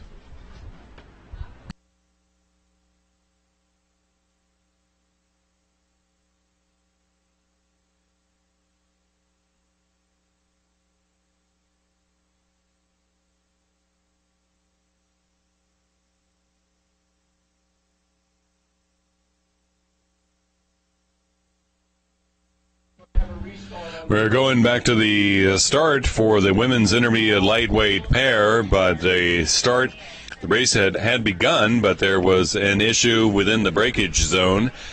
I'm not sure what exactly that was, but they'll have to reset the race for the start for the women's intermediate lightweight pair final. 2014 U.S. Rowing Club Nationals. Opportunity for rowers of varying age and skill levels to compete. Over 1,500 crews featured in 5 days of racing. This race here this year at Oak Ridge, Tennessee's Melton Hill Lake. Last year was at on the Cooper River in Camden, New Jersey, in the last 2 years or so.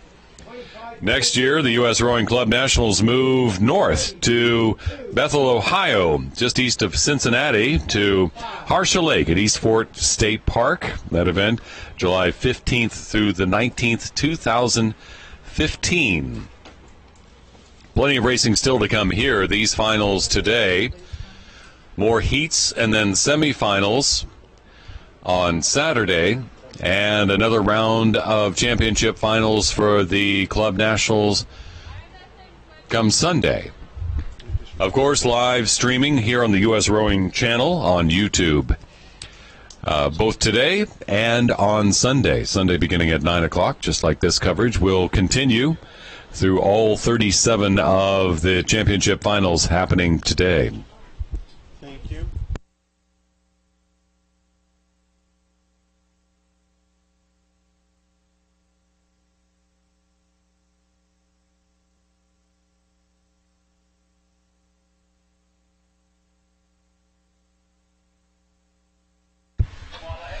It's a lot of fun to make these pairs move forward straight and online. Just imagine what it's like to try to back them up like you see these ladies doing right now. The person you see laying down, wiggling their fingers there is what they call a stake boat holder. They are at the command of the alignment referee, making sure that all the bows will line up so that it will be a fair race. They also try to make as certain as they can that the boats will be pointed forward, but as I said with these pairs, sometimes that's just a little bit difficult.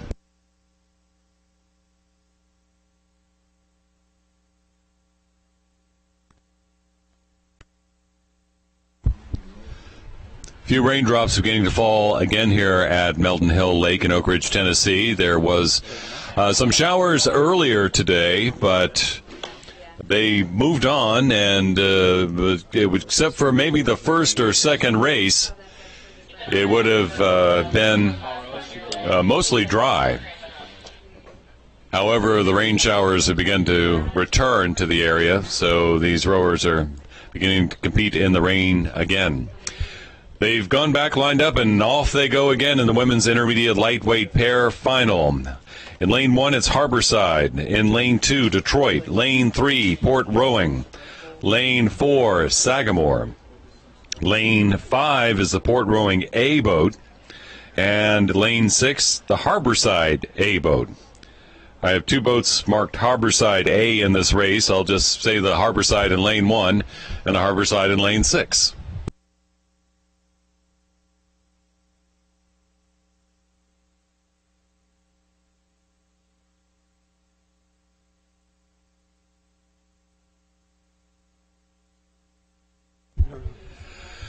As I said, these pairs, especially in a competitive situation, can sometimes be very difficult to not only row fast, but row straight, as you saw Jessica Sims and Ashley Meyer from the Port Rowing B boat having a few issues there, but getting back into the buoyed lane. There's the Port Rowing A boat, Molly Alstott and Mara Davis. They're in lane 5. Who are sparring with, and you can see a little bit of adjustment course-wise happening in lane 6 for the Harborside boat of Keegan Hanley and Tina Marie Schmansky.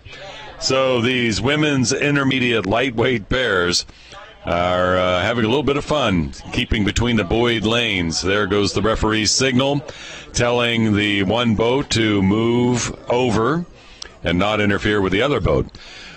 Of course, the rules of rowing say you can wander from side to side. You don't necessarily have to stay in your lane. You just can't get in anybody's way. But, of course, as we all learned in geometry class, the shortest distance between 2 points is a straight line, so that's what you want to try to do.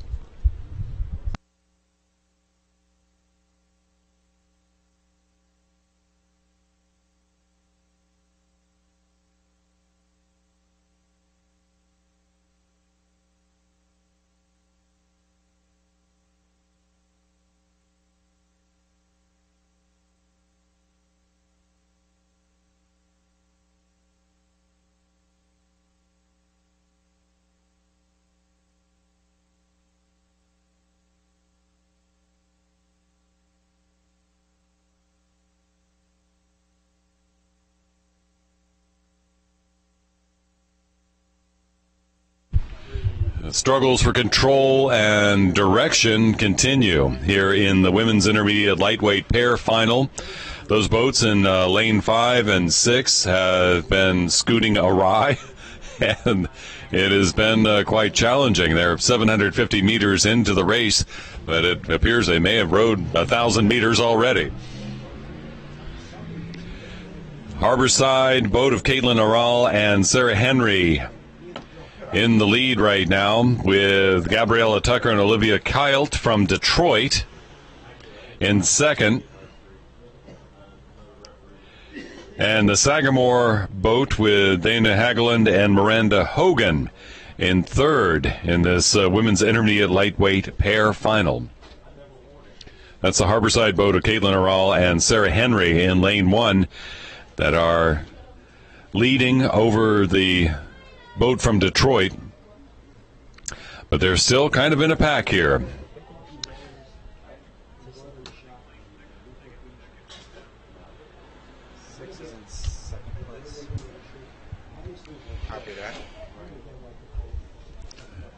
As they begin to sort themselves out, direction issues or not, as they cross the 1,000 meter mark.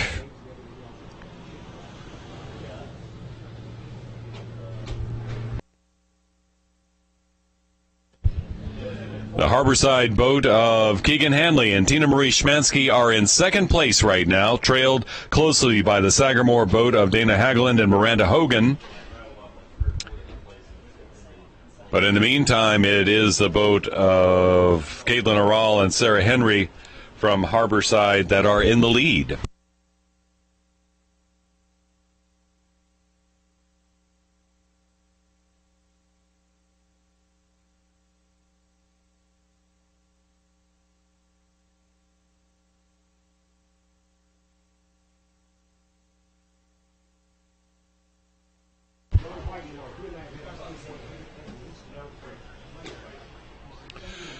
The Harborside boat in lane 1 continues to lead here in the women's intermediate lightweight pair. They have a substantial lead over the second place boat, the one you'll see in the foreground right here, which is the Harborside boat of Keegan Hanley and Tina Marie Schmansky.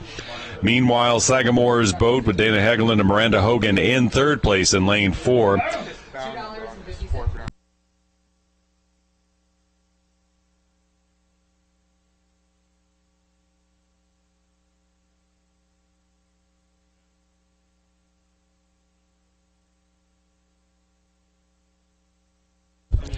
There's a shot of the leader there in lane 1, the Harborside boat of Caitlin Aral and Sarah Henry. Second place belongs to Harborside's other boat of Keegan Henley and Tina Marie Schmansky. They're on the opposite side of the course in lane 6. Sagamore in lane 4 is now in third.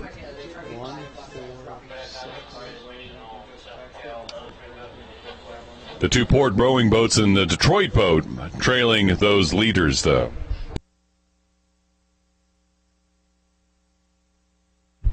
The Harborside boats leading in this women's intermediate lightweight pair final, with Caitlin Aral and Sarah Henry in lane 1 in the lead, and Keegan Hanley and Tina Marie Schmansky in lane 6 in second right now. Might be a fight for third, but Sagamore in lane 4 is holding on to that third place for the moment. In the meantime, the Detroit boat still close, not quite there, but still close. And the two port rowing boats trying to stick with the pack, but still having some directional issues. It is the port rowing boat B in lane 3 that is having the most trouble and is trailing the field right now. But it is Harborside, Caitlin Aral and Sarah Henry, lane 1 in the lead right now, looking for the championship here at the Club Nationals in the women's intermediate lightweight pair.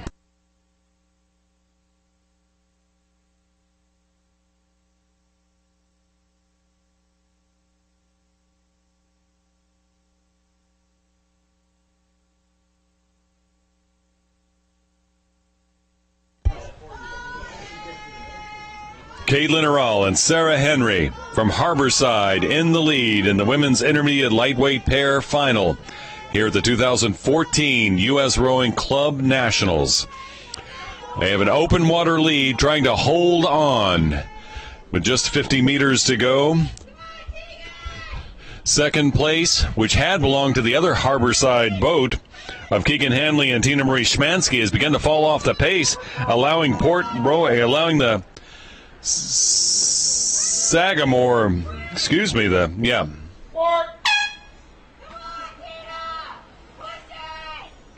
It is the Sagamore boat that has been holding on to second, that is now pulling forward, but the Harborside boat coming back at the finish to maybe capture second place, with Sagamore coming into third.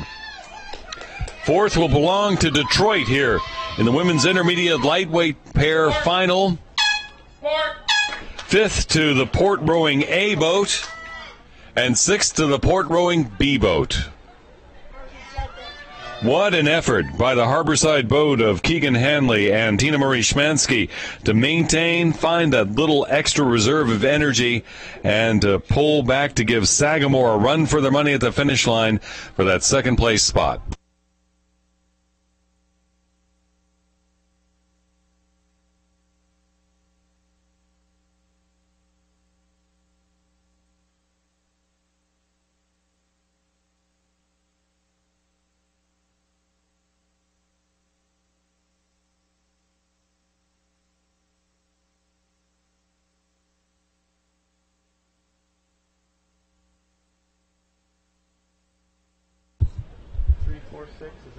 Due to the breakage or the restart on the previous race, the next race, the men's junior A singles, are already on the course past the halfway mark.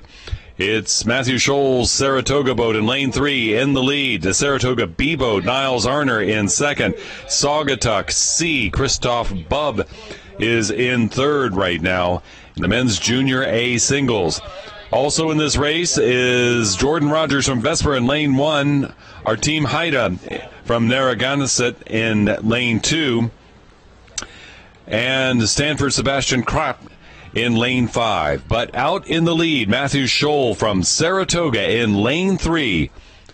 Going to finish in 3, 2, 1. Going to finish now. Finishes live.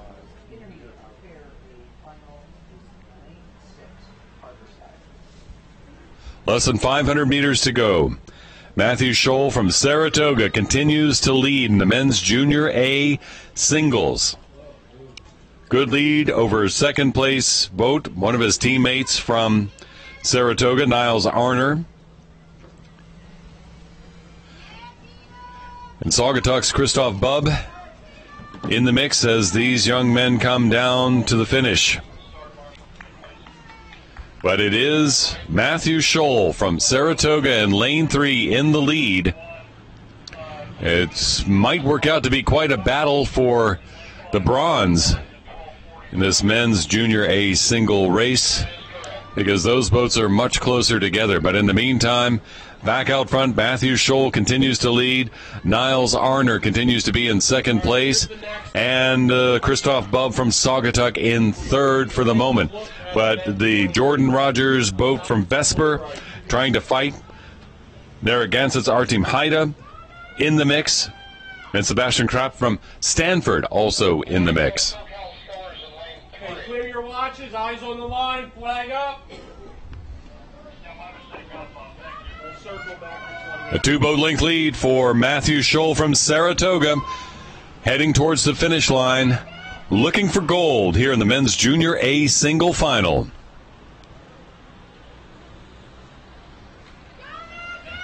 And there he goes, crossing the line first, his teammate Niles Arner. Crossing in second, it is Christoph Bubb from Saugatuck in third, fending off the sprinting Sebastian Krapp from Stanford. Our team Haida from Narragansett is in fifth, and Jordan Rogers from Vespers in sixth for the men's junior A singles. Handily won by Matthew Scholl here at the 2014 U.S. Rowing Club Nationals.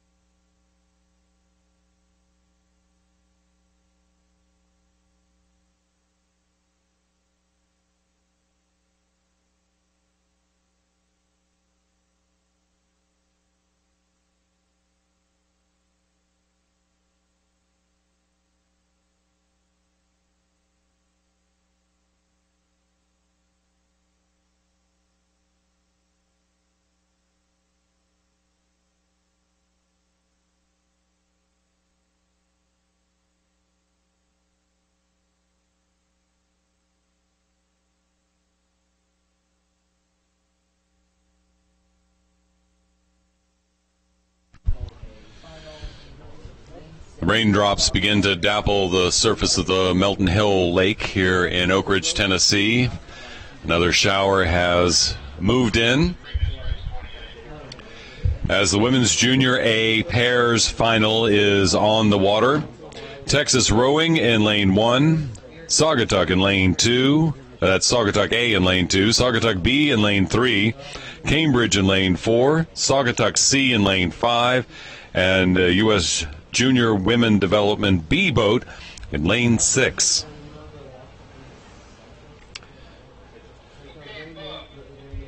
As they approach 750 meters into the race,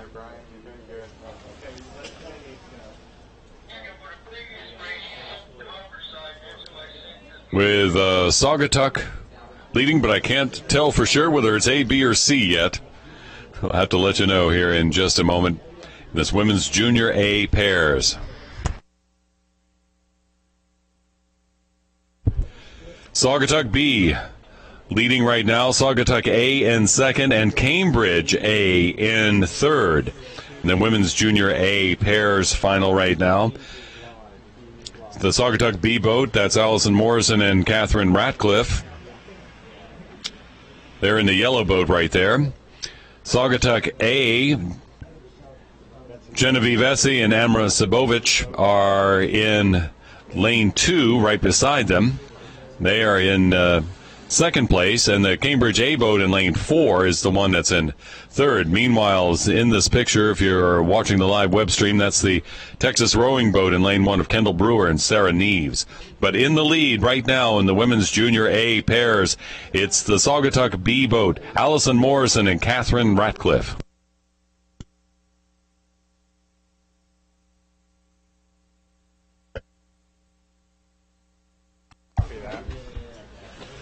Cambridge, Hannah Knight, and Sophia Young in lane 4 have seen that something was happening, and they put the pedal to the metal.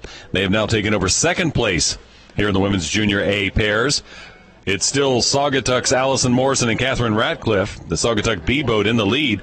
But here comes Cambridge. Cambridge beginning to pour it on. They have caught up with that Saugatuck boat. So Cambridge with Hannah Knight and Sophia Young taking over second and challenging for first in the women's junior A pairs. Saugatuck A, Genevieve Essie and Amra Sabovich in lane 2 have now fallen back to third as that Cambridge boat looks to assert themselves and take over the lead.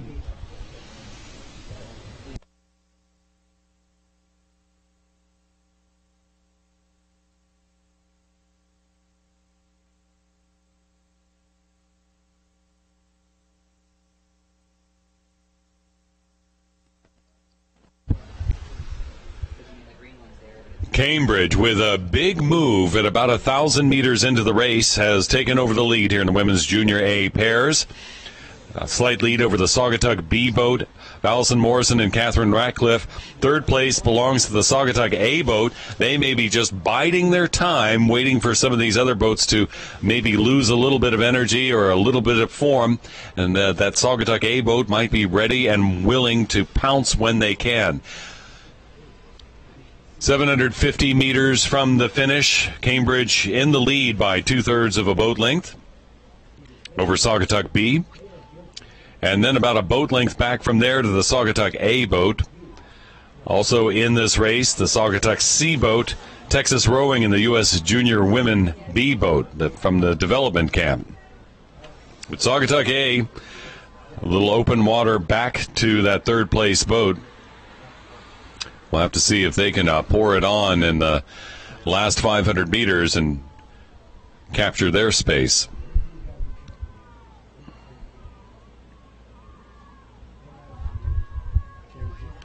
Hearing the encouragement from their teammates on the shore as they are 500 meters from the finish here at Oak Ridge.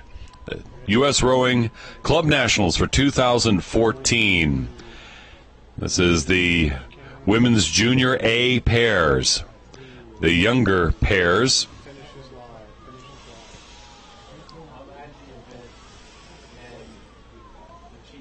Actually, the older of the pairs when it comes to juniors. Junior Bs are the younger.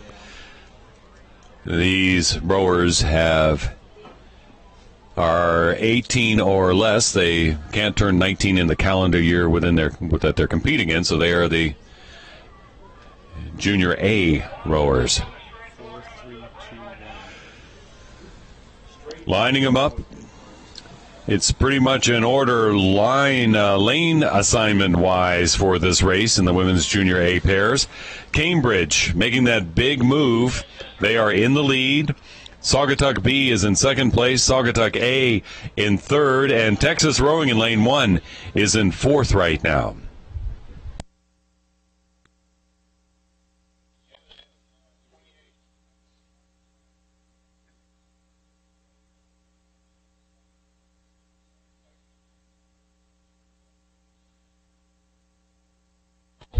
One year when I was usually an outside sheet, and I pulled them off the water.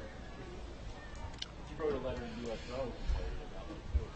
Texas making a big move right now. Cambridge had been in the lead. Now here comes Saugatuck B. They have something left in their tank because they're beginning to pick up their pace as well. They saw that charge from Texas. Cambridge holding on to the lead by about a boat length, but both Saugatuck B and the Texas rowing boat are beginning to charge. Saugatuck A trying to keep up with them as it goes along. Cambridge wants to hold on to this lead. They get about a length, but the Saugatuck B boat that had been leading most of the race has begun to pour it on again. Still, Cambridge out ahead by about 3 feet of open water over the bow, but that Saugatuck B boat is still plunging towards the line. But it's Cambridge at the finish for first, Saugatuck B for second. Texas Rowing comes from fourth to take over third. Saugatuck A is in fourth. Saugatuck C in fifth. And it's going to be the U.S. Junior Women Development B boat coming in sixth in the Women's Junior A Pairs Final here at the 2014 U.S. Rowing Club Nationals. What a performance from Texas, coming from fourth place all the way back up. And what a performance from Cambridge, making that big move halfway through the race.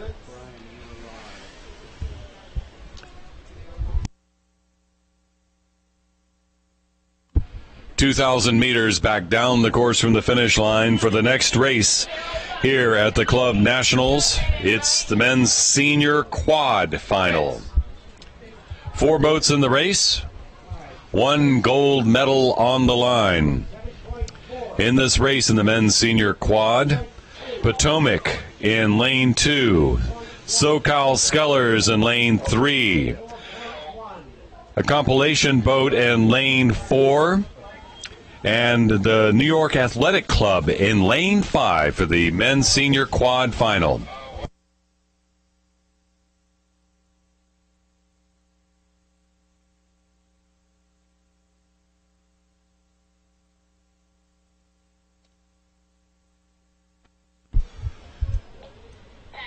If you're watching this online, you can see the rain as you look down the course. Not fog, that is rain obscuring the horizon. Copy that.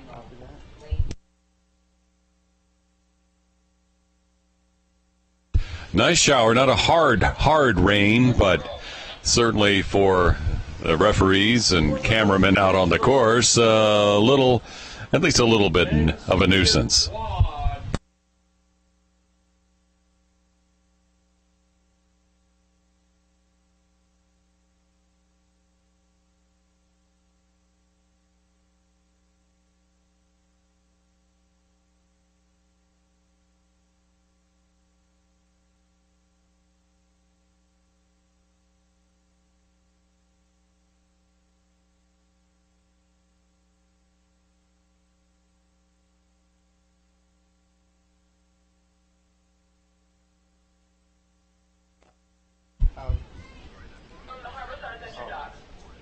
Four is your leader. Men's senior quad final. And it's the combine boat in lane 4, JRC, MRC, SC. Ryan Halls, Graham Mink, Andrew Konenchi, Kevin Coyle, some names that have already been called today. That is in first place, that compilation boat in lane 4. New York Athletic Club in second right now here in the men's senior quad. SoCal Scullers in 3rd, and Potomac in 4th.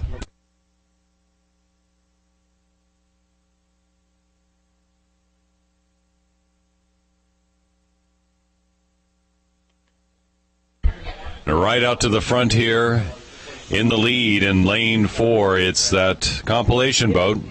And as you can see on the screen, the different jerseys there. There's the New York Athletic Club boat that's in second place right now. The SoCal Scullers there in 3 in that white bow but pink boat in 3rd, and Potomac in 4th. But all these boats touching here in the men's senior quad final, the 2014 U.S. Rowing Club Nationals here in Oak Ridge, Tennessee. The compilation boat will have to hold on and fight because they are not used to necessarily rowing together, while these other teams are used to working out. For the moment, about a half a boat length lead for the combined boat in lane 4, with the New York Athletic Club in lane 5 in second place, but only about 2 seats back.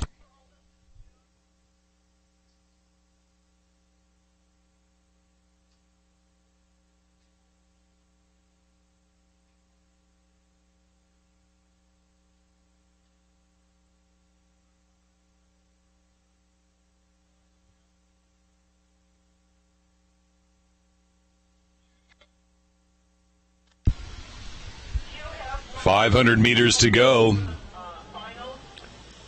Crossing the line.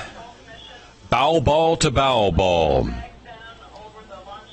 The compilation boat in lane 4 and New York Athletic Club in lane 5 dueling down the course for the championship here in the men's senior quad.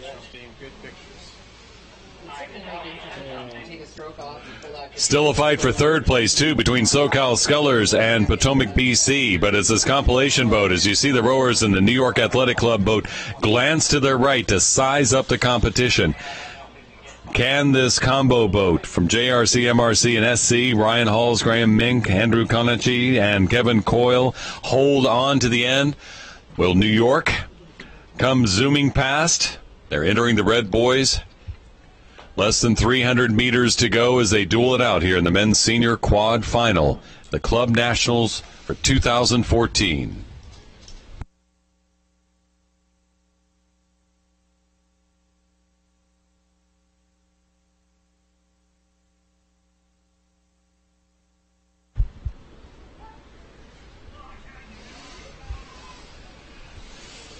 Feeling the move from the New York Athletic Club, the compilation boat in lane 4 begins to lay into the oars. They now have a half a boat length lead.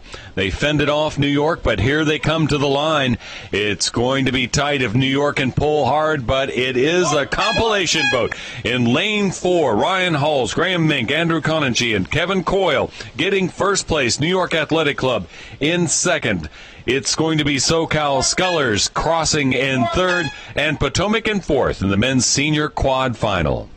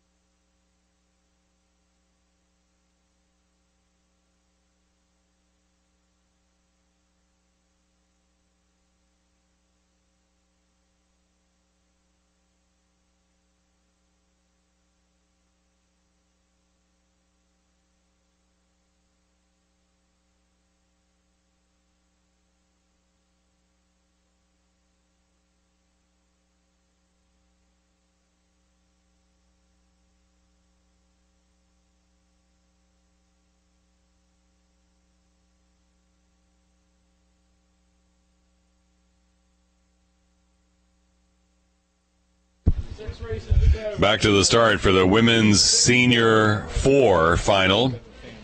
The races with Pennsylvania Athletic Club in lane 2, Vesper in lane 3, Thompson Boat Club in lane 4, and New York Athletic Club in lane 5. These fours having as much fun trying to maintain as the others, and there we go with the Thompson Boat Club being indicated that they needed a course correction from the official there as they were beginning to wander into the Vesper lane.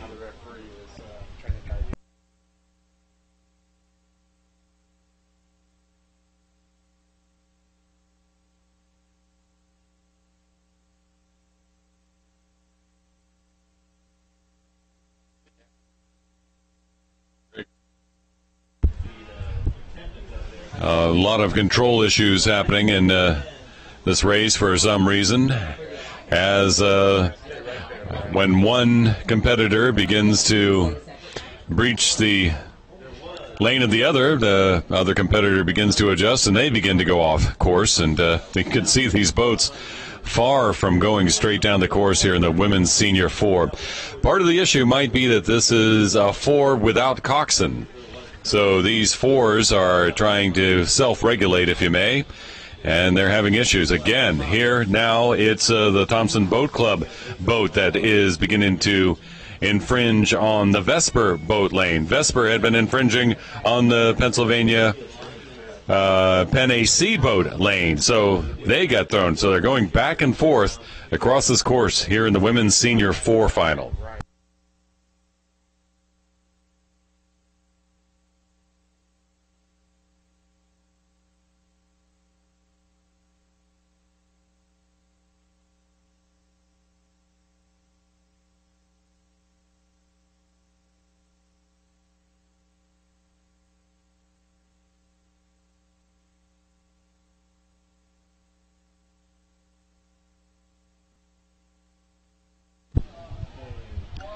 As they've been meandering back and forth across the course, they're continuing to make progress.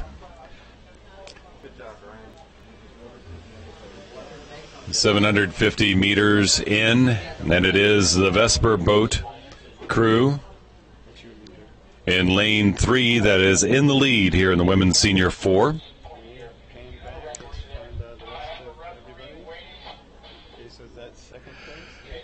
So the Pennsylvania Athletic Club boat there in lane 1 and 2nd.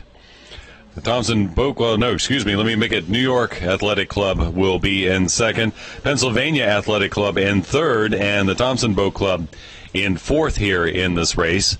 They're kind of, after much maneuvering in the beginning, it is Vespers who has pointed themselves straight down the course, and they are making haste as they cross the halfway point to continue towards that finish line.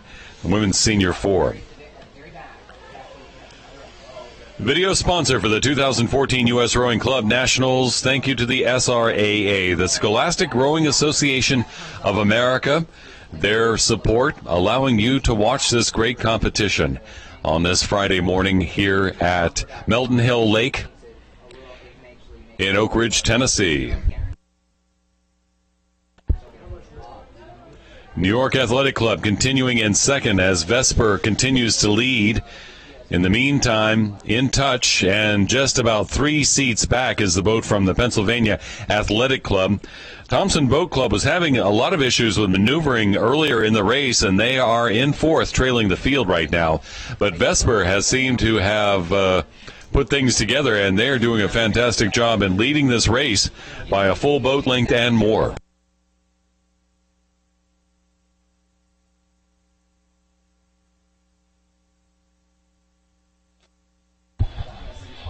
.750 meters to go.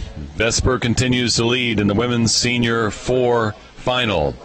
These are 4s that most often have a coxswain in there who's not only steering but also yelling and encouraging, I guess you could say, the rowers. These are 4 without. A 4 minus, meaning there is no coxswain, just the 4 rowers. Some of the boats do have a rudder and can be steered. Other of the boats are steered merely by which pressure or where you're putting the pressure on one side of the boat or the other. And obviously some of these crews have been learning to adjust their maneuverability as they move down the course. Vespers continuing to lead in the women's senior 4 final at the 2014 U.S. Rowing Club Nationals. Second place is New York Athletic Club, then it's Pennsylvania Athletic Club, and then Thompson Boat Club. 500 meters to go.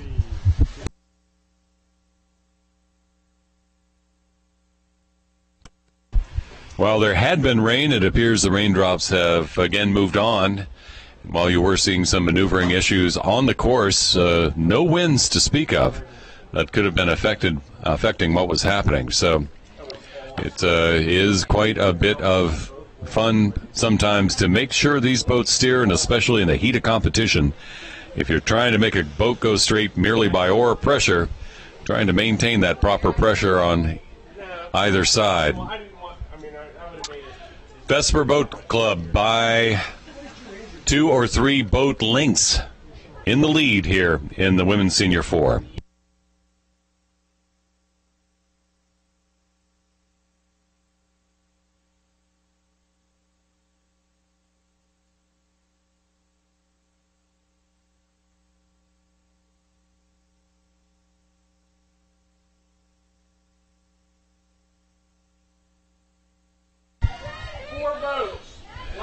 Vesper made a move, got out front, has continued to extend their lead throughout this race, hoping to hold on for the last 50 meters to take home gold in the women's senior 4 at the Club Nationals.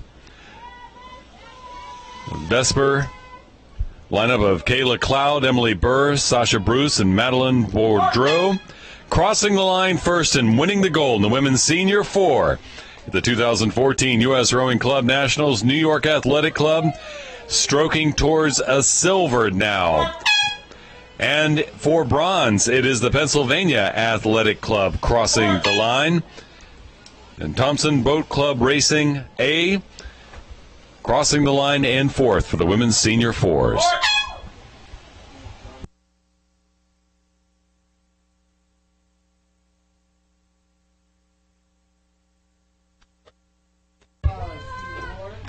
We'll see if the men have better luck rowing that straight line down the road, because here is the men's senior 4 without final.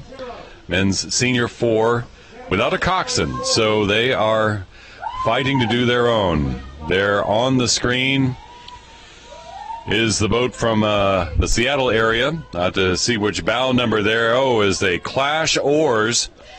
You can see the flag waving again as they clear the red buoys at the start in this race. That was the Seattle area A boat that you saw beginning to battle oars and lock oars with Mendota B in lane 4.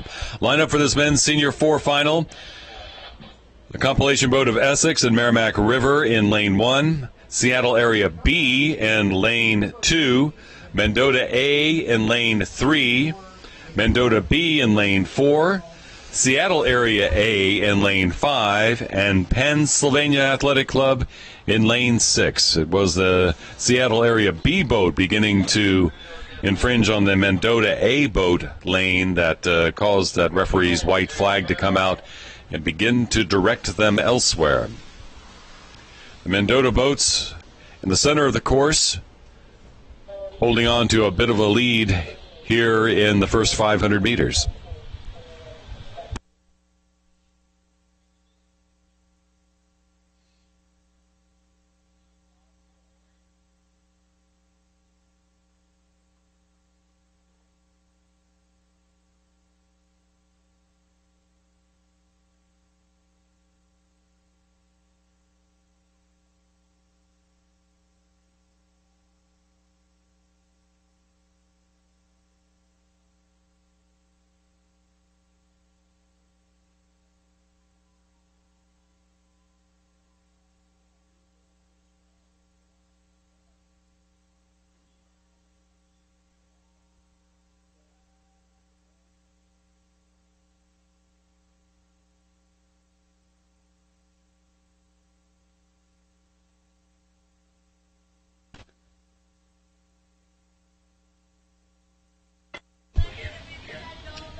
These men's senior 4, closely packed.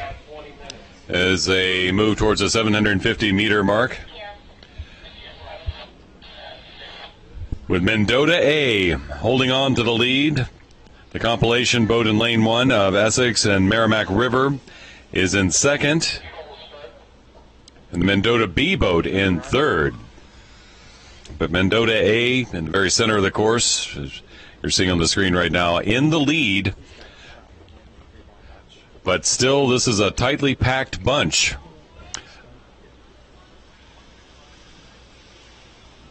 So Mendota B in the lead at the halfway point here in the men's senior 4 championship race.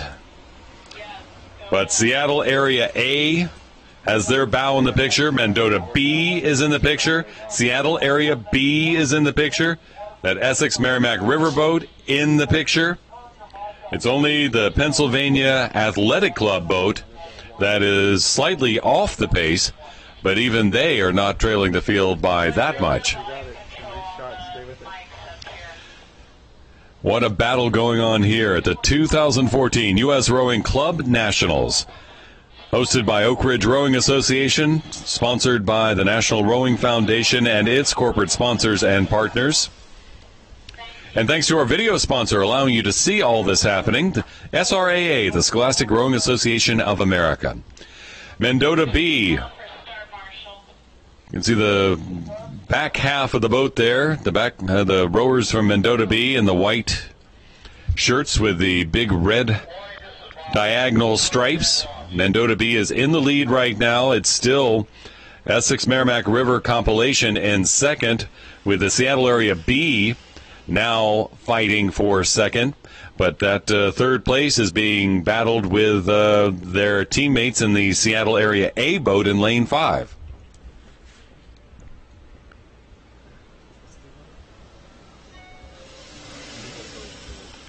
So Mendota A trying to keep things moving right along with that compilation boat of Essex and Merrimack River trailing them.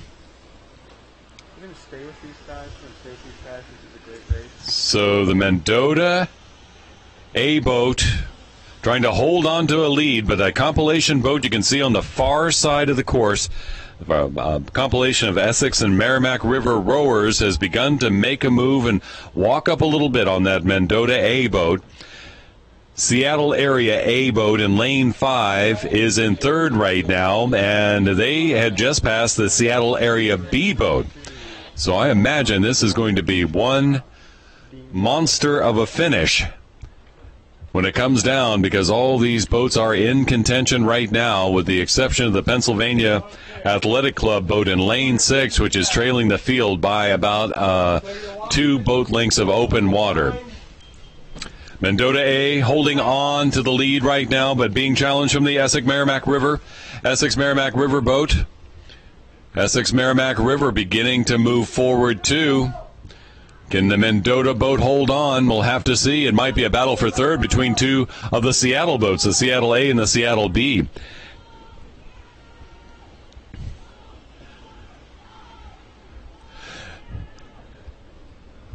Mendota A, seeing that challenge, begins to pour it on. The compilation boats from Essex and Merrimack River moving forward as well. But here comes Mendota crossing the line for gold. Then that compilation boat, and hard to call between the Seattle boats for the third place finish in the men's senior 4. Fourth belongs to Mendota, fifth belongs to Mendota B, and sixth will belong to the Pennsylvania Athletic Club boat here in the men's senior 4. The 2014 U.S. Rowing Club Nationals, but Mendota A holding off a serious challenge from the compilation boat from Essex and Merrimack River.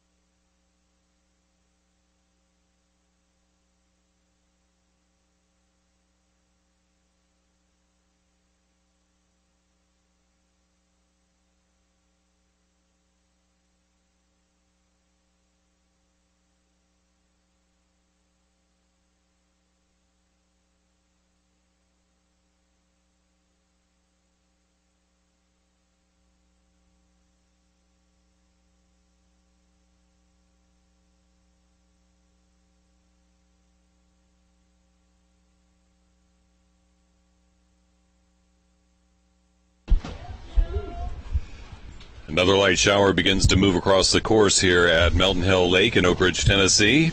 The 2014 U.S. Rowing Club Nationals. The men's Junior A pairs are on the water right now. In lane 1, it's the Thompson Boat Club A boat.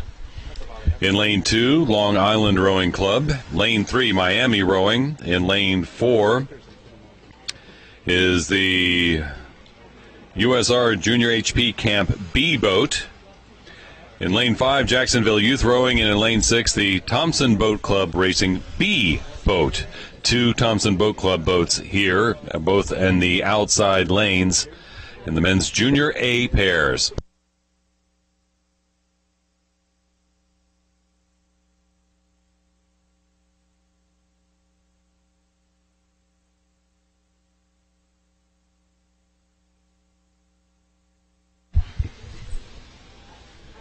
The men's Junior A pairs here. As it always is with pairs, sometimes a little bit of steering issues. The rain coming in waves, light rain, not a downpour, but certainly not normal July weather in Oak Ridge, Tennessee. Jacksonville Youth Rowing in lane 5 in the lead in the men's Junior A pair right now. Long Island in second, and that U.S. Rowing Junior High Performance Camp boat is in third place here in this race. At this point, there's a Jacksonville Youth Rowing in the lead right now. Easy to tell with that big JAX on their back. But as you can see, not far behind that Long Island boat in lane 2 and the Miami Rowing in lane 3.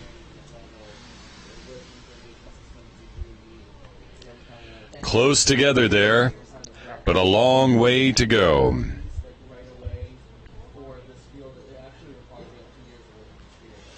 Some 1,500 crews racing here in Oak Ridge this week. This is the first set of finals. The second set of finals will be on Sunday beginning at 9 a.m. and will be streaming live right here on the U.S. Rowing YouTube channel. So Jacksonville continues to lead here in the men's Junior A doubles with Long Island in second, Miami Rowing in third, the U.S. Rowing Junior High Performance Camp in fourth, and then the 2 Thompson Boat Club boats in fifth and sixth, respectively. They passed a halfway point and approaching 750 meters to go in this 2,000-meter race.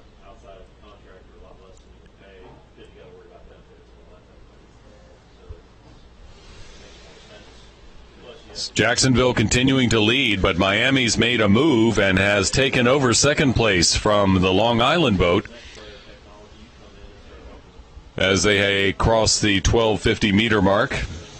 But it's still Jacksonville in the lead and looking very smooth and confident right now. So it's Jacksonville in first, Miami in second, Long Island in third, U.S. Rowing High Performance Camp in fourth, and the 2 Thompson Boat Club boats racing for fifth right now.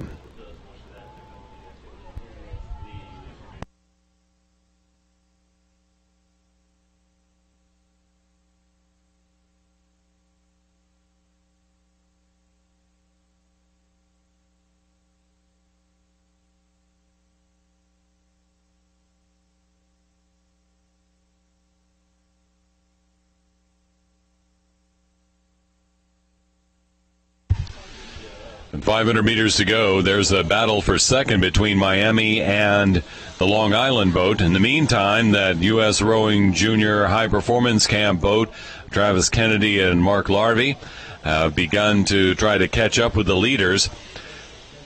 And Long Island had been in second, and Miami made a move and passed them, but now Long Island's beginning to make a move back up on Miami. Jacksonville, in the meantime, continues to lead here in the men's Junior A pair.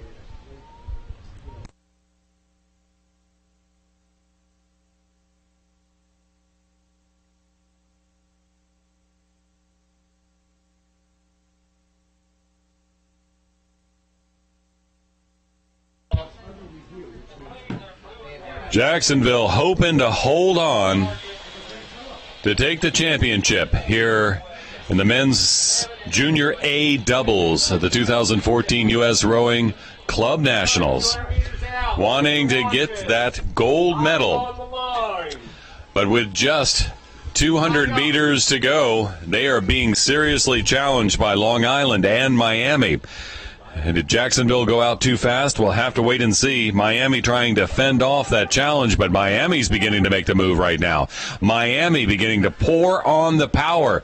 Inside of 100 meters to go, they are beginning to pull away from that Long Island boat and from that boat from Jacksonville that was leading. Jacksonville, seeing that challenge, begins to pour it on as well as they're 50 meters from the finish. It is Miami in the lead in the men's Junior A pair, heading towards the line with Jacksonville chasing them now. Miami crosses the line for gold. Jacksonville in second. Long Island, that had been holding on to second, falling back to third, but finishing there. And here comes the boat from the U.S. Rowing Junior High Performance Camp for fourth, followed by the Thompson Boat Racing B for fifth, and the Thompson Boat Club Racing A boat for sixth. The men's Junior A pair final.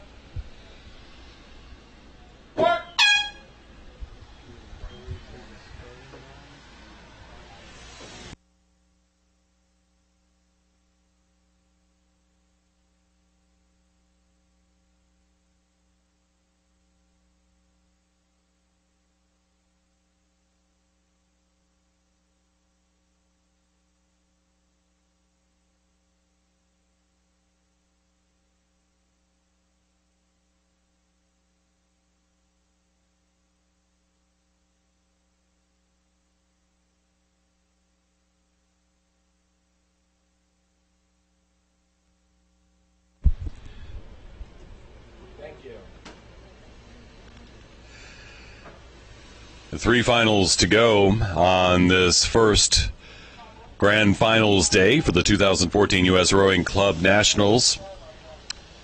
The women's Junior A singles on the water right now. These are the older of the junior rowers. Junior A's are 18 or younger. The junior B's are 17 or younger. Or 16 or younger, excuse me. Here in lane one from Detroit is Noelle Perry, rowing the Detroit B boat. Lily Betancourt is in lane two from Essex. From Steel City in lane three is Sally Bowman. In lane four, Adrian Belofsky from Sagamore. In lane five is from Cambridge, Sabrina Borer. And in lane six from Southeast Juniors, it's Lori Ellen Moore. Clean start out of the breakage area. The raindrops that had been dimpling the surface of Melton Hill Lake have now moved on again, and the air is relatively clear. But still a bit of a mist in the air. Just not any heavy raindrops, but certainly humidity. But not warm. Amazing for July in Tennessee. The women's Junior A singles race on the water right now, and fairly even through 500 meters.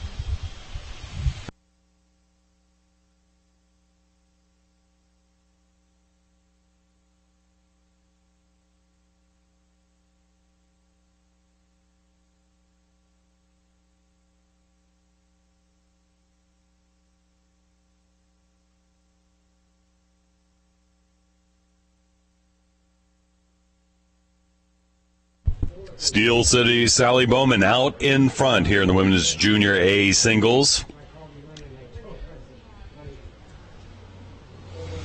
In the lead as they approach the 750-meter mark.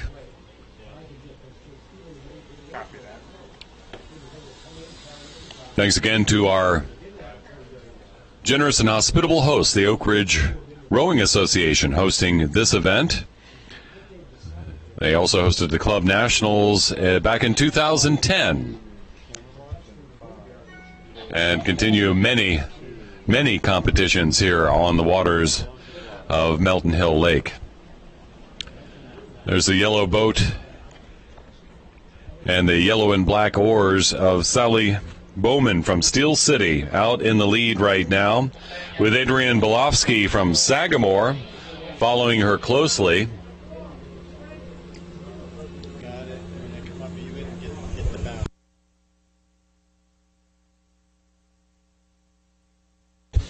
So Sally Bowman from Steel City had been in the lead, but as they approach the halfway point, here comes a big move from Adrian Belofsky from Sagamore. Beginning to move forward and past the boat from Steel City.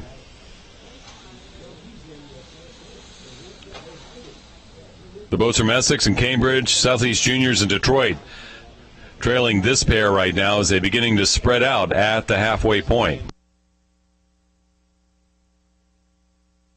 Quite a move there from Adrian Belofsky.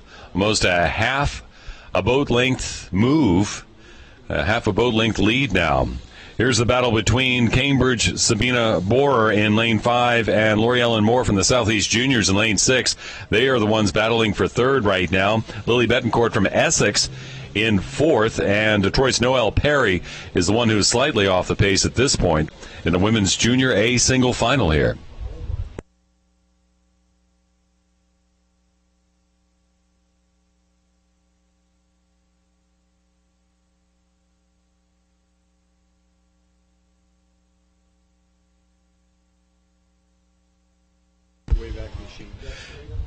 Adrian Belofsky moving before the halfway point of the race, grimacing a little bit.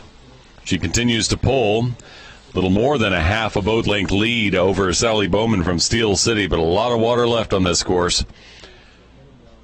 More than 750 meters to go. Adrian Belofsky from Sagamore Rowing Association trying to hold on to that lead. Little bit of a compliment here to Sally Bowman for not panicking once she saw that pass. Still applying there, but it's going to be interesting to see if these young ladies stick close together. In the meantime, it is Lori Ellen Moore from Southeast Juniors taking over third place, and Sabrina Borer from Cambridge in fourth, with Lily Betancourt from Essex in fifth and Noelle Perry from Detroit in sixth. The women's Junior A singles final at the 2014 U.S. Rowing Club Nationals.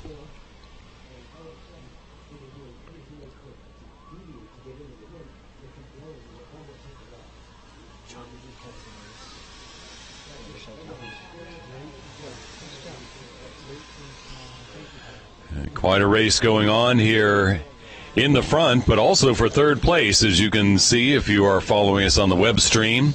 This is the battle between lane 6 and lane 5. That's Southeast Juniors Lori Ellen Moore and Sabrina Borer from Cambridge. Adrian Belofsky from Sagamore, now a full boat length lead with 500 meters to go over Sally Bowman from Steel City. But this is about the point of the race that these rowers usually begin to consider a sprint. So we'll have to see if Adrian Belofsky from Sagamore can hold off someone's sprint or if she has a sprint herself. The Southeast Juniors, Lori Ellen Moore, has begun to move forward as well, beginning to challenge the Steel City boat for second place. She's taken over third with that boat from Cambridge, Sabrina Borer, right behind her. So it will be interesting to see how it all shakes out, because it does look like there's quite a bit of movement happening between these boats right now as they continue down the course.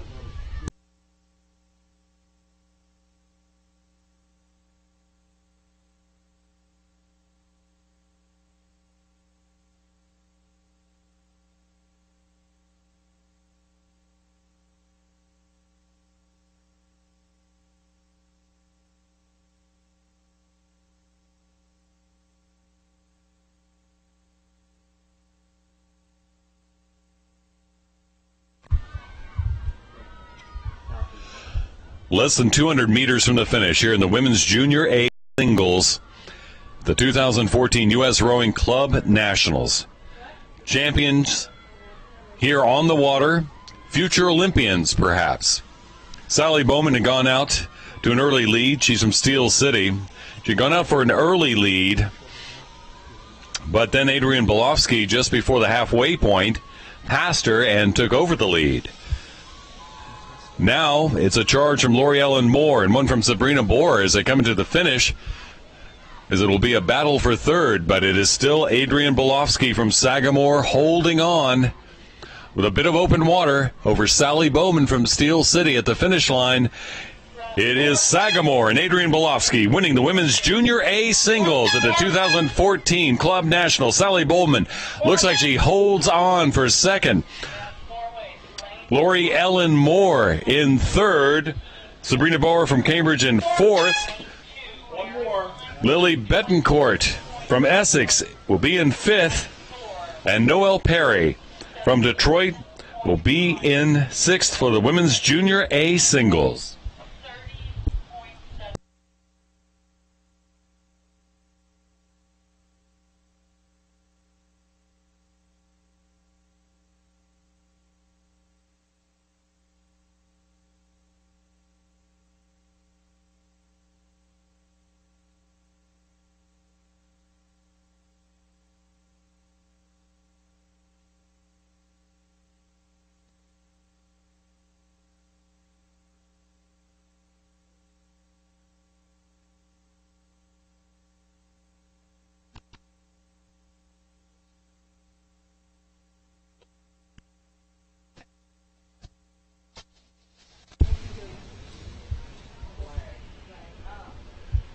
You're watching live streaming of the 2014 U.S. Rowing Club National Championships from Oak Ridge, Tennessee's Melton Hill Lake on U.S. Rowing's YouTube channel. Video sponsor is the SRAA, the Scholastic Rowing Association of America. This is the men's senior lightweight quad final. On the course, just 3 boats. In lane 3, it's the New York Athletic Club. In lane 4, Undine. And in lane 5, the SoCal Scullers, Southern California Scullers. Undine in the lead right now, but trying to fend off the New York Athletic Club. The SoCal Scullers right up there as well, as they are past the 500-meter mark into the race.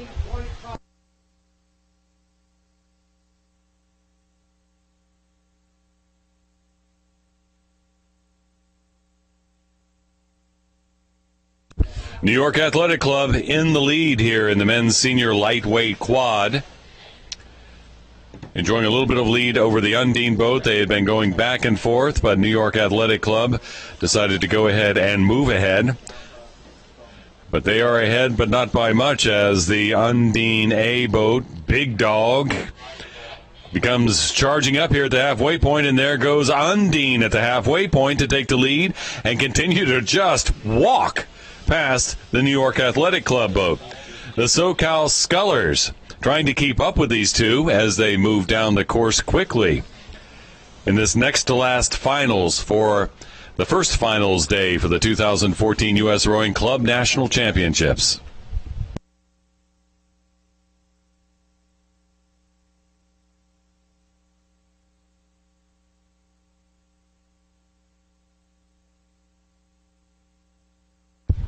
Big move from Undine there at the 1,000-meter mark in the men's senior lightweight quad final.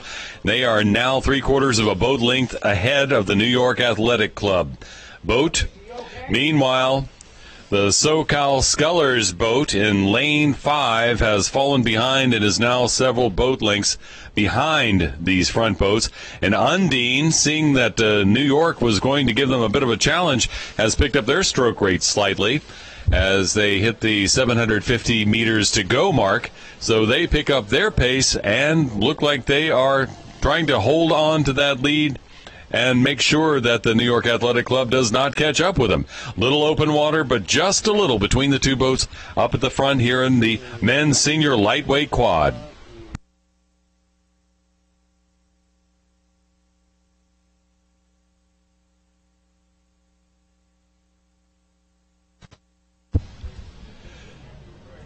The Undine boat on the left, the New York Athletic Club boat on the right, here in this view down Melton Hill Lake. Looking for the gold in the men's senior lightweight quad. Sculling down the course. Looking to take home some medals from the U.S. Rowing Club Nationals.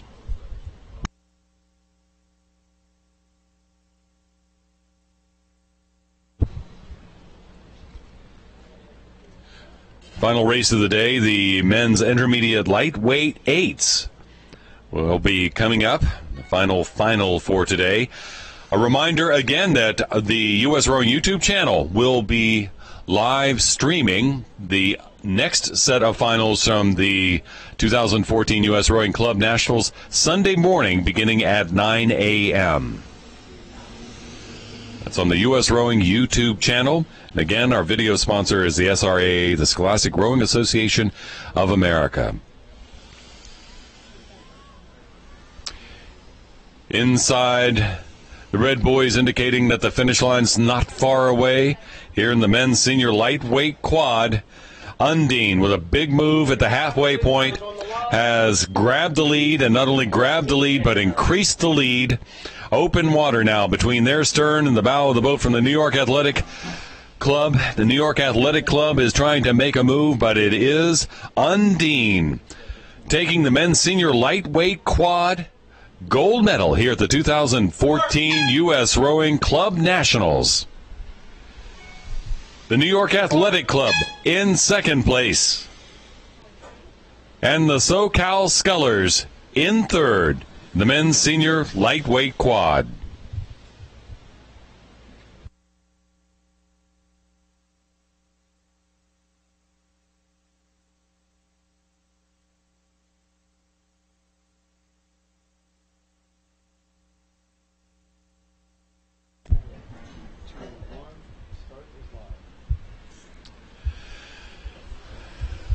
Lining up the boats for the final on this first day of finals at the U.S. Rowing Club Nationals in Oak Ridge, Tennessee for 2014.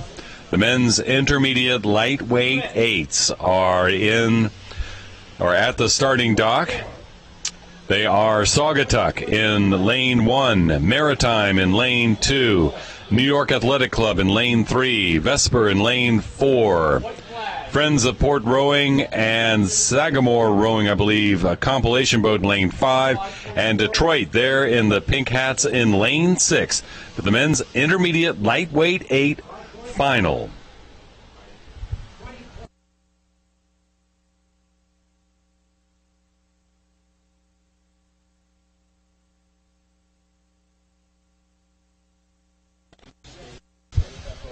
And they are off as we see the New York Athletic Club boat begin their first sprint of the race. Usually a sprint in the beginning, smooth power through the middle, and a sprint at the end when it comes to the sport of rowing.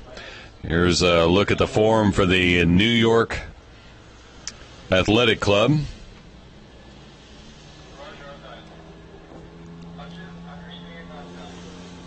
These young rowers working hard this last race of the day for the 2014 U.S. Rowing Club Nationals. Again, it's Saugatuck in lane 1, Maritime lane 2, New York in lane 3, Vesper in lane 4, Friends of Port Rowing and Sagamore, compilation boat in lane 5, and in lane 6 it's Detroit, as they are racing down the course. 2,000 meters to the finish line from the start, and a lot of mental and physical effort needed to win one of these races at this regatta.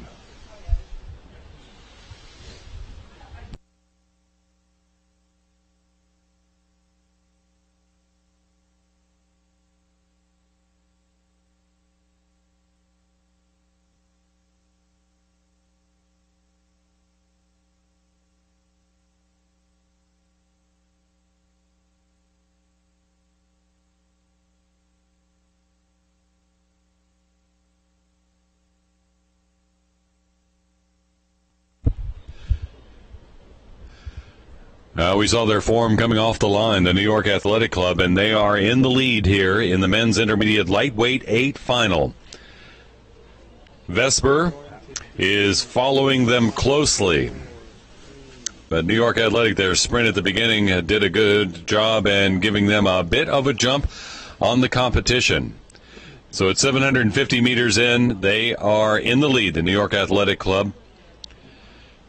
Second place belongs to Vesper in lane 4.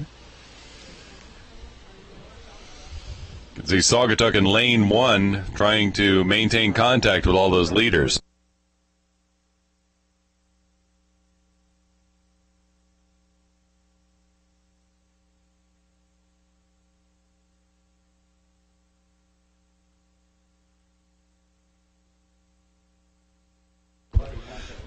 A comfortable lead for the New York Athletic Club here in the race. Vesper in second, following them. That's the Vesper boat in lane 4. And the Detroit boat, those distinctive pink hats in lane 6 and third, and beginning to challenge at the halfway point that Vesper boat for second place. In the meantime, Maritime, Saugatuck, and the combined boat from the Friends of Port Rowing and Sagamore rounding out the field here in the men's intermediate lightweight 8 final.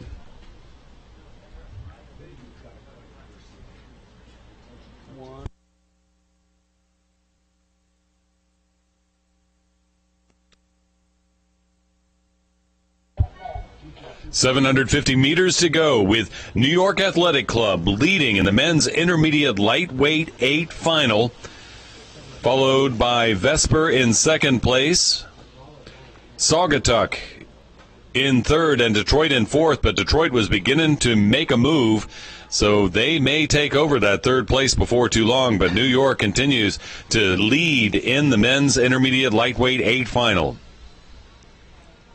Vesper still hanging on to second.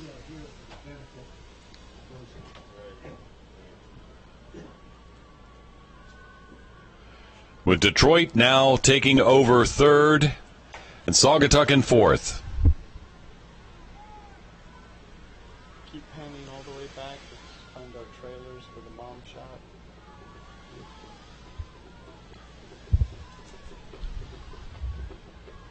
Oh my, okay.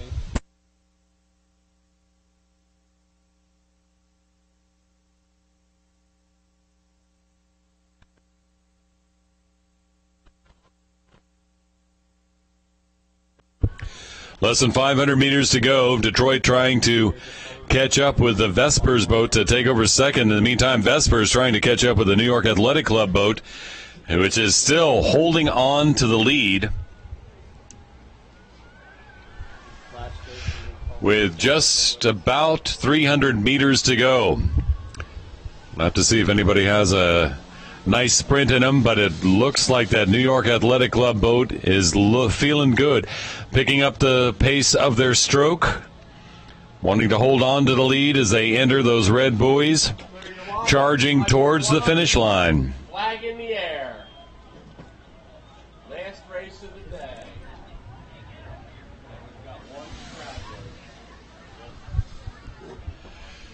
New York Athletic Club still in the lead. Vesper trying to catch up with them. Detroit trying to catch up with Vesper. Saugatuck still trying to hold on, but that's 1, 2, 3, 4. New York, Vesper, Detroit, and Saugatuck in this race so far. Maritime and the combined boat from Friends of Port Rowers and Sagamore are in fifth, and the Maritime boat actually is back in sixth. But crossing the finish for a gold medal in the men's intermediate lightweight 8s, it's New York Athletic Club.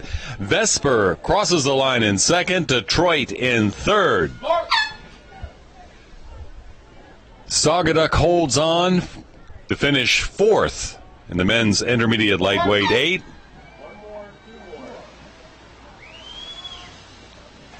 With the Friends of Port Rowing and Sagamore combined boat coming in fifth.